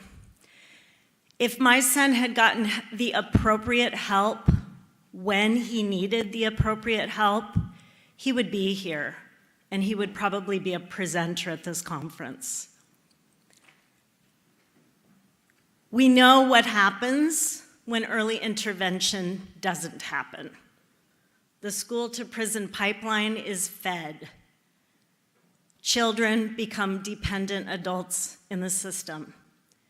They go back and forth through hospitalizations that don't make them better.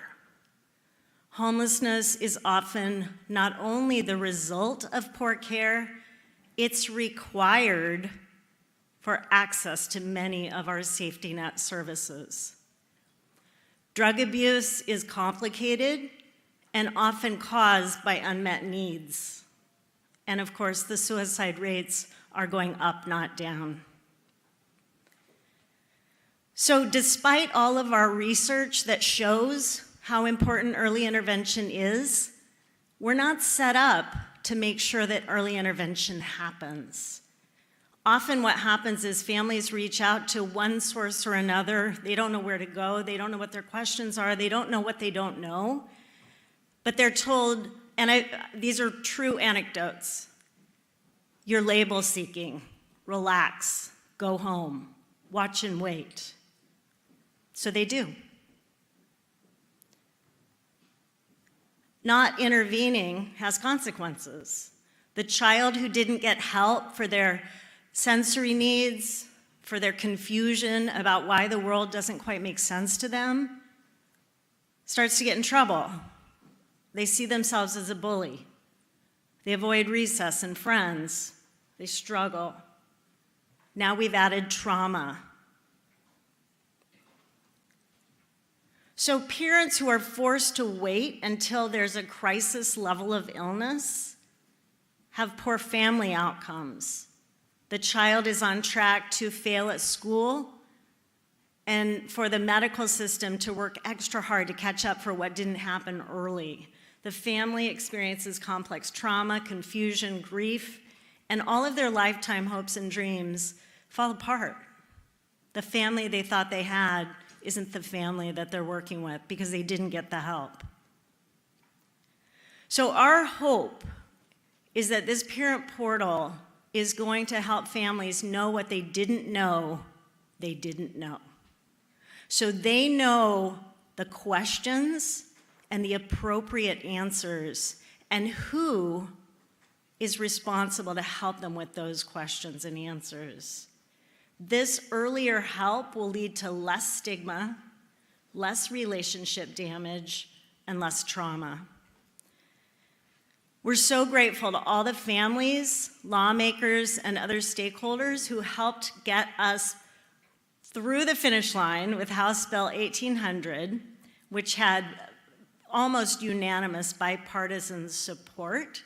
House Bill 1800 will fund the ongoing work of this parent portal, which was initiated by family volunteers, and then we recruited our prime with a little bit of seed money.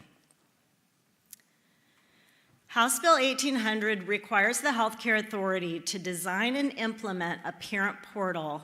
That's the interactive website that Stephanie's going to demo for you today, to connect families to services and education infrastructure related to behavioral health services for children ages 0 to 17. That's the legislation. Our vision goes beyond age 17. Our vision goes into the transition age to capture all the way up through ages 25, 26, which is the scope of our Children and Youth Behavioral Health Work Group. So that is our vision. Healthcare Authority will work with stakeholders. It's in legislation. That's us, including parents, caregivers, and young adults, to design and implement this portal. This is from the bill itself. I might have had a hand in this language. The authority must work with Washington State Community Connectors, that's a family-run organization, and consider the website prototype already under development by that organization. The work is already happening. Healthcare Authority gets their money in July, but the work is already happening. The Healthcare Authority is required to report to the governor by November 1st of this year. This work is happening fast. It's super exciting. So I'm going to hand it over to Stephanie from R Prime to talk about the technology platform itself.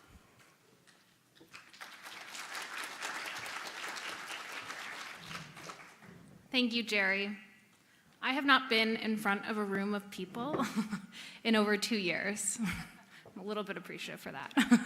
So when I found out how many people were attending today, I immediately panicked and was complaining to my husband, as one does, or as I do. And my 7-year-old overheard, and he said, "Wow, Mom, you're going to be famous." And while I appreciate that he's too young to recognize how we measure fame here in this country, it's not lost on me that this many people are here advocating for better behavioral health services in Washington State. So thank you all for being here. As previously mentioned, I'm Stephanie Robinson. I'm the Chief Operating Officer at R Prime Foundation. We're a nonprofit where we leverage cutting-edge technology and apply it to civic purpose in the hopes of helping communities solve some of life's greatest challenges. I've had the great privilege of working alongside Jerry and Peggy and many other parents with lived experience over the last several months who are advocating and dedicating their life's work to making sure other families don't have to experience the same pain, strife, and loss that they have. One of the things that became overwhelmingly apparent to me was just how broken our current state is for kids. Our systems for early identification and intervention of behavioral health needs in children are disparate and disconnected. Our prisons, the police, the justice system, pediatricians, and schools, there's no one single thread that connects them all, but for the parent. And it leaves the parent, who doesn't inherently own a wealth of behavioral health knowledge or vocabulary, trying to put together the pieces of the puzzle and understand how they can get help. It leaves overwhelmed parents in a state of paralysis, wondering, how do I find help, and how will I know if the help that I seek is working? We hope that with our R Prime platform, we can alleviate some of this burden. We have previously applied this platform to helping families navigate autism resources in Washington State in partnership with the University of Washington and Seattle Children's. That platform, called Autism 360, or AS360, is currently soft launched at both of their respective autism centers. It's giving us an opportunity to get users in the system and learn about the efficacy of the platform, and it's helping to inform how we think about Behavioral Health 360. Further, we imagine a future state where those two sites are somewhat symbiotic and that parents might travel somewhat seamlessly between the two, because it's not unlikely that a parent might need that. Most importantly, we imagine a day where parents can navigate the resources that they need when they need it with ease. Our platform follows a 3-step methodology. And because I'm in front of a room of people, I'm going to ask for a moment of audience participation. So who here is a parent, was a parent, or has cared for a child at some point in their life, by show of hands? Okay. Now keep your hand raised if at any point during that process you felt overwhelmed. Yeah. Yeah, me too. I have a 4-year-old and a 7-year-old, and I know firsthand just how challenging parenthood can be. I can't even imagine the immense stress and overwhelm that comes with helping a child with behavioral health issues. One of the moms that I've been working with over the last several months provided an analogy to me to help me understand what it might feel like. She likened it to being lost at sea without a map or any navigational tools. What our platform aims to do is first provide that parent or care provider a compass. Here's where you are, and here's where you might go to seek some help. Our assessment component for Behavioral Health 360 is a series of screening questions that have been developed by a clinical psychologist who specializes in pediatric assessments. This series of questions is just a starting point, and we intend to work with parents to better understand what that right balance is. Those assessment questions and your responses to those about the observed behaviors in your child will then curate the type of information that we provide to you. We will then provide back to you information by way of educational information about observed behaviors that might be possible and some potential diagnoses you're navigating. We'll provide you advocacy information to help you understand as you seek help, what are the right questions to be asking your provider, and how are you making sure that you're progressing along the path. We'll also be connecting you with providers in the area. And then the last component of this is that we know the elephant in the room today is our shortage in behavioral health workers. So we intend to connect people via community forums to others with lived experience. This is both by way of diagnosis or disease type that you'll be connecting with others, but also by care provider type, mom to mom, dad to dad, transparent to transparent, foster parent to foster parent, so that you can really learn from those whose experience most closely mirrors your own. I've spoken a lot about the platform thus far from the user experience, and right now I'm going to pause and briefly talk about the technology capabilities. So for those of you less interested, you can tune out. We have opt-in participation, so we provide our users an opportunity to register, provide us a little bit of information about yourself, and more importantly, create a profile where you can store some documentation that you might share with others. We know it takes a village, I know this too. And so this is an opportunity whereby if you're working with another parent or another family member who's helping in the care of your child, you can provide them easy access to some important documentation. We provide curated information and resources. Our existing workflows and how we curate that information were developed by our clinical psychologist, and so that's a way that we will continue to enhance them. As we add more users in the system, we can start to learn more about if the way that we are curating the information is effective.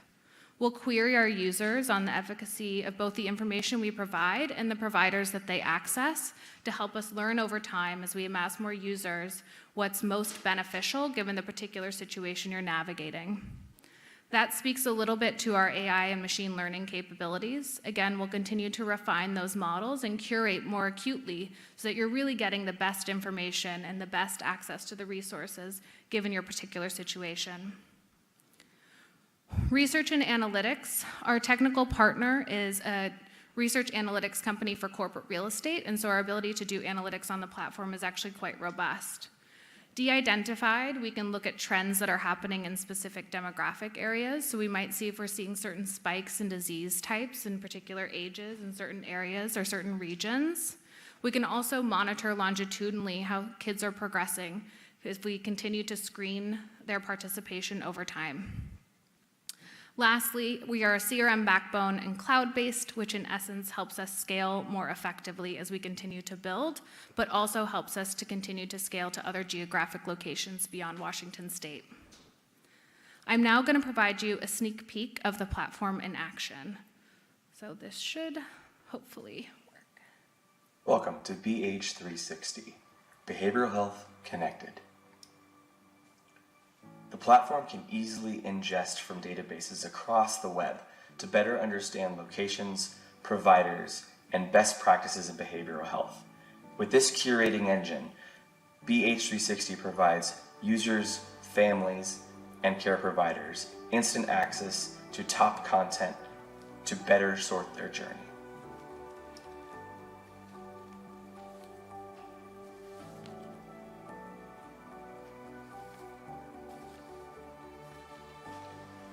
BH360 provides immediate support to care providers seeking support by helping to narrow potential diagnoses with a few questions about observed behaviors. We are not a diagnostic source of truth.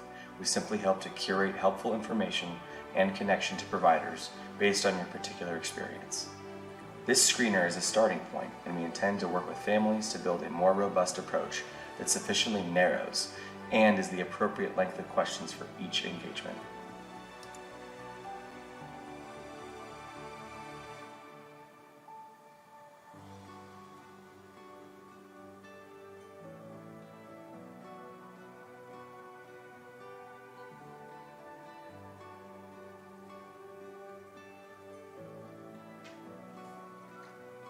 The educational information helps the care provider better understand some common signs and helpful ways to engage with your child. Further, the clinical psychologist on our team developed a form that the care provider can print and bring with them to assess if the provider is right.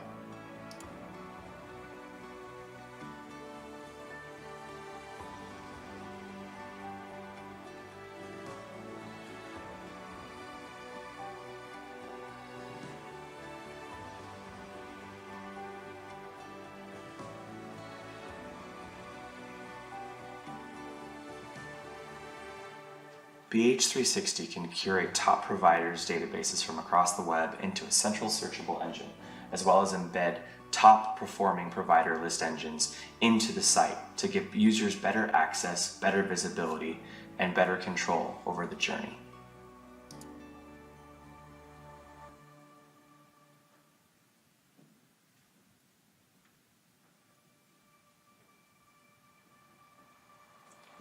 The workforce shortage in behavioral health is exacerbating challenges for many families, and there is definitive evidence that illustrates the value of those with lived experience in helping others. Connecting to parents navigating similar diagnosis might help to identify interventions, therapies, or programs that can be helpful for your family. Connecting to those who are similar in situation to your own, including the ability to connect mother to mother, father to father, or grandparent, foster parent, etc., can be enormously impactful. BH360 brings that connection together.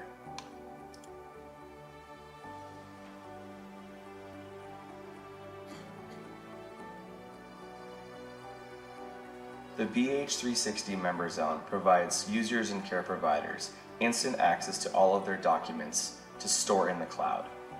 The document center inside the profile enables you to store documents to each child that you have on the platform, ranging from report cards down to assessments, down to additional documentation you want to have in a central location.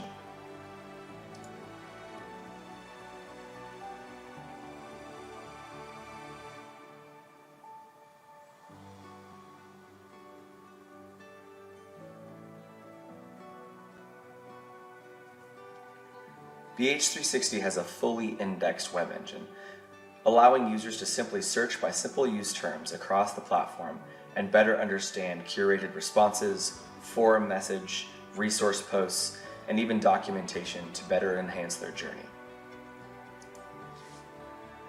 The screener also has a comprehensive back end to it, providing instant analysis and insights around the questions being asked and answered in the platform. This sort of quantitative and qualitative data gathering will influence the BH360 team as well as broader care providers in understanding what is the journey that most parents and caregivers are on right now, and use data-driven decision-making as part of this process.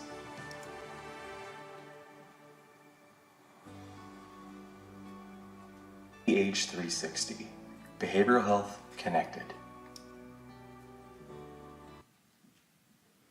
Great. So you just got a chance to see the prototype in action.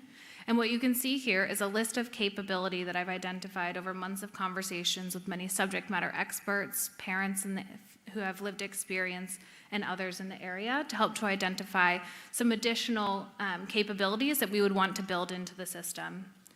We're at the prototype phase, and we intend to build towards pilot. In an ideal state, we would love to partner with school districts or school systems and have this be a tool that a school counselor can confidently recommend to a parent in need. There are 4 key types of functionality, and I already got my warning, so I'll try and go fast, that we're trying to build towards. First and foremost is curation and proactivity, We want to effectively curate information, and again, as we continue to have more users in the system, that curation will get even more refined. And we want to help parents move from a reactive state to a proactive state. We want to provide connection to providers. In future state, we hope to even have the functionality to directly email a provider from our website itself, so you can generate a request for an appointment. We want to provide connection to community to help you on your journey most immediately. And most importantly, we want to be part of the broader ecosystem of care. There are plenty of wonderful organizations across Washington state doing great work for families, and a lot of them are really difficult to find. We want to provide a comprehensive resource that you can then use as a launching point to many of these additional programs. Lastly, we intend to work with many stakeholders across the care continuum. We want to work with providers and navigators. We recognize that this tool is helping to emulate the navigator experience that you might have, let's say if you're at UW, working with a provider. We need to not only augment their process, but also help to emulate that in our system. We want to work with many existing resources to make sure that this is most impactful and comprehensive of the programs across Washington state. We have our technical partners program oversight. Our legislators are hugely important in this process because we think that ultimately this lives with the state. And then of course, parents. We're ultimately building for them, and this is meant to best provide impact for them. So with that, I'm going to turn it over to questions and make sure that if you have the opportunity and you want to help us, please look at our call to actions on the Whova app.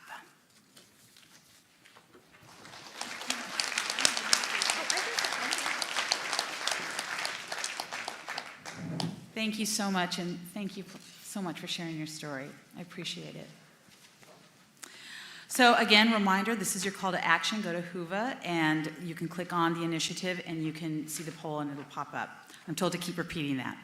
So for those in person, you can go to the mic to ask questions.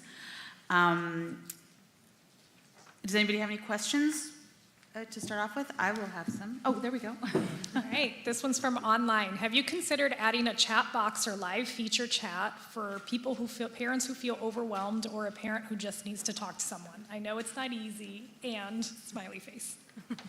It's a great call out, and it's functionality that of course we have the capability to build in, and we would need to build the system to help support who might be on the other end of that chat.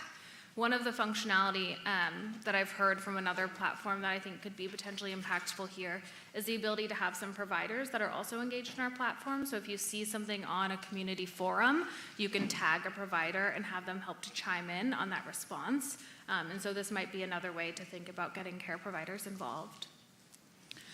Jerry, I was struck when you talk about the age, because it's always at 17. And you said, no, we want it 25, 26. Explain a little bit about why that's so important. And I see such a loss of that age group between the 18 to that point, where that's when they need us the most. Yeah. The age of onset for first episode psychosis, and there's people in the room smarter than me, but I know anecdotally that it's somewhere between like 18 and 20, right? So and my son had his first episode at 19, and that was super typical. So what happens is the kid graduates, becomes an adult with all the rights of adult, right as they need their parents more than ever. Like my son at 19, when his first episode of psychosis happened, needed me as his parent more than he did when he was 15, and super independent and smart and capable. But then when his mind wasn't working correctly, he needed me to be his parent more than ever. Right as the state said, parent, you got no rights here. He gets to do whatever he's gonna do. And it's a hot mess. And we know that as a state. And that's why our Children and Youth Behavioral Health Work Group has expanded its reach to cover that transition age young person. We have a long way to go, and there's a lot of complicated civil liberties issues in that topic. I fully acknowledge that. And I couldn't save my son. It was watching a train wreck and knowing it was going to end in death, and I could not save him because the state wouldn't let me. That's not okay. So we need to empower parents of children of all ages as they need us more than ever. And I think this tool is the beginning in combination with everything else you're hearing here today. Thank you. All right. This next question is about how you support caregivers who do not speak or read English fluently. We will have translation on our site. I know that Google Translate doesn't perfectly translate to all languages, so we'll also be hoping to enlist a translator that can help us make sure that we have the right translation for the appropriate and important parts of the site. I'm curious in the research that you're doing as you get started in this, what are the trends that you're seeing post-COVID, if there is any yet? I mean, how's that impacted what work you all are doing? So I work for PAVE as a parent resource coordinator. So I talk to families who are navigating service systems in all areas of disability, from behavioral health, schools, services. And there's been a lot of disengagement. There's been a lot of lost trust. There's been a lot of giving up. There's been a lot of isolation, purposeful isolation. I don't trust anybody anywhere, so our family's just gonna hole up and not ask anyone for anything because we don't trust the system. It's pretty discouraging. And the number of calls that I take from parents whose very young children are suicidal is terrifying. It's terrifying. So what was already a broken system broke worse. Did you have any words, Stephanie? Oh, I would say that the care providers in the room that I've been able and fortunate to connect with over the last several months have helped to shine a light on just how much the need is there. So I think that's the underlying component, is just making sure that we can push this platform forward to get families the support that they need. And give them direction. I don't like the word hope. It feels empty to me, but I really like action and direction. And so giving families a direction for their action is very much our goal here. Hi. Hi. This is wonderful, and I know we've talked a little bit about this project in the past. One of my questions is, where do you see the interface of a human in helping to kind of facilitate the uptake of the resources? I mean, it seems very like you could navigate pretty independently, but, you know, are there any thoughts to that? I could see like a family bridger, you know, kind of this would be in the toolkit of what they would provide to a family. So just hearing your thoughts on that. Yeah, I think that's right. A lot of it is going to be going to kind of those different programs and helping us be kind of that connective tissue, so something that they can provide to the families. Like I mentioned, ideally we'd love to be in school systems so that schools can provide this to parents in need and directly support them. Go ahead, Peggy. I just want to add that Jean Ross, the original idea was about support and accessing support and existing skills-based training for parents, and that will continue to be there. So it's like a place to figure out where's the right place to go, because there are so many different, like there was a question on there about how will you send them somewhere? Well, to a live person. Well, the crisis clinic is not the place for me when my children were in trouble to get help. And that's what we would think. So we have to create these other resources. The state just created the COPE program, Center of Parent Excellence, in part because parents advocated for it really heavily. And that program is like the Peer Bridger program, and a lot of people don't know about it, but I just want to take a minute, since people don't know about it, to just do a commercial, because it's going to be 5 parents across the state. Right now they've hired 2, I think, who are parents with lived experience, 3, with lived experience. Like one of the moms has a 10-year-old with serious issues. And they are also running weekly support groups. And these are parents that are specifically working with families who you don't have to have a youth in the picture, because that's the other problem, is we always expect the youth to be participating to give parents services. So there's a lot behind the scenes that we're going to be able to connect in, and that's what's really exciting about this program. I'd love to add that one of the barriers to that human help is not knowing what human you're looking for. And so part of the portal's goal is to figure out, is this a question for a private OT? Is this a question for somebody at school? Is this a question for my pediatrician? Who is the right person to even talk to? And when there are cultural barriers, that gets even more complicated. So part of our goal is to help direct people. I have a two-step advocacy process that I teach in my family-to-family work. What do you need, and who has the power to help you get that? And if you don't know what you need, you can't ask the second question. Another question? All right, this next question is, how would an interested education program or school district begin to partner in this development? We would love to hear from them. You can reach out directly. So I think for those who are participating virtually as well, I imagine they'll get the call to actions too. And we have a specific call to action for those who are in, part of the school systems. So that would be great for them to enroll. And this one's a similar question, thank you. How do providers get listed on the platform? So right now what we have embedded is another site that already does some of that provider outreach to identify what types of providers are in your area and what types of specialties they support. That's simply a starting point. What we need to also do is bring in a lot of the public practices like institutions and universities to that too. And so we have the capability to build a really robust database on the back end and would love to start working with providers, because in an ideal state, we'd love to be able to have that option to email directly from our site, and that would go directly to the clinic itself, and that would, we want to just embed with their day-to-day operations. So we'd love to hear from providers who want to get involved. Great. Any other questions? Okay. Thank you both so much. We appreciate it. A lot of information. Don't forget to go to Whova and you can do your initiatives. We're going to have a break now. We're a little early, so we're just going to take a hard 15 minutes, and then we'll come back with our next initiative. So there's snacks over there. You can take bathroom break, whatever you like. We will see you back here in 15 minutes. Thank you.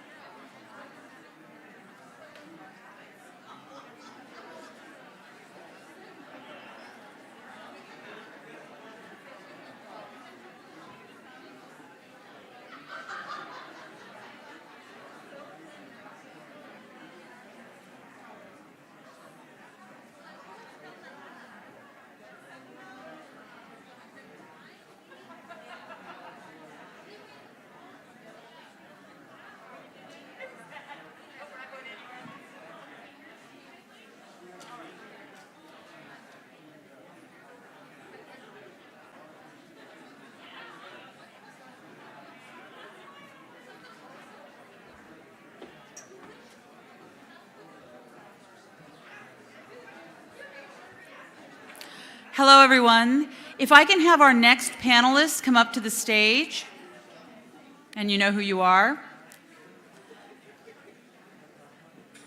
going to have our next panelists all come up to the stage. We're just about to get started. The 15 minutes is up.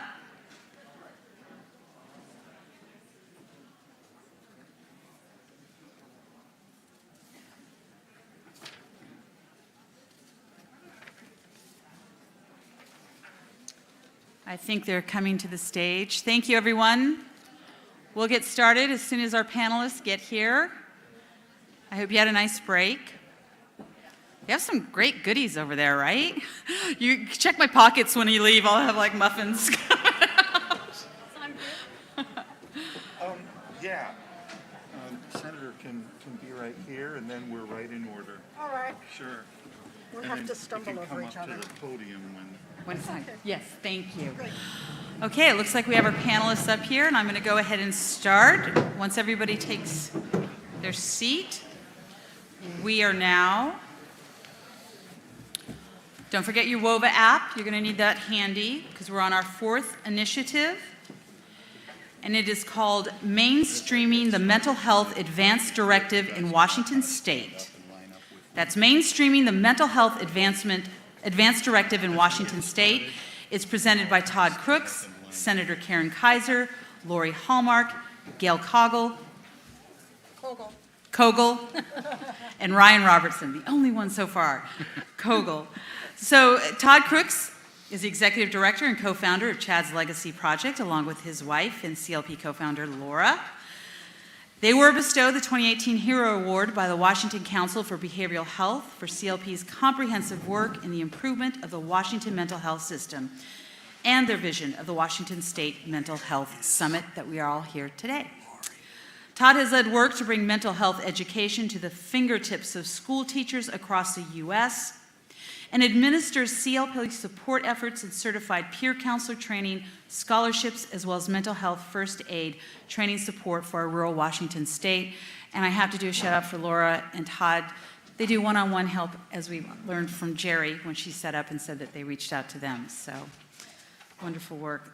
Laurie Hallmark provides self-determination-based representation and advocacy for people with mental health challenges, primarily focusing on people who have experienced engagement with the criminal justice system, involuntary commitment, cyclical hospitalization, homelessness, and guardianship. Through the knowledge obtained through this advocacy, she designed a psychiatric advance directive template being used across the state of Texas and provided education and training on paths for stakeholders across the impacted systems.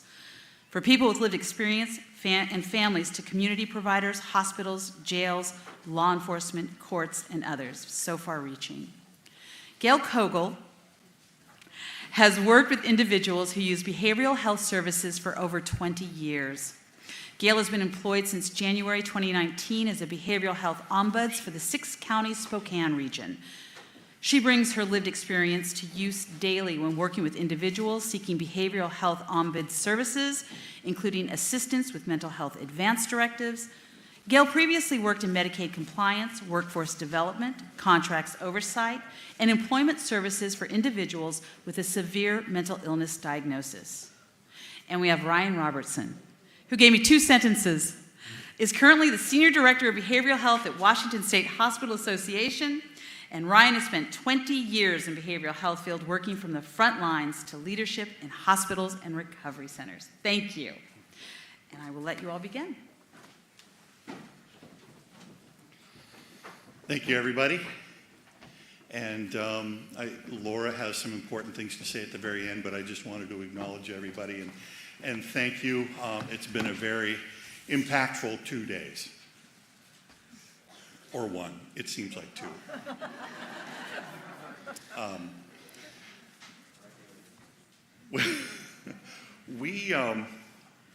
We started this discussion a long time ago, and when I say we, I say the collective we. Washington State has had an advance directive for a long time.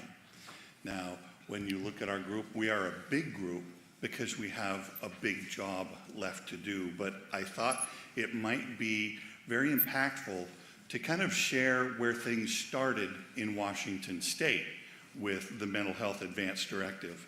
And what better way to share that history than with the individual responsible for its conception back in 2003. So I'd like to call up Senator Karen Kaiser to begin with a brief history of the Mental Health Advance Directive in Washington. Thank you, Todd. Thank you, Todd. Thank you, all of you, and all the sponsors of this gathering for spending the day and putting your life's work on the line with this issue. 20 years ago, actually 22 years ago, I was running for election, and what you do when you run for election, when you don't have any money, is you knock on people's doors, and you talk to people, and you hear their stories, and their concerns, and their issues, and you learn so much. It is very informing. And I still do that when I run for re-election. But 22 years ago, I knocked on the door of a nice house in West Kent, the West Hill of Kent, neighborhood called Camelot, of course. And it was a couple. I considered middle-aged at the time, but I would consider young at this point, who shared with me their distress, their hurt, their concern about their son, who was a young adult living independently, who had been diagnosed with schizophrenia. And he would decompensate occasionally, and everything went to hell. He had a pet nobody could take care of. He had plants nobody could water. He had rent no one could pay because there was no legal method for a young adult to have a parent overtake or take over all of their duties. Well, these two wonderful constituents said, and they were members of NAMI, by the way, and that was a pretty new organization back then. They said they'd heard about a possible solution to this problem they were experiencing. It just so happened at this time I had a niece who had just had her second child and had severe postpartum depression and could not get help. And she was in California, and I couldn't do much for her, but I did it on her behalf. So we took on this issue of looking into trying to create an advance directive for mental health. Now, there was a lot of resistance. I first proposed it in 2020, and it was in the House at that time, and it didn't go anywhere. And then we went on to 2002, and I got to the Senate that year, and we got the bill out of the Senate, only to die in the House. So it took 3 years of working the details of the language. Everyone was so concerned. Self-determination was not a concept most people learned or earned or understood. Self-determination is something we talk about a lot now in the field. And there was very high level of anxiety about legal liabilities among the providers and the hospitals and other elements of the network. And so we had real struggles to get this whole thing agreed to, passed. You have to overcome obstacles, and I have to say that one of my obstacles to overcome in the beginning was the Hospital Association. So it's come a long ways, and I really have to thank you very much for that, because if you have opposition, you often don't have successful implementation. Now, the bill was passed finally into law, but it still was a little before its time. And I am so thankful to my colleague, Senator Manka Dhingra, who was chairing our Behavioral Health Subcommittee, to bring the bill forward, to work with a work group to update the language, which was pretty dated and pretty out of use, and to really get the whole new bill put together so we could get it through the legislature, both houses, Senate and the House. And it also not only simplifies the legal language and improves the processes. It also establishes a role for substance abuse professionals, and also the most important thing, in my opinion, is to explain this tool, which is what it is. It's a tool for families, it's a tool for individuals to think ahead on what to do, what you want to do. If you have a family member with this situation, talk with them about creating their own advance directive so that they will be secure, knowing their pets will be fed, their rent will be paid, their plants will be watered, and they'll be able to come back to life as they had it before their episode. So I urge you to help spread the word and implement this new and even better mental health advance directive. Thank you.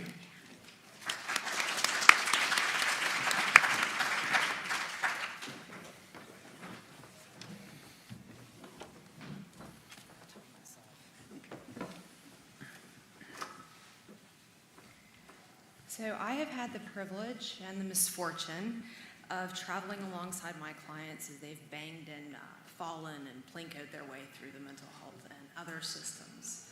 And this is just one of them.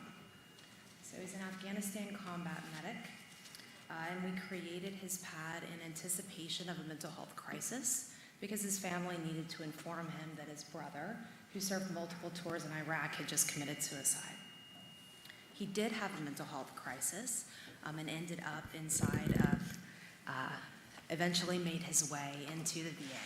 So I found out where he was, took his pad over there, gave it to the nurse, and of course had to explain what this is and what it's for.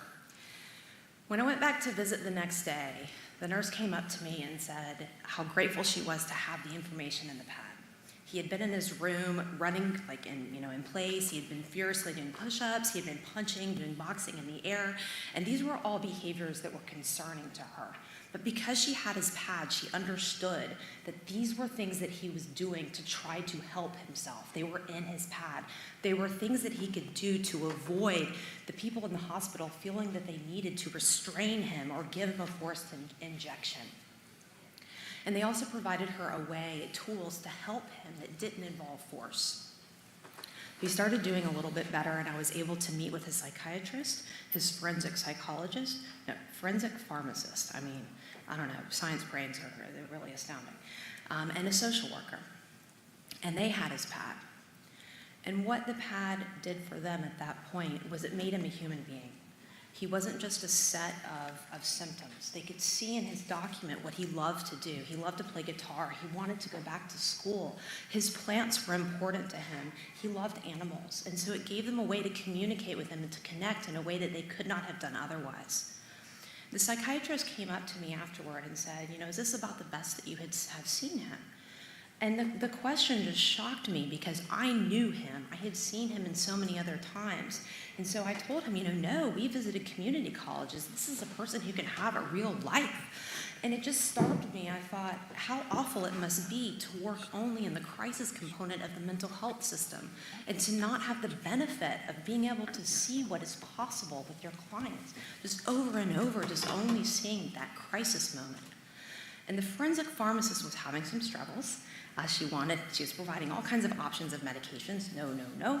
And one of the medications that she was providing as an option was one that he had designated in his pad. He did not self-bind in his pad. He had the choice, he did not do it. However, I sat down with him and I showed him his pad. He didn't trust many people, but his pad was his. It was his language. He trusted his pad because he trusted himself. And because of that, he was willing to try the medication that had worked in the past. And because when that started to work, he was able to access therapy regarding his combat, and he started to do a little bit better. And for the first time, I was able to see him playing guitar. And he could really play. I didn't know it was in his pad. I figured he was just playing. But no, he could really play guitar. It doesn't have a happy ending. He was involved in the criminal justice system, and despite the best efforts of the psychiatrist, everybody at the VA, me, his lawyers, the criminal justice system yanked him back.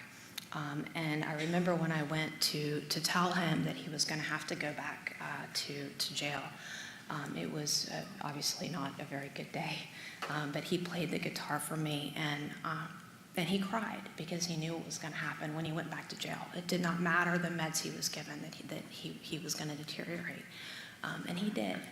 But we had those moments, and we had that opportunity, and we can avoid the deterioration if we can grab onto those chances and not lose them. So, thank you.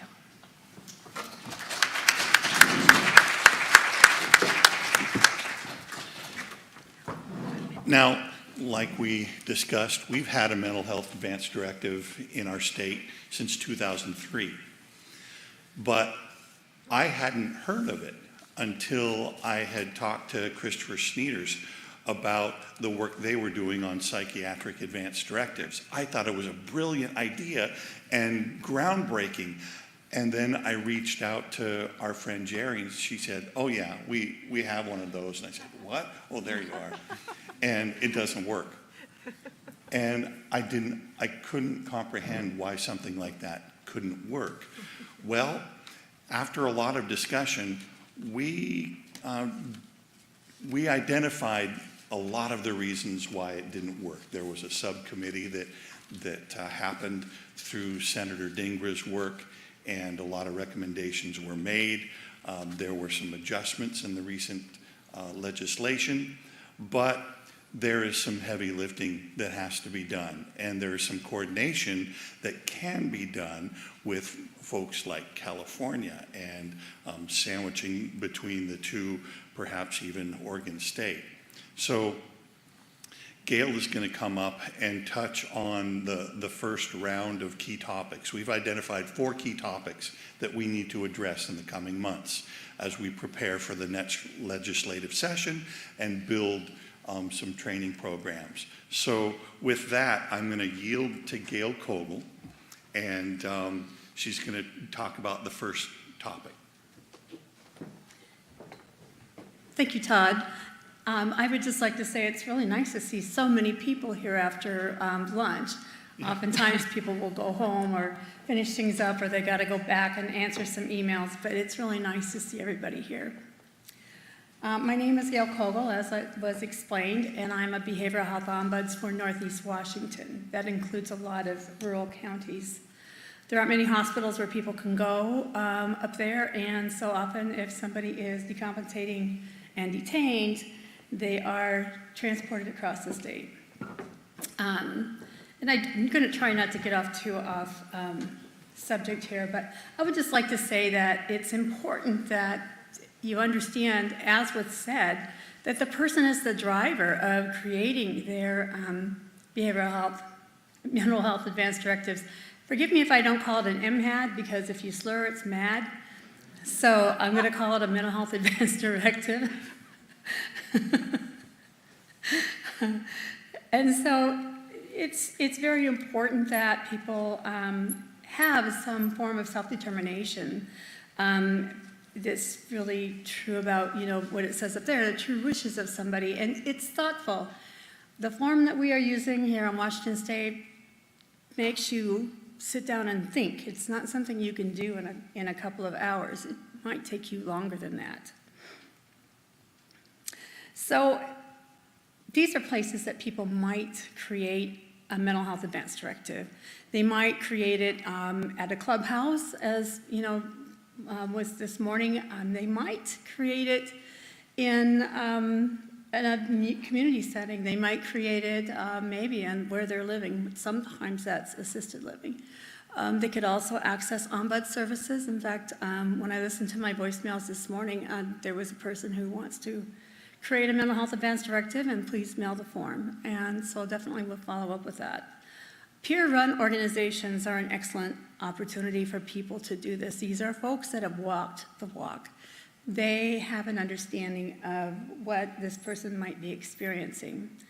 You can even do it from a homeless shelter, and it's kind of vague, but the statute for Washington State says that you could even create one while you're under the control of Department of Corrections. And of course, behavioral health ombuds. So it's important for anyone that's named in this document to know what they're doing. And so talking about the circles of support that you have, and most of the time it's going to be someone in your family. Maybe you're not with your family anymore, so maybe it's a trusted friend. Maybe it's somebody that you've met that is going to, that you feel like you can really trust. I'm going to say that I agree with not knowing it, the plants are getting watered, the pet is getting fed. Sometimes those pets are surrendered to the shelter if they're not let free. I've had calls from people who are in the hospital and saying, I'm worried, I don't want to lose my housing, I can't pay my rent while I'm in here. They didn't have an advance directive, and they didn't have anybody that they could name to do that for them. And it was scary. So I did talk to that person about creating a mental health advance directive while they were there. So here's some ideas about possibly document storage and access. Maybe you can access the electronic health record. I think that this is maybe a solution we could use, although you'd have to be really careful about HIPAA and 42 CFR, which covers people with substance use disorder. Maybe it could be part of the 988 system, but again, you know, you have those HIPAA-related things that you have to pay attention to. But what if there was a designated place for the mental health advance directive to be housed? With permissions, maybe you could access that, but it is there's so many layers that, you know, people want to trust that only ones that have to look at that are going to look at that. This is their insides. This is their person. This has what happens to them, what's going to happen to them, what works best for them, what medications not to try. Please don't give me that medication because it makes me anxious, even though you think it's one that I want. Possibly you could create some specific QR codes for provider access. This is one of those things is where is it going to be? I've heard from other ombuds in our state that once somebody gets into evaluation and treatment center, maybe the hospital, that facility says, oh, you know, you're detained, we don't have to pay any attention to any of this. So there's a lot of education to do, which is coming up next. So maybe use an USB bracelet. I heard that said this morning by Elyn. It was really a good idea. Maybe crisis, but I have to say this too. In the 2021 legislative session put a requirement for all designated crisis responders in our state. They're called DCRs. These are the ones that are responding to a person when they might need to be detained. And on the form that they're checking, there's a box that says, I asked this person if they have a mental health advance directive. There's nothing that says what they have to do with it, but that paperwork goes with it. Maybe that could be a trigger. And we're talking again about low-tech providers. So I will end it there, and I'm looking forward to people answering our challenge and helping us get this figured out, because it's so important. It needs to be part of the regular tools that are used when somebody is needing those services. Thank you.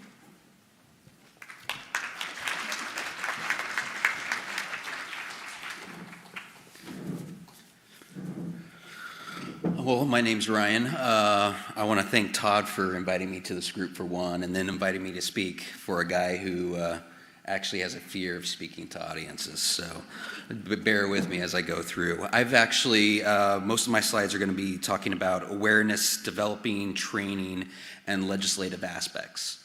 But I actually have more questions than I do answers. And so that's why I'm going to be asking you a lot of questions as we go through. So everything that we've, and I don't know how to run this, but I'll just click it. Yeah, that's the little arrow. Okay. So with everything that you just saw on the previous slides and what everyone has discussed, the main question to break down is what's the overarching plan? What does it look like across all domains? As Washington State Hospital Association, we are leveraging a lot of the training across our members and providing toolkits, but it needs to be broader. Who are those stakeholders in the community that will help with the important document and the process of getting these completed? Provider and community training. What will it take to develop trainings and effectively utilize the documentation? What will it be the best practices found in your setting? Sitting and having the conversation with the person while they are at their current best takes time, compassion, commitment, and understanding. One of the goals of the MHAD is to ensure that a person has autonomy and it is completed and that we know their best wishes. Are there funding opportunities to ensure that the MHAD, how do we access each person's MHAD, and how do we make sure that everyone comprehends the legal terminology and aspects of the document? As the discussion grows with questions looking for answers, are there opportunities in legislation? What complications can arise while incorporating this document during treatment? What engagement is there surrounding people of diverse ethnic and cultural backgrounds as the MHAD is completed? And how do we evaluate the impact on the person with their quality of life and services provided? How about the new 988 laws, and how will that have a relationship to the MHAD as it goes along as well? Is there a specific person or title that should train to the development and the delivery of the MHAD? And will they be responsible for updating and training the resources? We know that it is important to create a community-wide standardized training, but who will be the train and the trainer? Is there agreed upon sources that train all different communities in the MHAD? Are there more MHAD that's completed while an individual is in the best state, while absolutely creating the influence and the outcomes of the person's treatment, which we know is the best call for a person as they have a psychiatric emergency? So how do we find support and training throughout the continuum of a person's life? And that's about all I have to say at this point. So is there any questions? Through the last few slides, we have to ask these folks to help us. Right. And that's kind of the big part of why we're here today, to show you who's already involved and how you can be involved. We've already developed a pretty lofty stable of stakeholders and organizations. These are just some of them. I should also, I would be remiss if I didn't say that our group really was going to be a little bit bigger by one today, because another titan of peers, Stephanie Lane, was going to present with us, but she got double booked and she had a commitment that she couldn't get out of, and we said, we'll cover you, Stephanie, but Peer Washington is well represented in this work, and we know how important peers are for this endeavor. We've had 4 formal meetings so far, and we look forward to starting a whole new series of meetings and subgroup meetings starting hopefully in June or July. And what we expect is that in addition to developing training plans and materials and creating all these sub-work groups and developing action plans, we're also going to be talking about legislative asks for the 2023 session. That's inevitable. And the vision after all of that is done is to create a comprehensive system where a mental health advance directive in Washington State, also perhaps partnered with the psychiatric advance directive in California, can be a model for the rest of the country and be a tool that is utilized to its fullest potential, which means not only better outcomes, but likely saved lives as well. How can you get involved? That's the easy part for us, and that's the hard part for you. We have these 4 key areas of focus that we're going to be moving on. And under document creation, that could be anything from an individual peer to another peer organization, community advocacy, family representatives. Under document storage and access, we're going to need tech partners. We're going to need people that are very familiar with electronic healthcare records and the logistics of flow between the different systems that happen. Not that there is flow between a lot of those systems, but we need to figure out how all that is going to be easily accessed. Healthcare systems and community training programs are going to be a key aspect of what we do, because we need provider support in this. We need provider buy-in in how this works and how it's implemented, and training is the key to that. Answering those objectives or answering those objections about legal concerns, about the misnomers that might a provider might have about what they think is best versus what their patient or consumer or client thinks is best. So training will be a huge key. And then legal and legislative enhancements, that's kind of obvious. We're going to need House and Senate champions and sponsors for any bills that come out. We're going to need lobbying groups to help us move this forward. Would be wonderful to think we could get it all done in 2023, but I've been there before. I don't know, but we're going to try. So that is where you come in. If you go into the Whova app, there are 4 categories that you can say, I'm interested in this, and we'll reach out to you, I promise. With that, we're going to open it up to questions, and I think we have enough expertise here at the table to where I'm just going to let the questions flow from the microphone over here, and I'm going to step off the stage and get out of the way.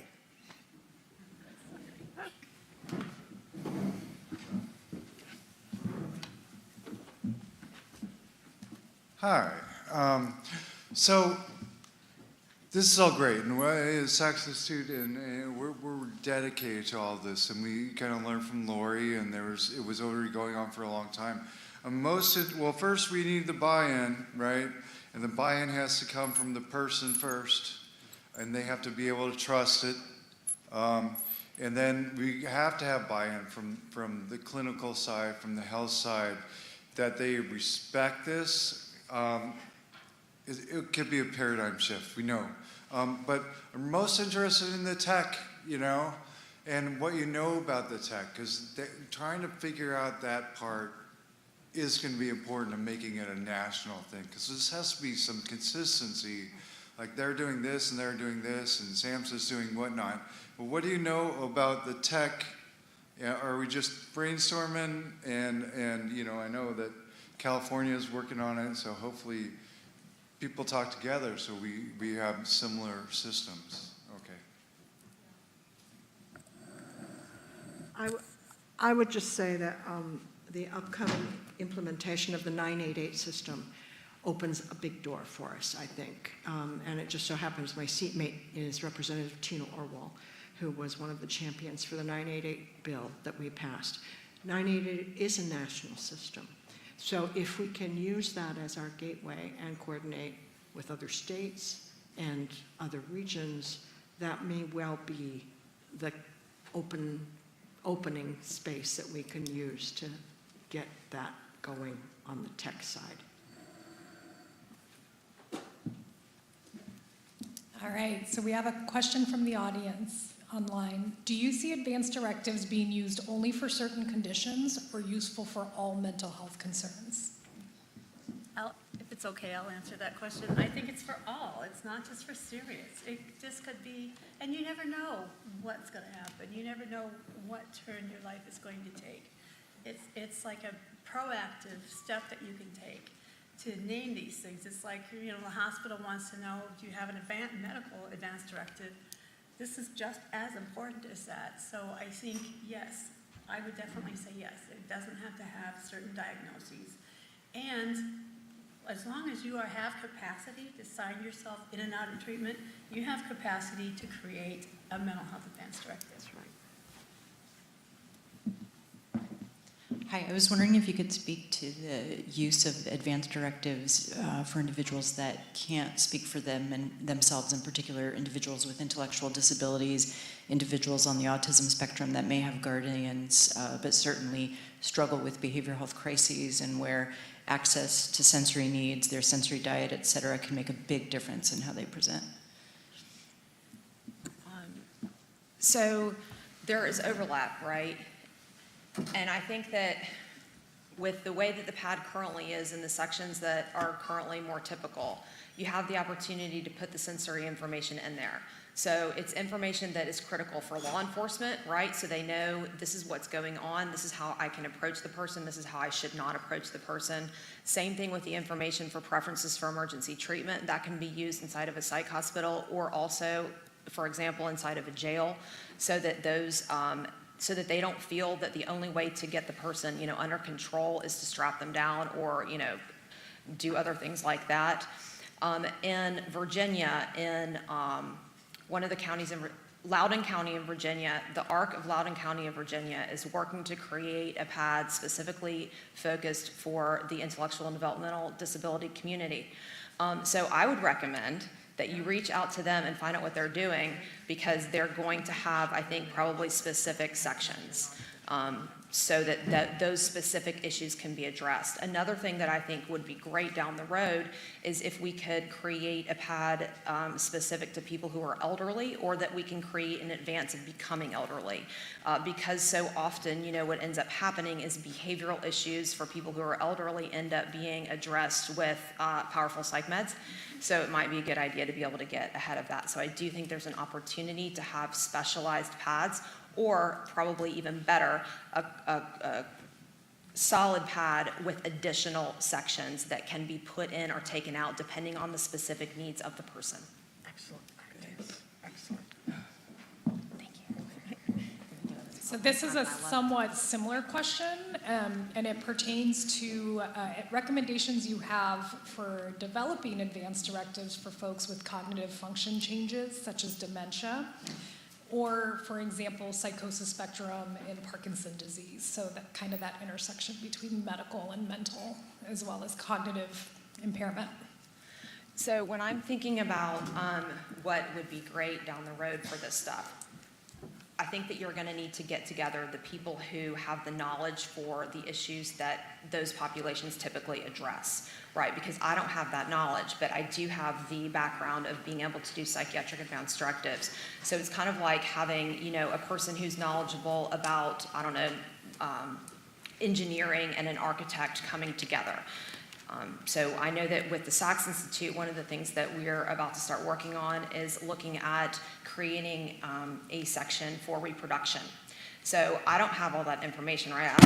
I don't know anything about that, but there are OBGYNs who also, are psychiatrists that have that information. So it's really critical when it comes to those very specialized populations that you pull in the experts from the different areas so you know what questions to address. Because you don't even know what questions to address if you don't know the issues that population is likely to face. And with dementia and things like that, you want to get ahead of it, right? I want to make those decisions now so that I have as much control as I possibly can hold on to for as long as I can. And that's going to have to be our last question. Oh, I'm sorry. No, we're glad.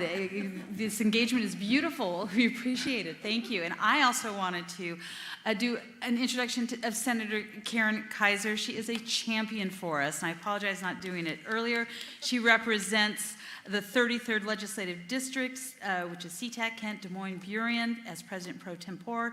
She presides over the Washington State Senate when the Lieutenant Governor is unavailable. That's when we should hit her up. But we'll go get our stuff passed when she's doing that part. And I also want you to know that she was a pivotal leader in reforming Washington's healthcare system, fully implementing the Affordable Care Act, and passing Washington's nation-leading paid family and medical leave program. Thank you.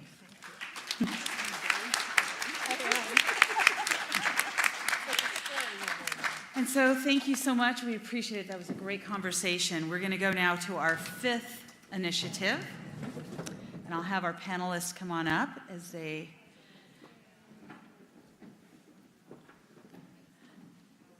And our 5th initiative is PAL for Moms, Substance Use and Telepsychiatry Expansion. And joining us is Amritha Bhat, MBBS, MD, MPH, attended medical school at Bangalore Medical College. She completed a psychiatry residency in India and a residency at the University of Washington. Following her residency, she began the Primary Care Psychiatric Research Fellowship at the UW, and in 2017 earned an MPH from UW. Her clinical interests include integrated care, perinatal and reproductive psychiatry, cultural differences in symptom presentation, and high-risk populations. She leads several projects related to maternal well-being with a focus on education and bringing care to remote and underserved populations. And we also have Nadia. She should be on Zoom. Oh, she is on Zoom. Nadia, yay! Bespalova is a perinatal and addiction psychiatrist and acting assistant professor in the Department of Psychiatry and Behavioral Sciences at the University of Washington. Her current clinical, teaching, and scholarly interests are perinatal mental health with a focus on substance use, psychiatric education in perinatal and addiction psychiatry, and reducing barriers to care for people who struggle with substance use. And I'll let you all begin. Thank you.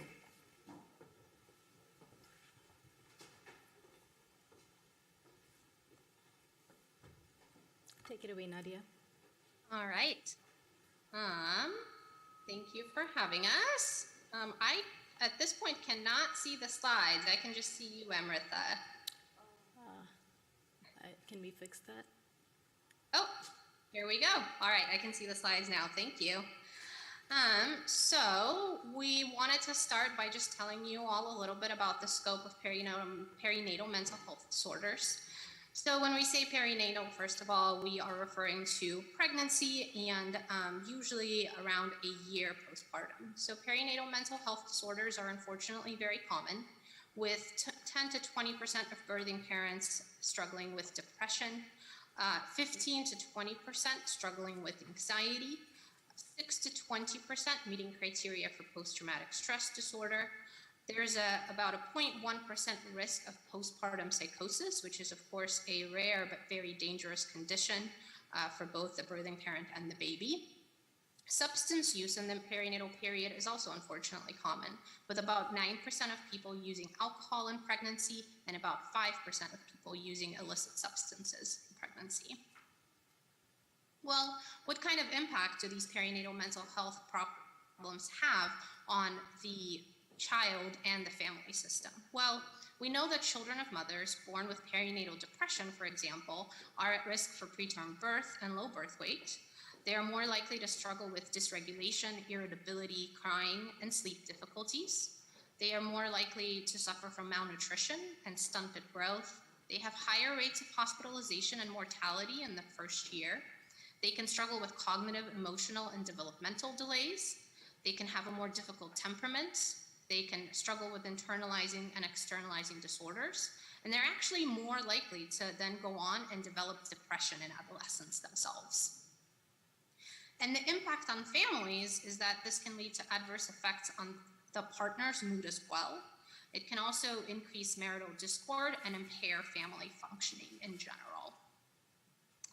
Now, to zoom in a little bit on our state, this is a graph of findings from the Washington State Maternal Mortality Report, which was published in October 2019, and it looked at all maternal mortality from the years 2014 to 2016. And during that period, you can see that 13 birthing parents died from suicide and 15 people died from overdose. And you can see a breakdown of the suicides being in green and substance overdose or poisoning being in yellow. And it's broken down by pregnancy associated, but not related, pregnancy associated, unable to tell if it was related or not, and pregnancy related. And the difference between those is that pregnancy associated is any death occurring in pregnancy or up to a year after the pregnancy. And then pregnancy related is specifically tied to a pregnancy complication. This is some interesting numbers. So this is looking specifically at overdose. And what you can see here is that when it came to overdose deaths, actually none of them occurred in pregnancy. And we know that most people, when they become pregnant, and if they do plan to continue with the pregnancy, most of them are actually able to stop using substances. But as you can see, most of these deaths actually occurred in the postpartum period, with 60% of them occurring from days 43 to a year postpartum. So as you can see, what is the scope of the problem? Why is this happening, and what we can do about it? Well, we know that there is an unmet need for perinatal mental health treatment. Actually, less than 5% of those who struggle with depression go into remission and are treated to remission.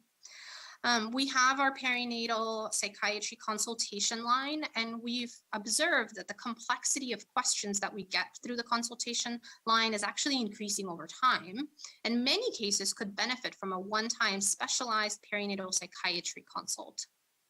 And there's many other barriers that are not addressed through the consult line alone, which is the behavioral health provider shortages, that frontline providers comfort with perinatal mental health assessment and treatment. People don't always feel comfortable with that. And there's also fragmentation of care. So if you think about a pregnant person and the kind of care that they get, there is substance use disorder care, there's obstetric care, there's pediatrician involvement, especially if the person has other children, and the care just ends up fragmented between different providers and different systems.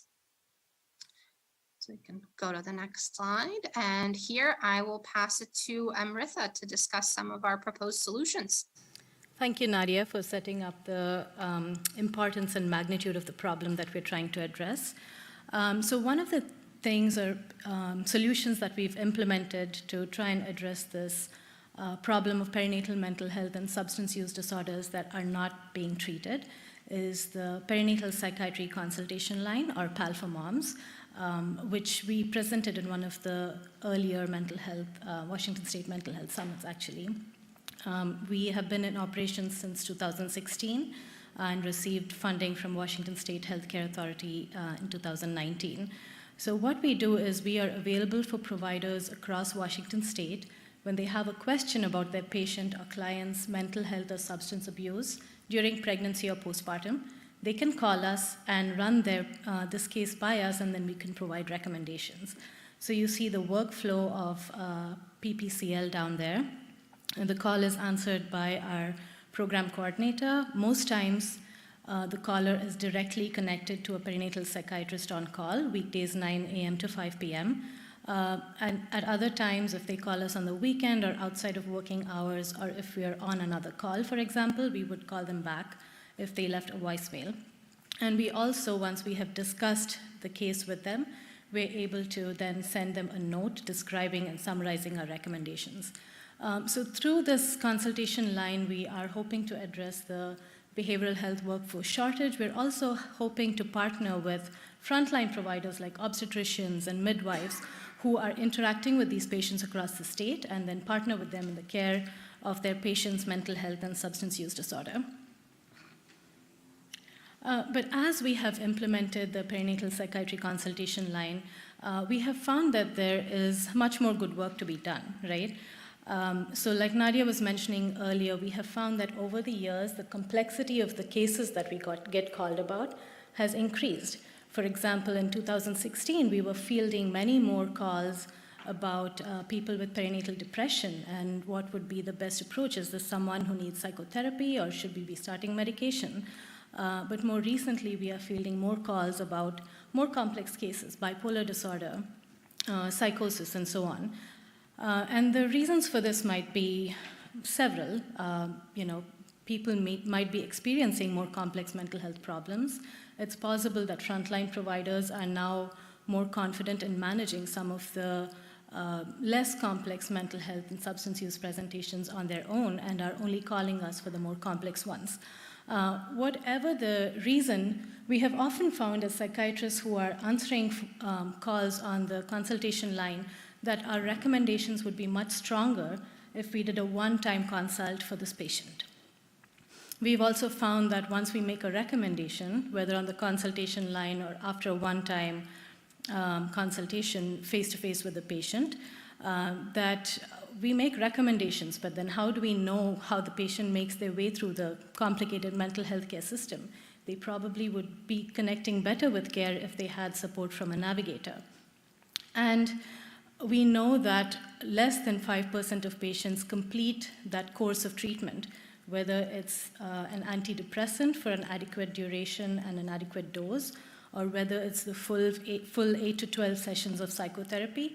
Not everyone completes that dose. So having follow-up once someone is connected with treatment is also important in in ensuring that symptoms are treated to remission.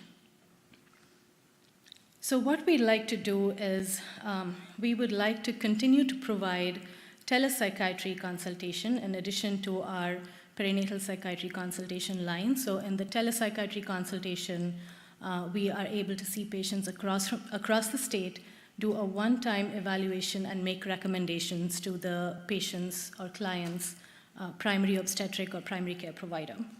We would also like to add services like enhanced care coordination and brief psychotherapy.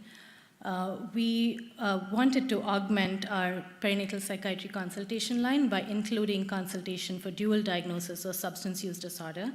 And we would love to partner with people who work in similar areas like peer support, SUD case management program, home visiting programs, really any clinical or community-based organization that cares for people who have been traditionally underserved by the healthcare system and who don't have ready access to mental health or substance use assessment and treatment. And of course, looking for funding for this work that we're doing. So what have we accomplished so far? We have, as I mentioned earlier, state funding for the perinatal psychiatry consultation line. And we most recently welcomed Dr. Bespalova, Nadia, into our team to provide expertise in psychiatric consultation with addictions expertise in the perinatal period. We have, since the onset of the COVID-19 pandemic, been providing one-time telepsychiatry consults to patients from across the state. This has been a successful pilot. We've gotten good feedback. This is just some examples of the feedback we got from providers who had referred patients or clients to this telepsychiatry clinic. So one of the referring providers said, the client felt the diagnostic process was more thorough than anything she had done previously. She finally felt like she was diagnosed appropriately and felt listened to and respected as she made a decision about taking the medication and the risks versus benefits. So this is a thing that comes up very frequently in perinatal psychiatry, is balancing the risks of the medication on the fetus versus the risk of leaving mental health conditions and substance use disorder untreated. And another feedback was this program is wonderful to have for the complex patient, or in this case for addiction psychiatry, which is extremely difficult to access in our semi-rural location. We also had suggestions for improvement. One of them was to facilitate a care coordination meeting with the client and other providers working with the client to transfer care with the entire care team in the community. So this kind of speaks to what I was mentioning earlier about that one-time consult might not be enough, and we might need to follow up and make sure that the patient is accessing and engaging in the things that were recommended. Our vision for our maternal child mental health program and for the PPCL is a world where all perinatal people in Washington have access to equitable perinatal mental health and dual diagnosis, that is, co-occurring substance use and mental health care. And we hope that many of you will partner with us and collaborate with us in achieving this vision. So some of the ways in which you can get involved are to help advocate to fund navigator support for the telepsychiatry clinic. We have found that the role of the navigator is crucial, whether it's in the perinatal psychiatry consultation line or whether it's in the telepsychiatry clinic, as they try to ease the person's journey through the mental health care system, whether it's scheduling an appointment, whether it's problem-solving difficulties with Zoom. That navigator support has been crucial. Suggest funding sources to support telepsychiatry beyond the COVID-19 pandemic. Help to get the word out about our perinatal psychiatry consultation line with the expanded focus on dual diagnosis, and suggest to us how to promote the consultation line to substance use disorder treatment settings. And if you have other ideas other than the ones we've listed here, please feel free to share in the app or find me after this. So looking forward to that. And now we have time for questions.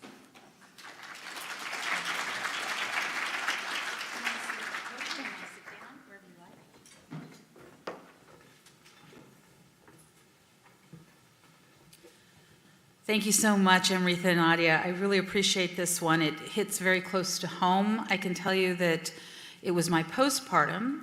I had no problems during my pregnancy, but postpartum, after my twins were delivered, is when I fell into my alcoholism. And I always wonder where the tipping point was. And I didn't even know there was such a thing to call to ask for help. It was a long, suffering time that I wish I would have known about you. So I really appreciate the work that you're doing for all of us out there. So we have some Q&A. I would ask, again, your Huva to it's late. Download, check the thing, and your initiative. There we go. Call to action. I'm going to get there. We have some questions. We'd love to hear them. So what do you think is the most important information for people to make decisions about in advance of, if they have mental health issues and they're pregnant or whatever? I will start, and Nadia, if you're still there, feel free to chime in as well.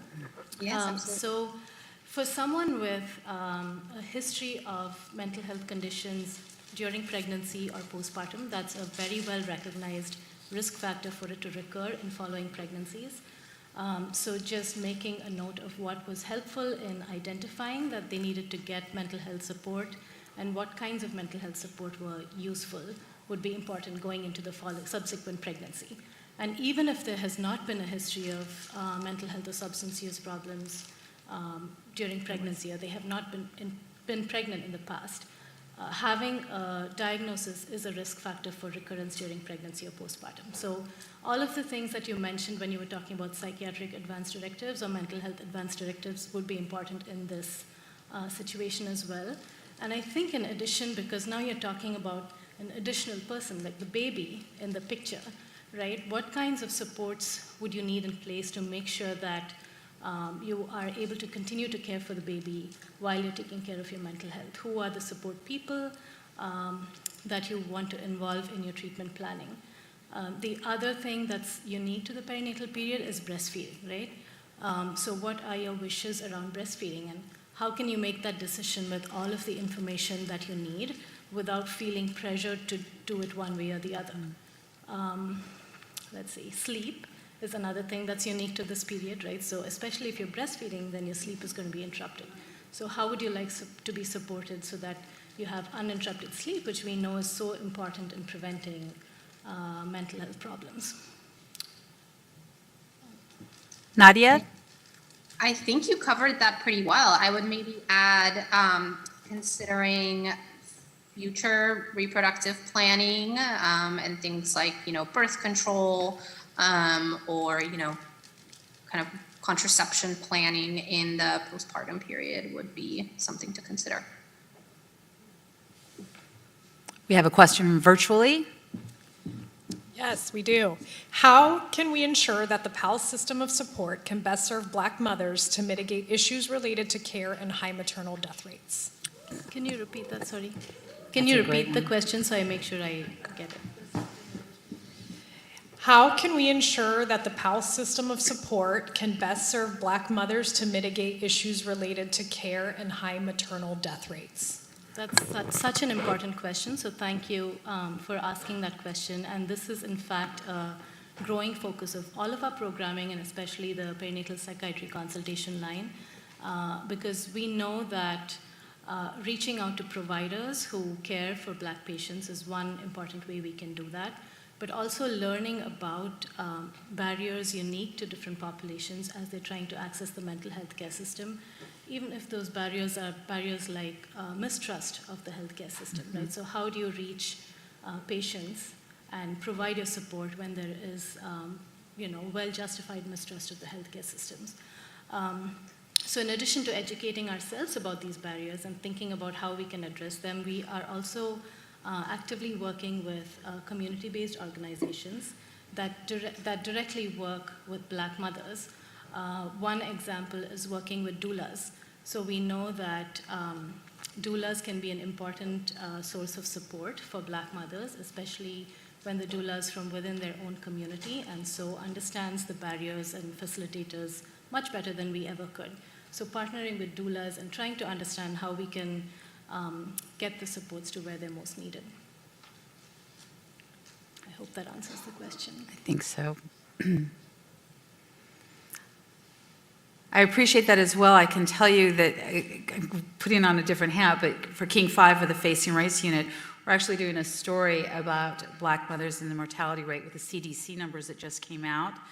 And we found a brand new facility that's based in Rainier Valley, and it has midwives, and it has culturally appropriate and people where the trust is built, and we're featuring that. So keep your eyes out. That wasn't a plug for King 5, but we're just wanting to make sure that these stories that are culturally sensitive are told in a way and that we're looking at the solutions, not just the problem, which is so important. Another question? Hi, thank you so much for being here and your presentation. Can't really see.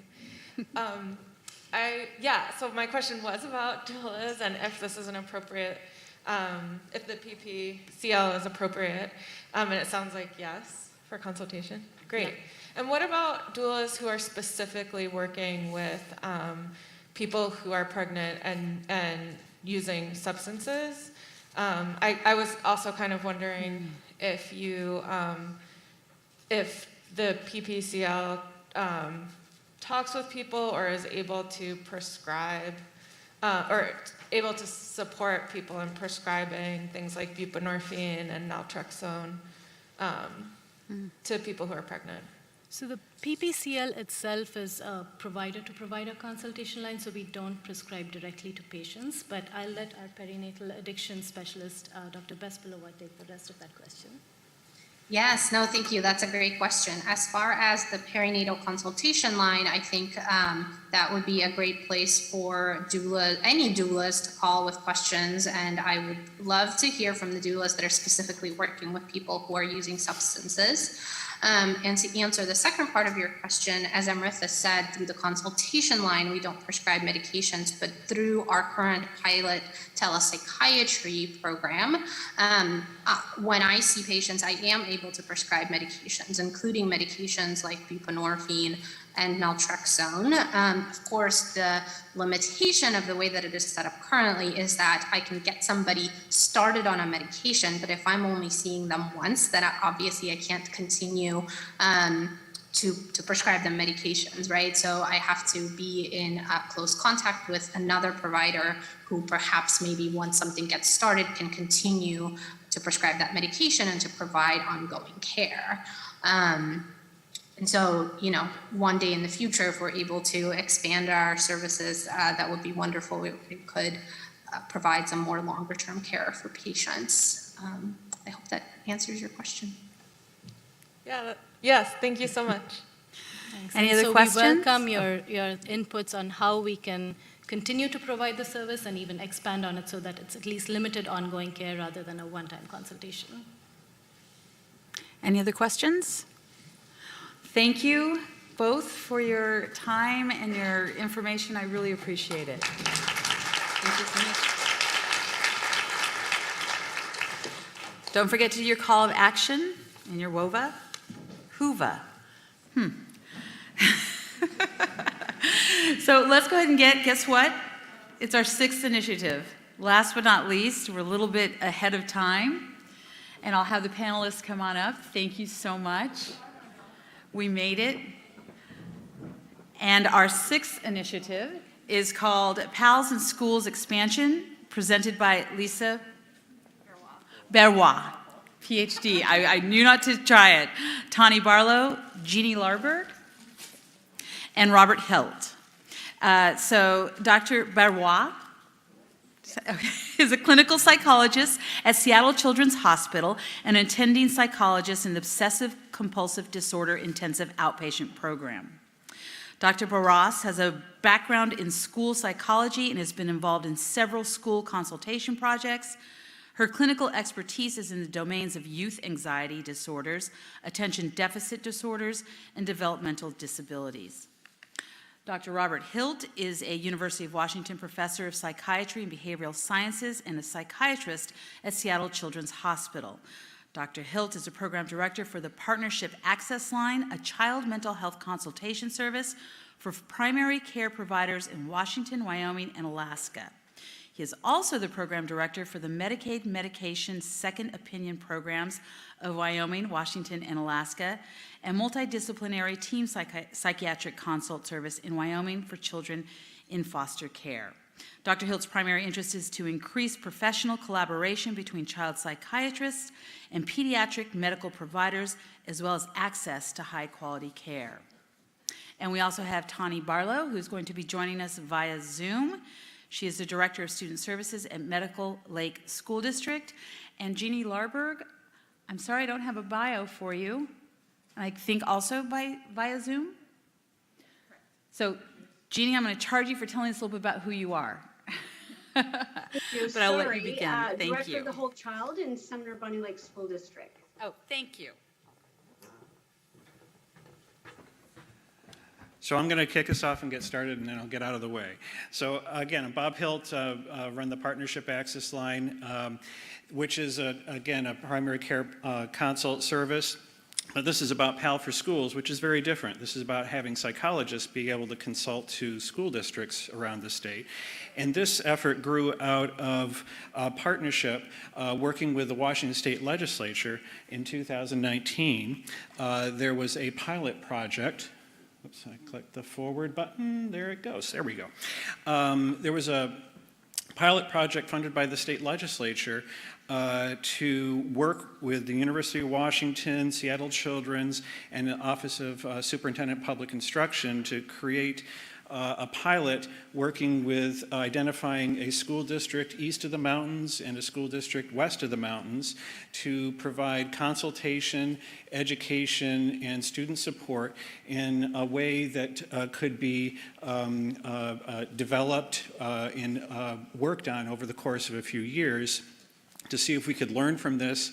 And as we have identified as a state, both significant underserved mental health needs, significant mental health needs within schools, and trying to find new ways to address these needs within the school setting, recognizing limitations of workforce, a need to provide more consultation, education support in schools, and thinking, are there ways that we could scale support in different ways using the consultation education models. So that's what we went out to do. So I will pass the baton to Lisa. There you go. Thank you. So it was our goal in this pilot to intervene on multiple levels. We wanted to offer professional learning opportunities, so we offered training to not just the mental health staff in the schools, but also to the teachers. On some occasions, we had opportunities for the front office staff, security to attend, which was great.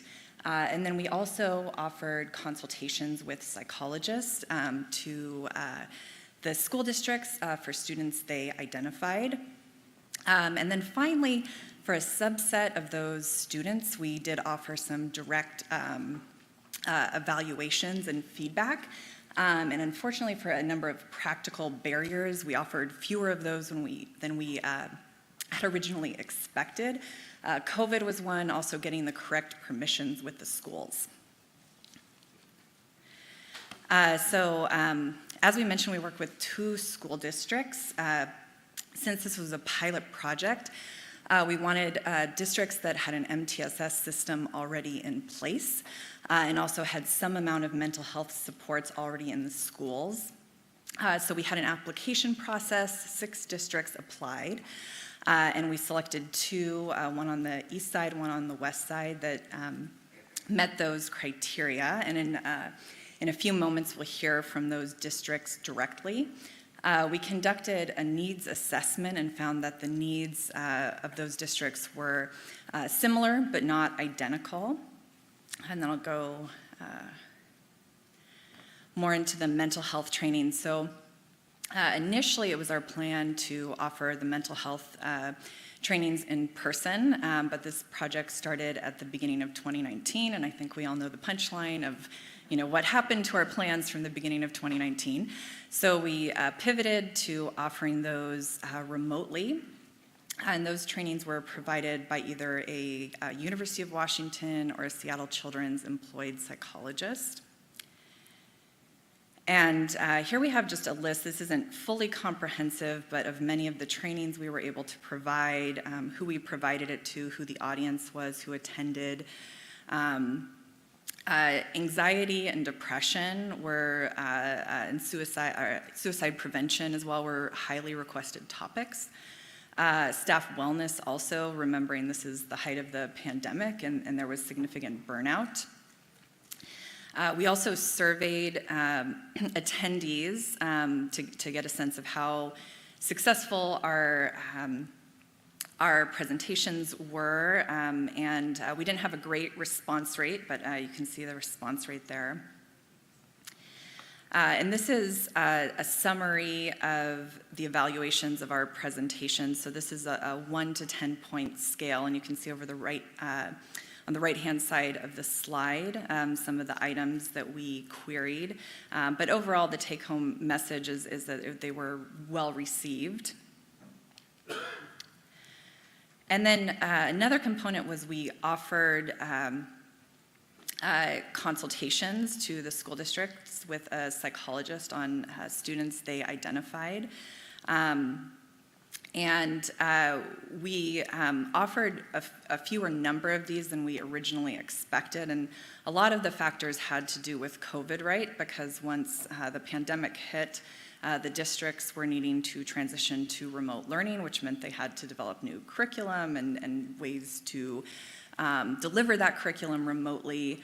Additionally, they had the immense challenge of not necessarily knowing what their students' mental health needs were, since they were meeting remotely. And some students were just lost, right, to the school at that point, and they weren't sure if they were coming back.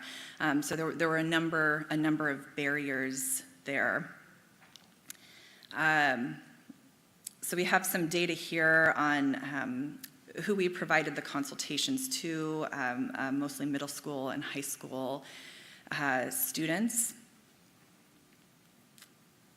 And then we also collected some data on the acceptability and usefulness and timeliness of the consultation process from the schools. And this was collected on a -2 to +2 scale.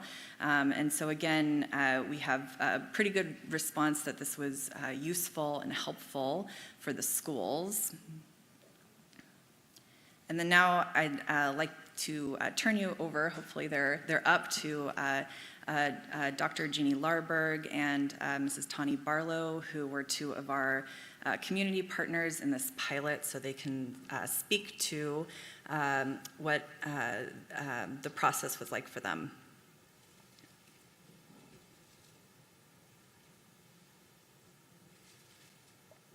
Hello there. My name is Tawni Barlow.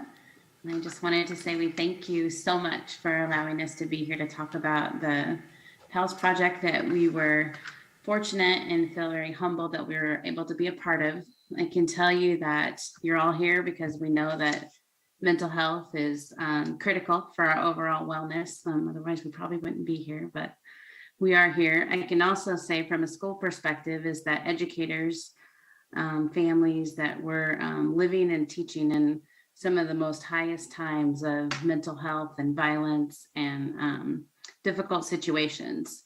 I worked in Department of Corrections for 16 years and child welfare for 2 years, so 18 years of really reactive high need situations, and we're living that today in our school systems.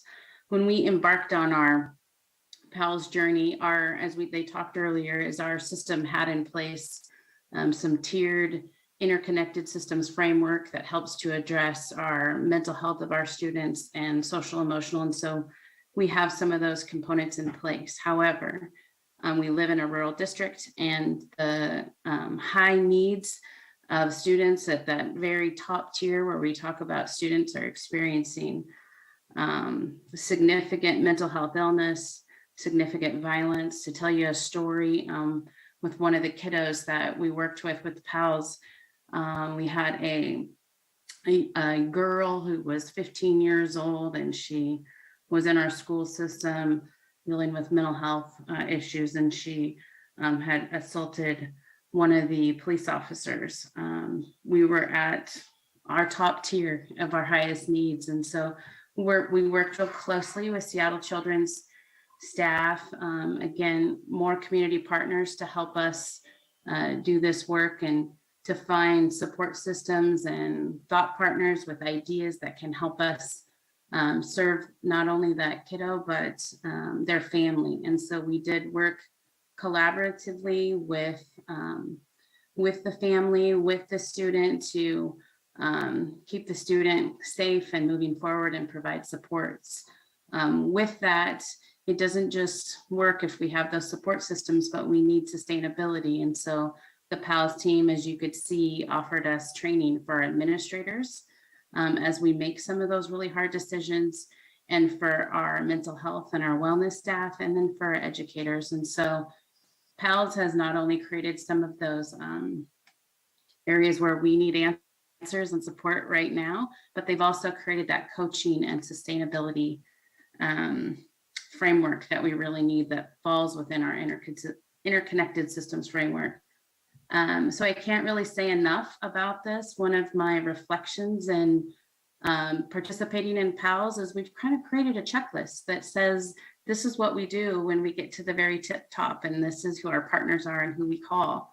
We're in Medical Lake. We don't have community partners that work with us at that level because of our location. And I said, well, what will we do when the PALS program runs out? What do other schools do? We feel very fortunate that we've been able to do this, but I can't press on people enough to, communities need this support. And if we all work together, we can, we're gonna be better together to help our communities and our society move forward. Like I said, I came from a reactionary place, and so this is the area to do that preventative work.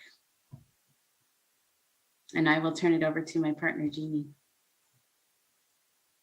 Good afternoon. Thank you for hanging in there for this summit. I know it's a long day.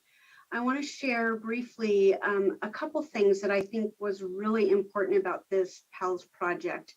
One was, yes, having some systems, but also those teleconsultation opportunities to really work through some very difficult situations where students had some challenging behaviors, but also mental health issues that impacted not only school, but safety in our buildings.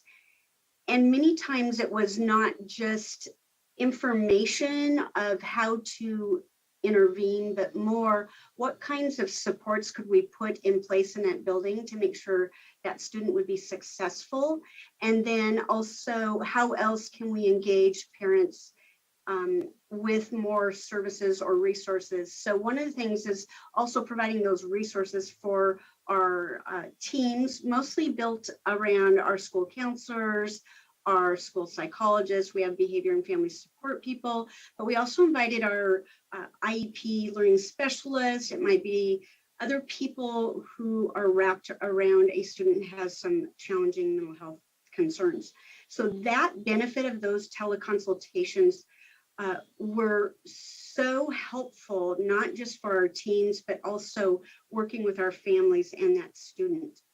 One of the things that came out of that Lisa didn't share was we were having less consultations in this third year, and we were offered to include our elementary, which was so beneficial. We still had some middle school teams that really needed it this year, some complex behaviors.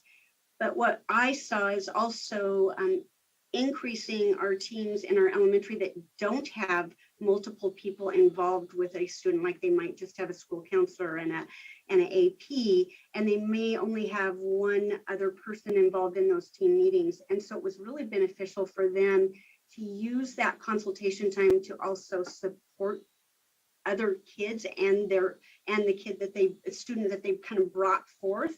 It provided more capacity in our teams of understanding of how to help more students, because in many times the resources or books or anything else that was given in that teleconsultation we could apply to other situations. So that was a big takeaway from this project. again, I piggyback from what Tawni said. It was a great opportunity. And yes, there's a little bit of concern about where will we be without those teleconsultations. In addition, I think the second piece that was really important was educating our teachers and really the staff at secondary around the concerns that was so important to them at the time and still is anxiety and of course depression and their own wellness. And I see those components as being the most beneficial of this PALS project, as well as really helping our schools across the district to really have a thorough understanding of a team process in that multi-tiered system of support for behavior, and knowing what those tiered pieces are so that we're using resources to the best of our ability in our buildings. So ending with that, one, of course, great appreciation and hoping that this model could be used with other schools across our state, knowing the impact that it can have in a building or across several buildings, something like Sumner Bonnie Lake School District, who has 10,000 students. We have lots of opportunities to have that teleconsultation. So I'm looking forward to hopefully some legislation movement towards how can we make this available to other school districts. Thank you.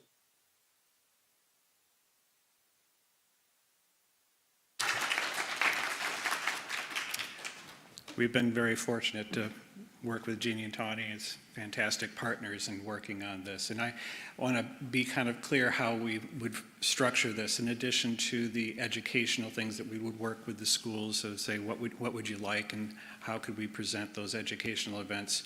The districts were asked, say, let's pick a day like Mondays at 2 o'clock will be your regular time that your high school will have a time with our psychologist to discuss cases. That's sort of your reserved time. And then you would let us know, do you have something to discuss this week, and kind of send us a copy of an IEP, for instance, on the student in advance, so the psychologist could take a peek at it and have a more fruitful case discussion. So these were oftentimes set up as we learned to set these up as pre-planned discussion times to be efficient for both the school staff and for our psychologist, and that the schools would know that they always had that time coming up when there's something that's not going well with the student for that Tier 3 MTSS level student, that they can discuss a case. So that was how we had learned to evolve it over time. Next slide. So moving forward, so this is getting into action plan steps. This is you'll see it reiterated in another slide. So we're interested in discussions about where things like this could go forward. This was a pilot program. It is concluding this summer. In the pandemic, we extended things as best we could, but it is ending this summer. So we're interested in discussions about how we all have learned from this and what could come next. We're interested in potential funders of services like this, legislators or donors, whether OSPI and the school districts themselves are planning things that might be in this vein that we could support, whether we could be partners with other initiatives that we could use this effort to help inform, say, here's some things we learned that we can make that better, or maybe this becomes an idea to help make something else better, whatever. Ultimately a vision, that Jeannie and Tawni have helped us understand, this idea of working with the existing MTSS system, that every school should be able to have access to a Tier 3 consultation if they don't already have that in their system. Somebody they can turn to when, boy, everything's hit the fan, Where do I go to for help? Maybe something like this could be the pull chain for help sort of system that schools just have available to them. Maybe the Tier 2 system of support is about education and trainings for school staff as part of the armamentarium that could be provided in the state. So interested in discussions around that as part of the vision of how our state can continue to support schools and having those discussions. There's also an idea being floated. We've talked and about the PAL line and the like, where primary care providers, physicians can just pick up the phone and immediately reach a provider. Is there an idea that schools should be able to do that? There's issues with FERPA and being able to actually officially be a partner, a collaborative partner of the school. But that's something could be ventured in the future. In reflecting on the need for consult appointments. We thought those consult appointments were going to be absolutely essential. It's pretty tricky to do them. In setting up all the agreements to do them, it seems that most of the need ended up being served by education and these regular consults with the school staff. So that was an interesting thing to learn, I think, from my perspective in this project. So the action items you'll have, as we've heard again and again in the Whova app. If you're interested in any of these 3 items, please let us know, and I want to make sure we have time for questions. How's that for an intro? Okay.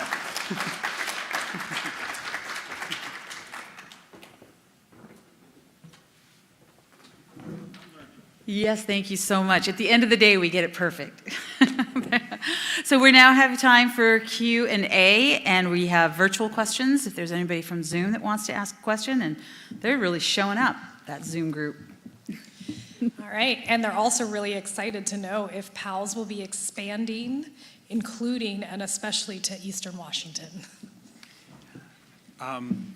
Ideally, that would be an ideal thing. We'd love to be able to continue this work. We're sad that it is, the pilot funding is ending this summer.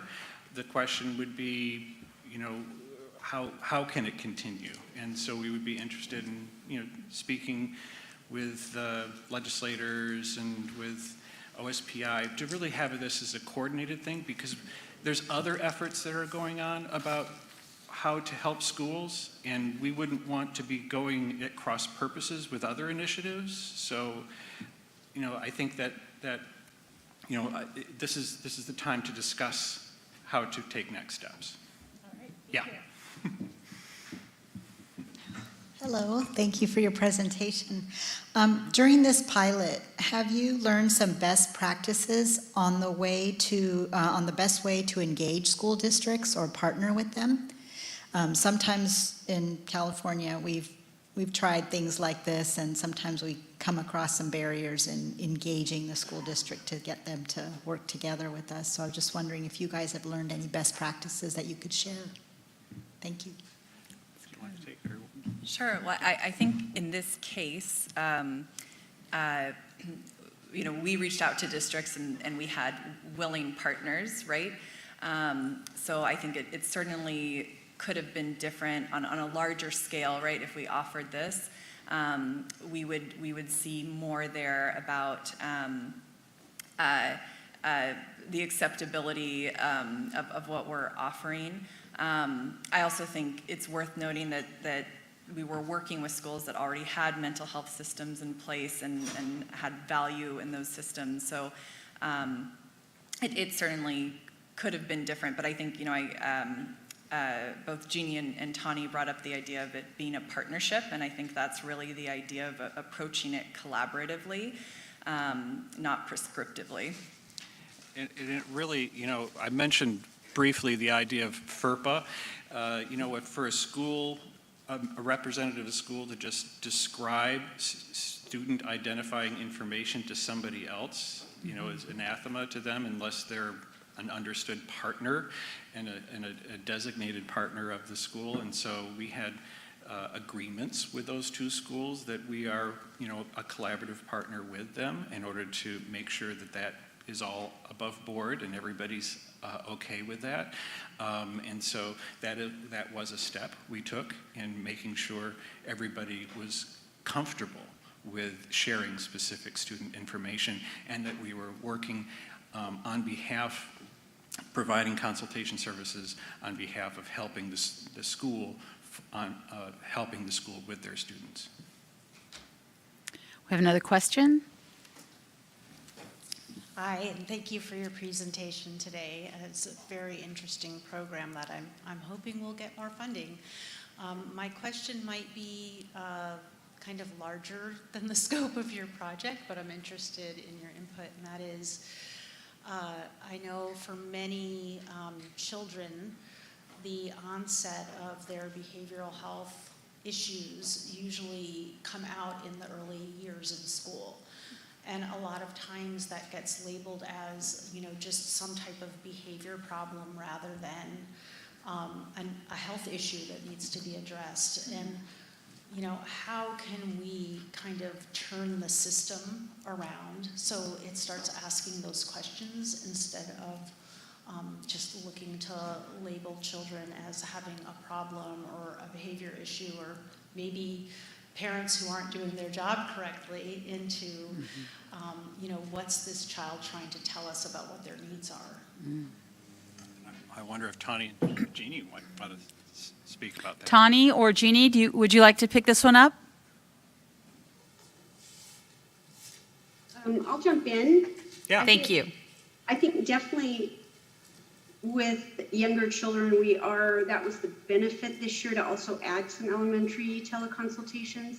I think it's the whole package, though, is educating our staff and our administrators, because I think our counselors or social workers or those types of support people really understand that the younger ages is when we start seeing some of those symptoms rise. And I'm hoping our schools across at least Washington is getting better at looking at behavior as communication. I know we are in our district, and I'm hoping that that's going to continue to be the direction from our OSPI of, instead of being a problem, that it really is communication. So that's my piece of that. I think that teleconsultation expanded to elementary is key, because we do see some critical symptoms with students that may look like other behaviors that we need some more support addressing in that building. And the only other piece that I would add is, as a school district, as we're partnering with our community partners and we're learning and we're having these conversations, we're getting divergent thinking. So it's not always the same system that you were talking about earlier. And also, as a school district, we are utilizing screening tools that's helping us do some early intervention and some prevention work before we get to some of these higher needs. And so I would just say it's a combination of having our community partnerships and shifting schools a bit, as well as us utilizing some screening tools. All right, this one's from online. We know that children of focus often cross systems and have multiple needs. How does your approach consider multidisciplinary treatment approaches? Puget Sound Educational Services District is, for example, piloting and offering MDT, multidisciplinary team consultation, to districts. Well, any form of multidisciplinary team approaches is great in my book, which is why I was sort of referencing, what we're talking about here is a way of providing supports that is a way of providing supports where there's not already something that's in this place. So if there are districts that have, a place to, something to provide that tier 3 MTSS, what am I going to do when things have all gone to heck in a handbasket, be able to provide that educational staff support or staff wellness support, training support, and in that as you were saying, a multidisciplinary team. If you're getting a whole team together around a single student, that tends to make me think about the tier 3 individual. If they have something like that, great. Then maybe they don't need something new. They already have that. This is about if a district doesn't already have that. Yeah. I think that's the end of the questions, and we'll have Laura come up stage for our call to action.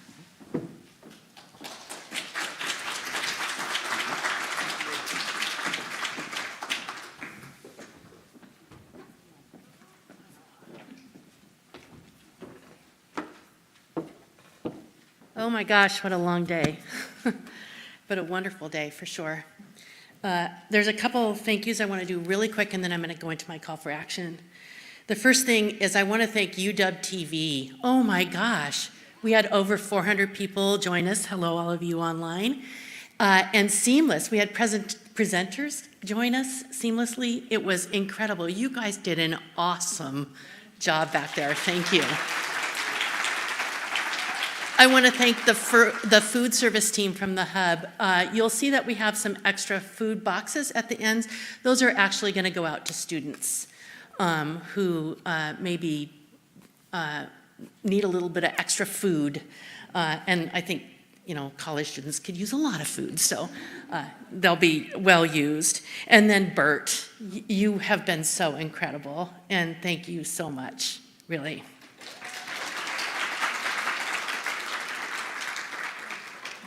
All right, so I'm going to face you, and I'm not going to look at these pictures.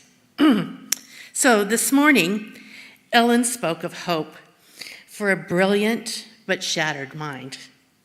And she spoke of a life of fullness, of meaning, and of challenge after she went through those initial pieces and didn't let her disease define her, but actually be a piece of her, and helped others understand that. Christopher talked to us about his friend Max and about how hard it was when they had to have an intervention. Senator Dhingra and Josh Wallace talked to us about lived experience and the need to have the person's voice at the table, which we can't do enough.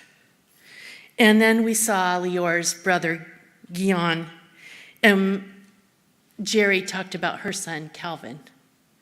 These are real people. These are human beings at our basic core.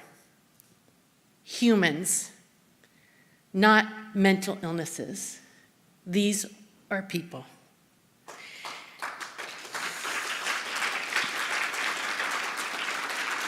It is time for each of us and each of you to take action, whether you are in a seat here or whether you are watching from home.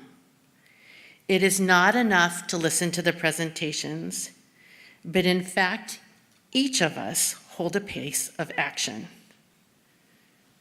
This is Chad. He was loving, he was funny, and he was wickedly smart. He was our son, a brother, a nephew, yes, Anita, I'm talking to you out there, and a friend. He lost hope. But we have heard of initiatives today that do provide hope for the future. I love my son.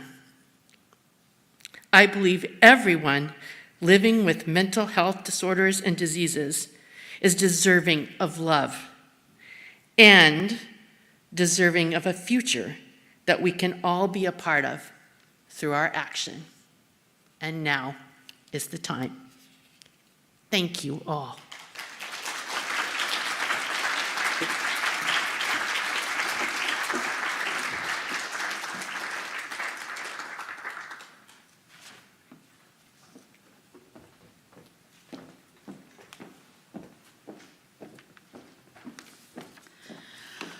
So we end our day. I do have a few last thank yous. I'd like to thank Topher Jerome, Cheryl Swartz, Becky Sladek, Michelle Stahl, Mandy Owens, Milena Stott, Tara McKee, Esther Solano, Jennifer O'Connor, Priyanka Chowdhury, Christian Cruz, and Kim Gold. As you all know, events like this do not get put on without our volunteers and the people who are doing all this work behind the scenes. So thank you all. And I want to thank all of you for your attendance and participation in the Washington Mental Health Summit 2022, here in person and virtually. Thank you. We started the day with a promise that at this summit, you will learn and be inspired, and most of all, leave hopeful. We have the heart, the energy, the expertise, and the passion to make a difference.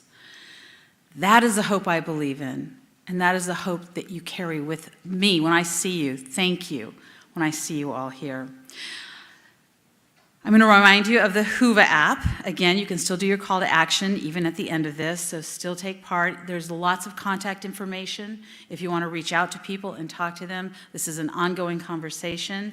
I'm thinking by next year we won't have to wear masks, hopefully, and we can have even more engagement. This is truly moving the needle, and we can't do it without all of you and without the guidance and love of Laura and Todd Crooks. So thank you all, and enjoy your night. Thank you for your time.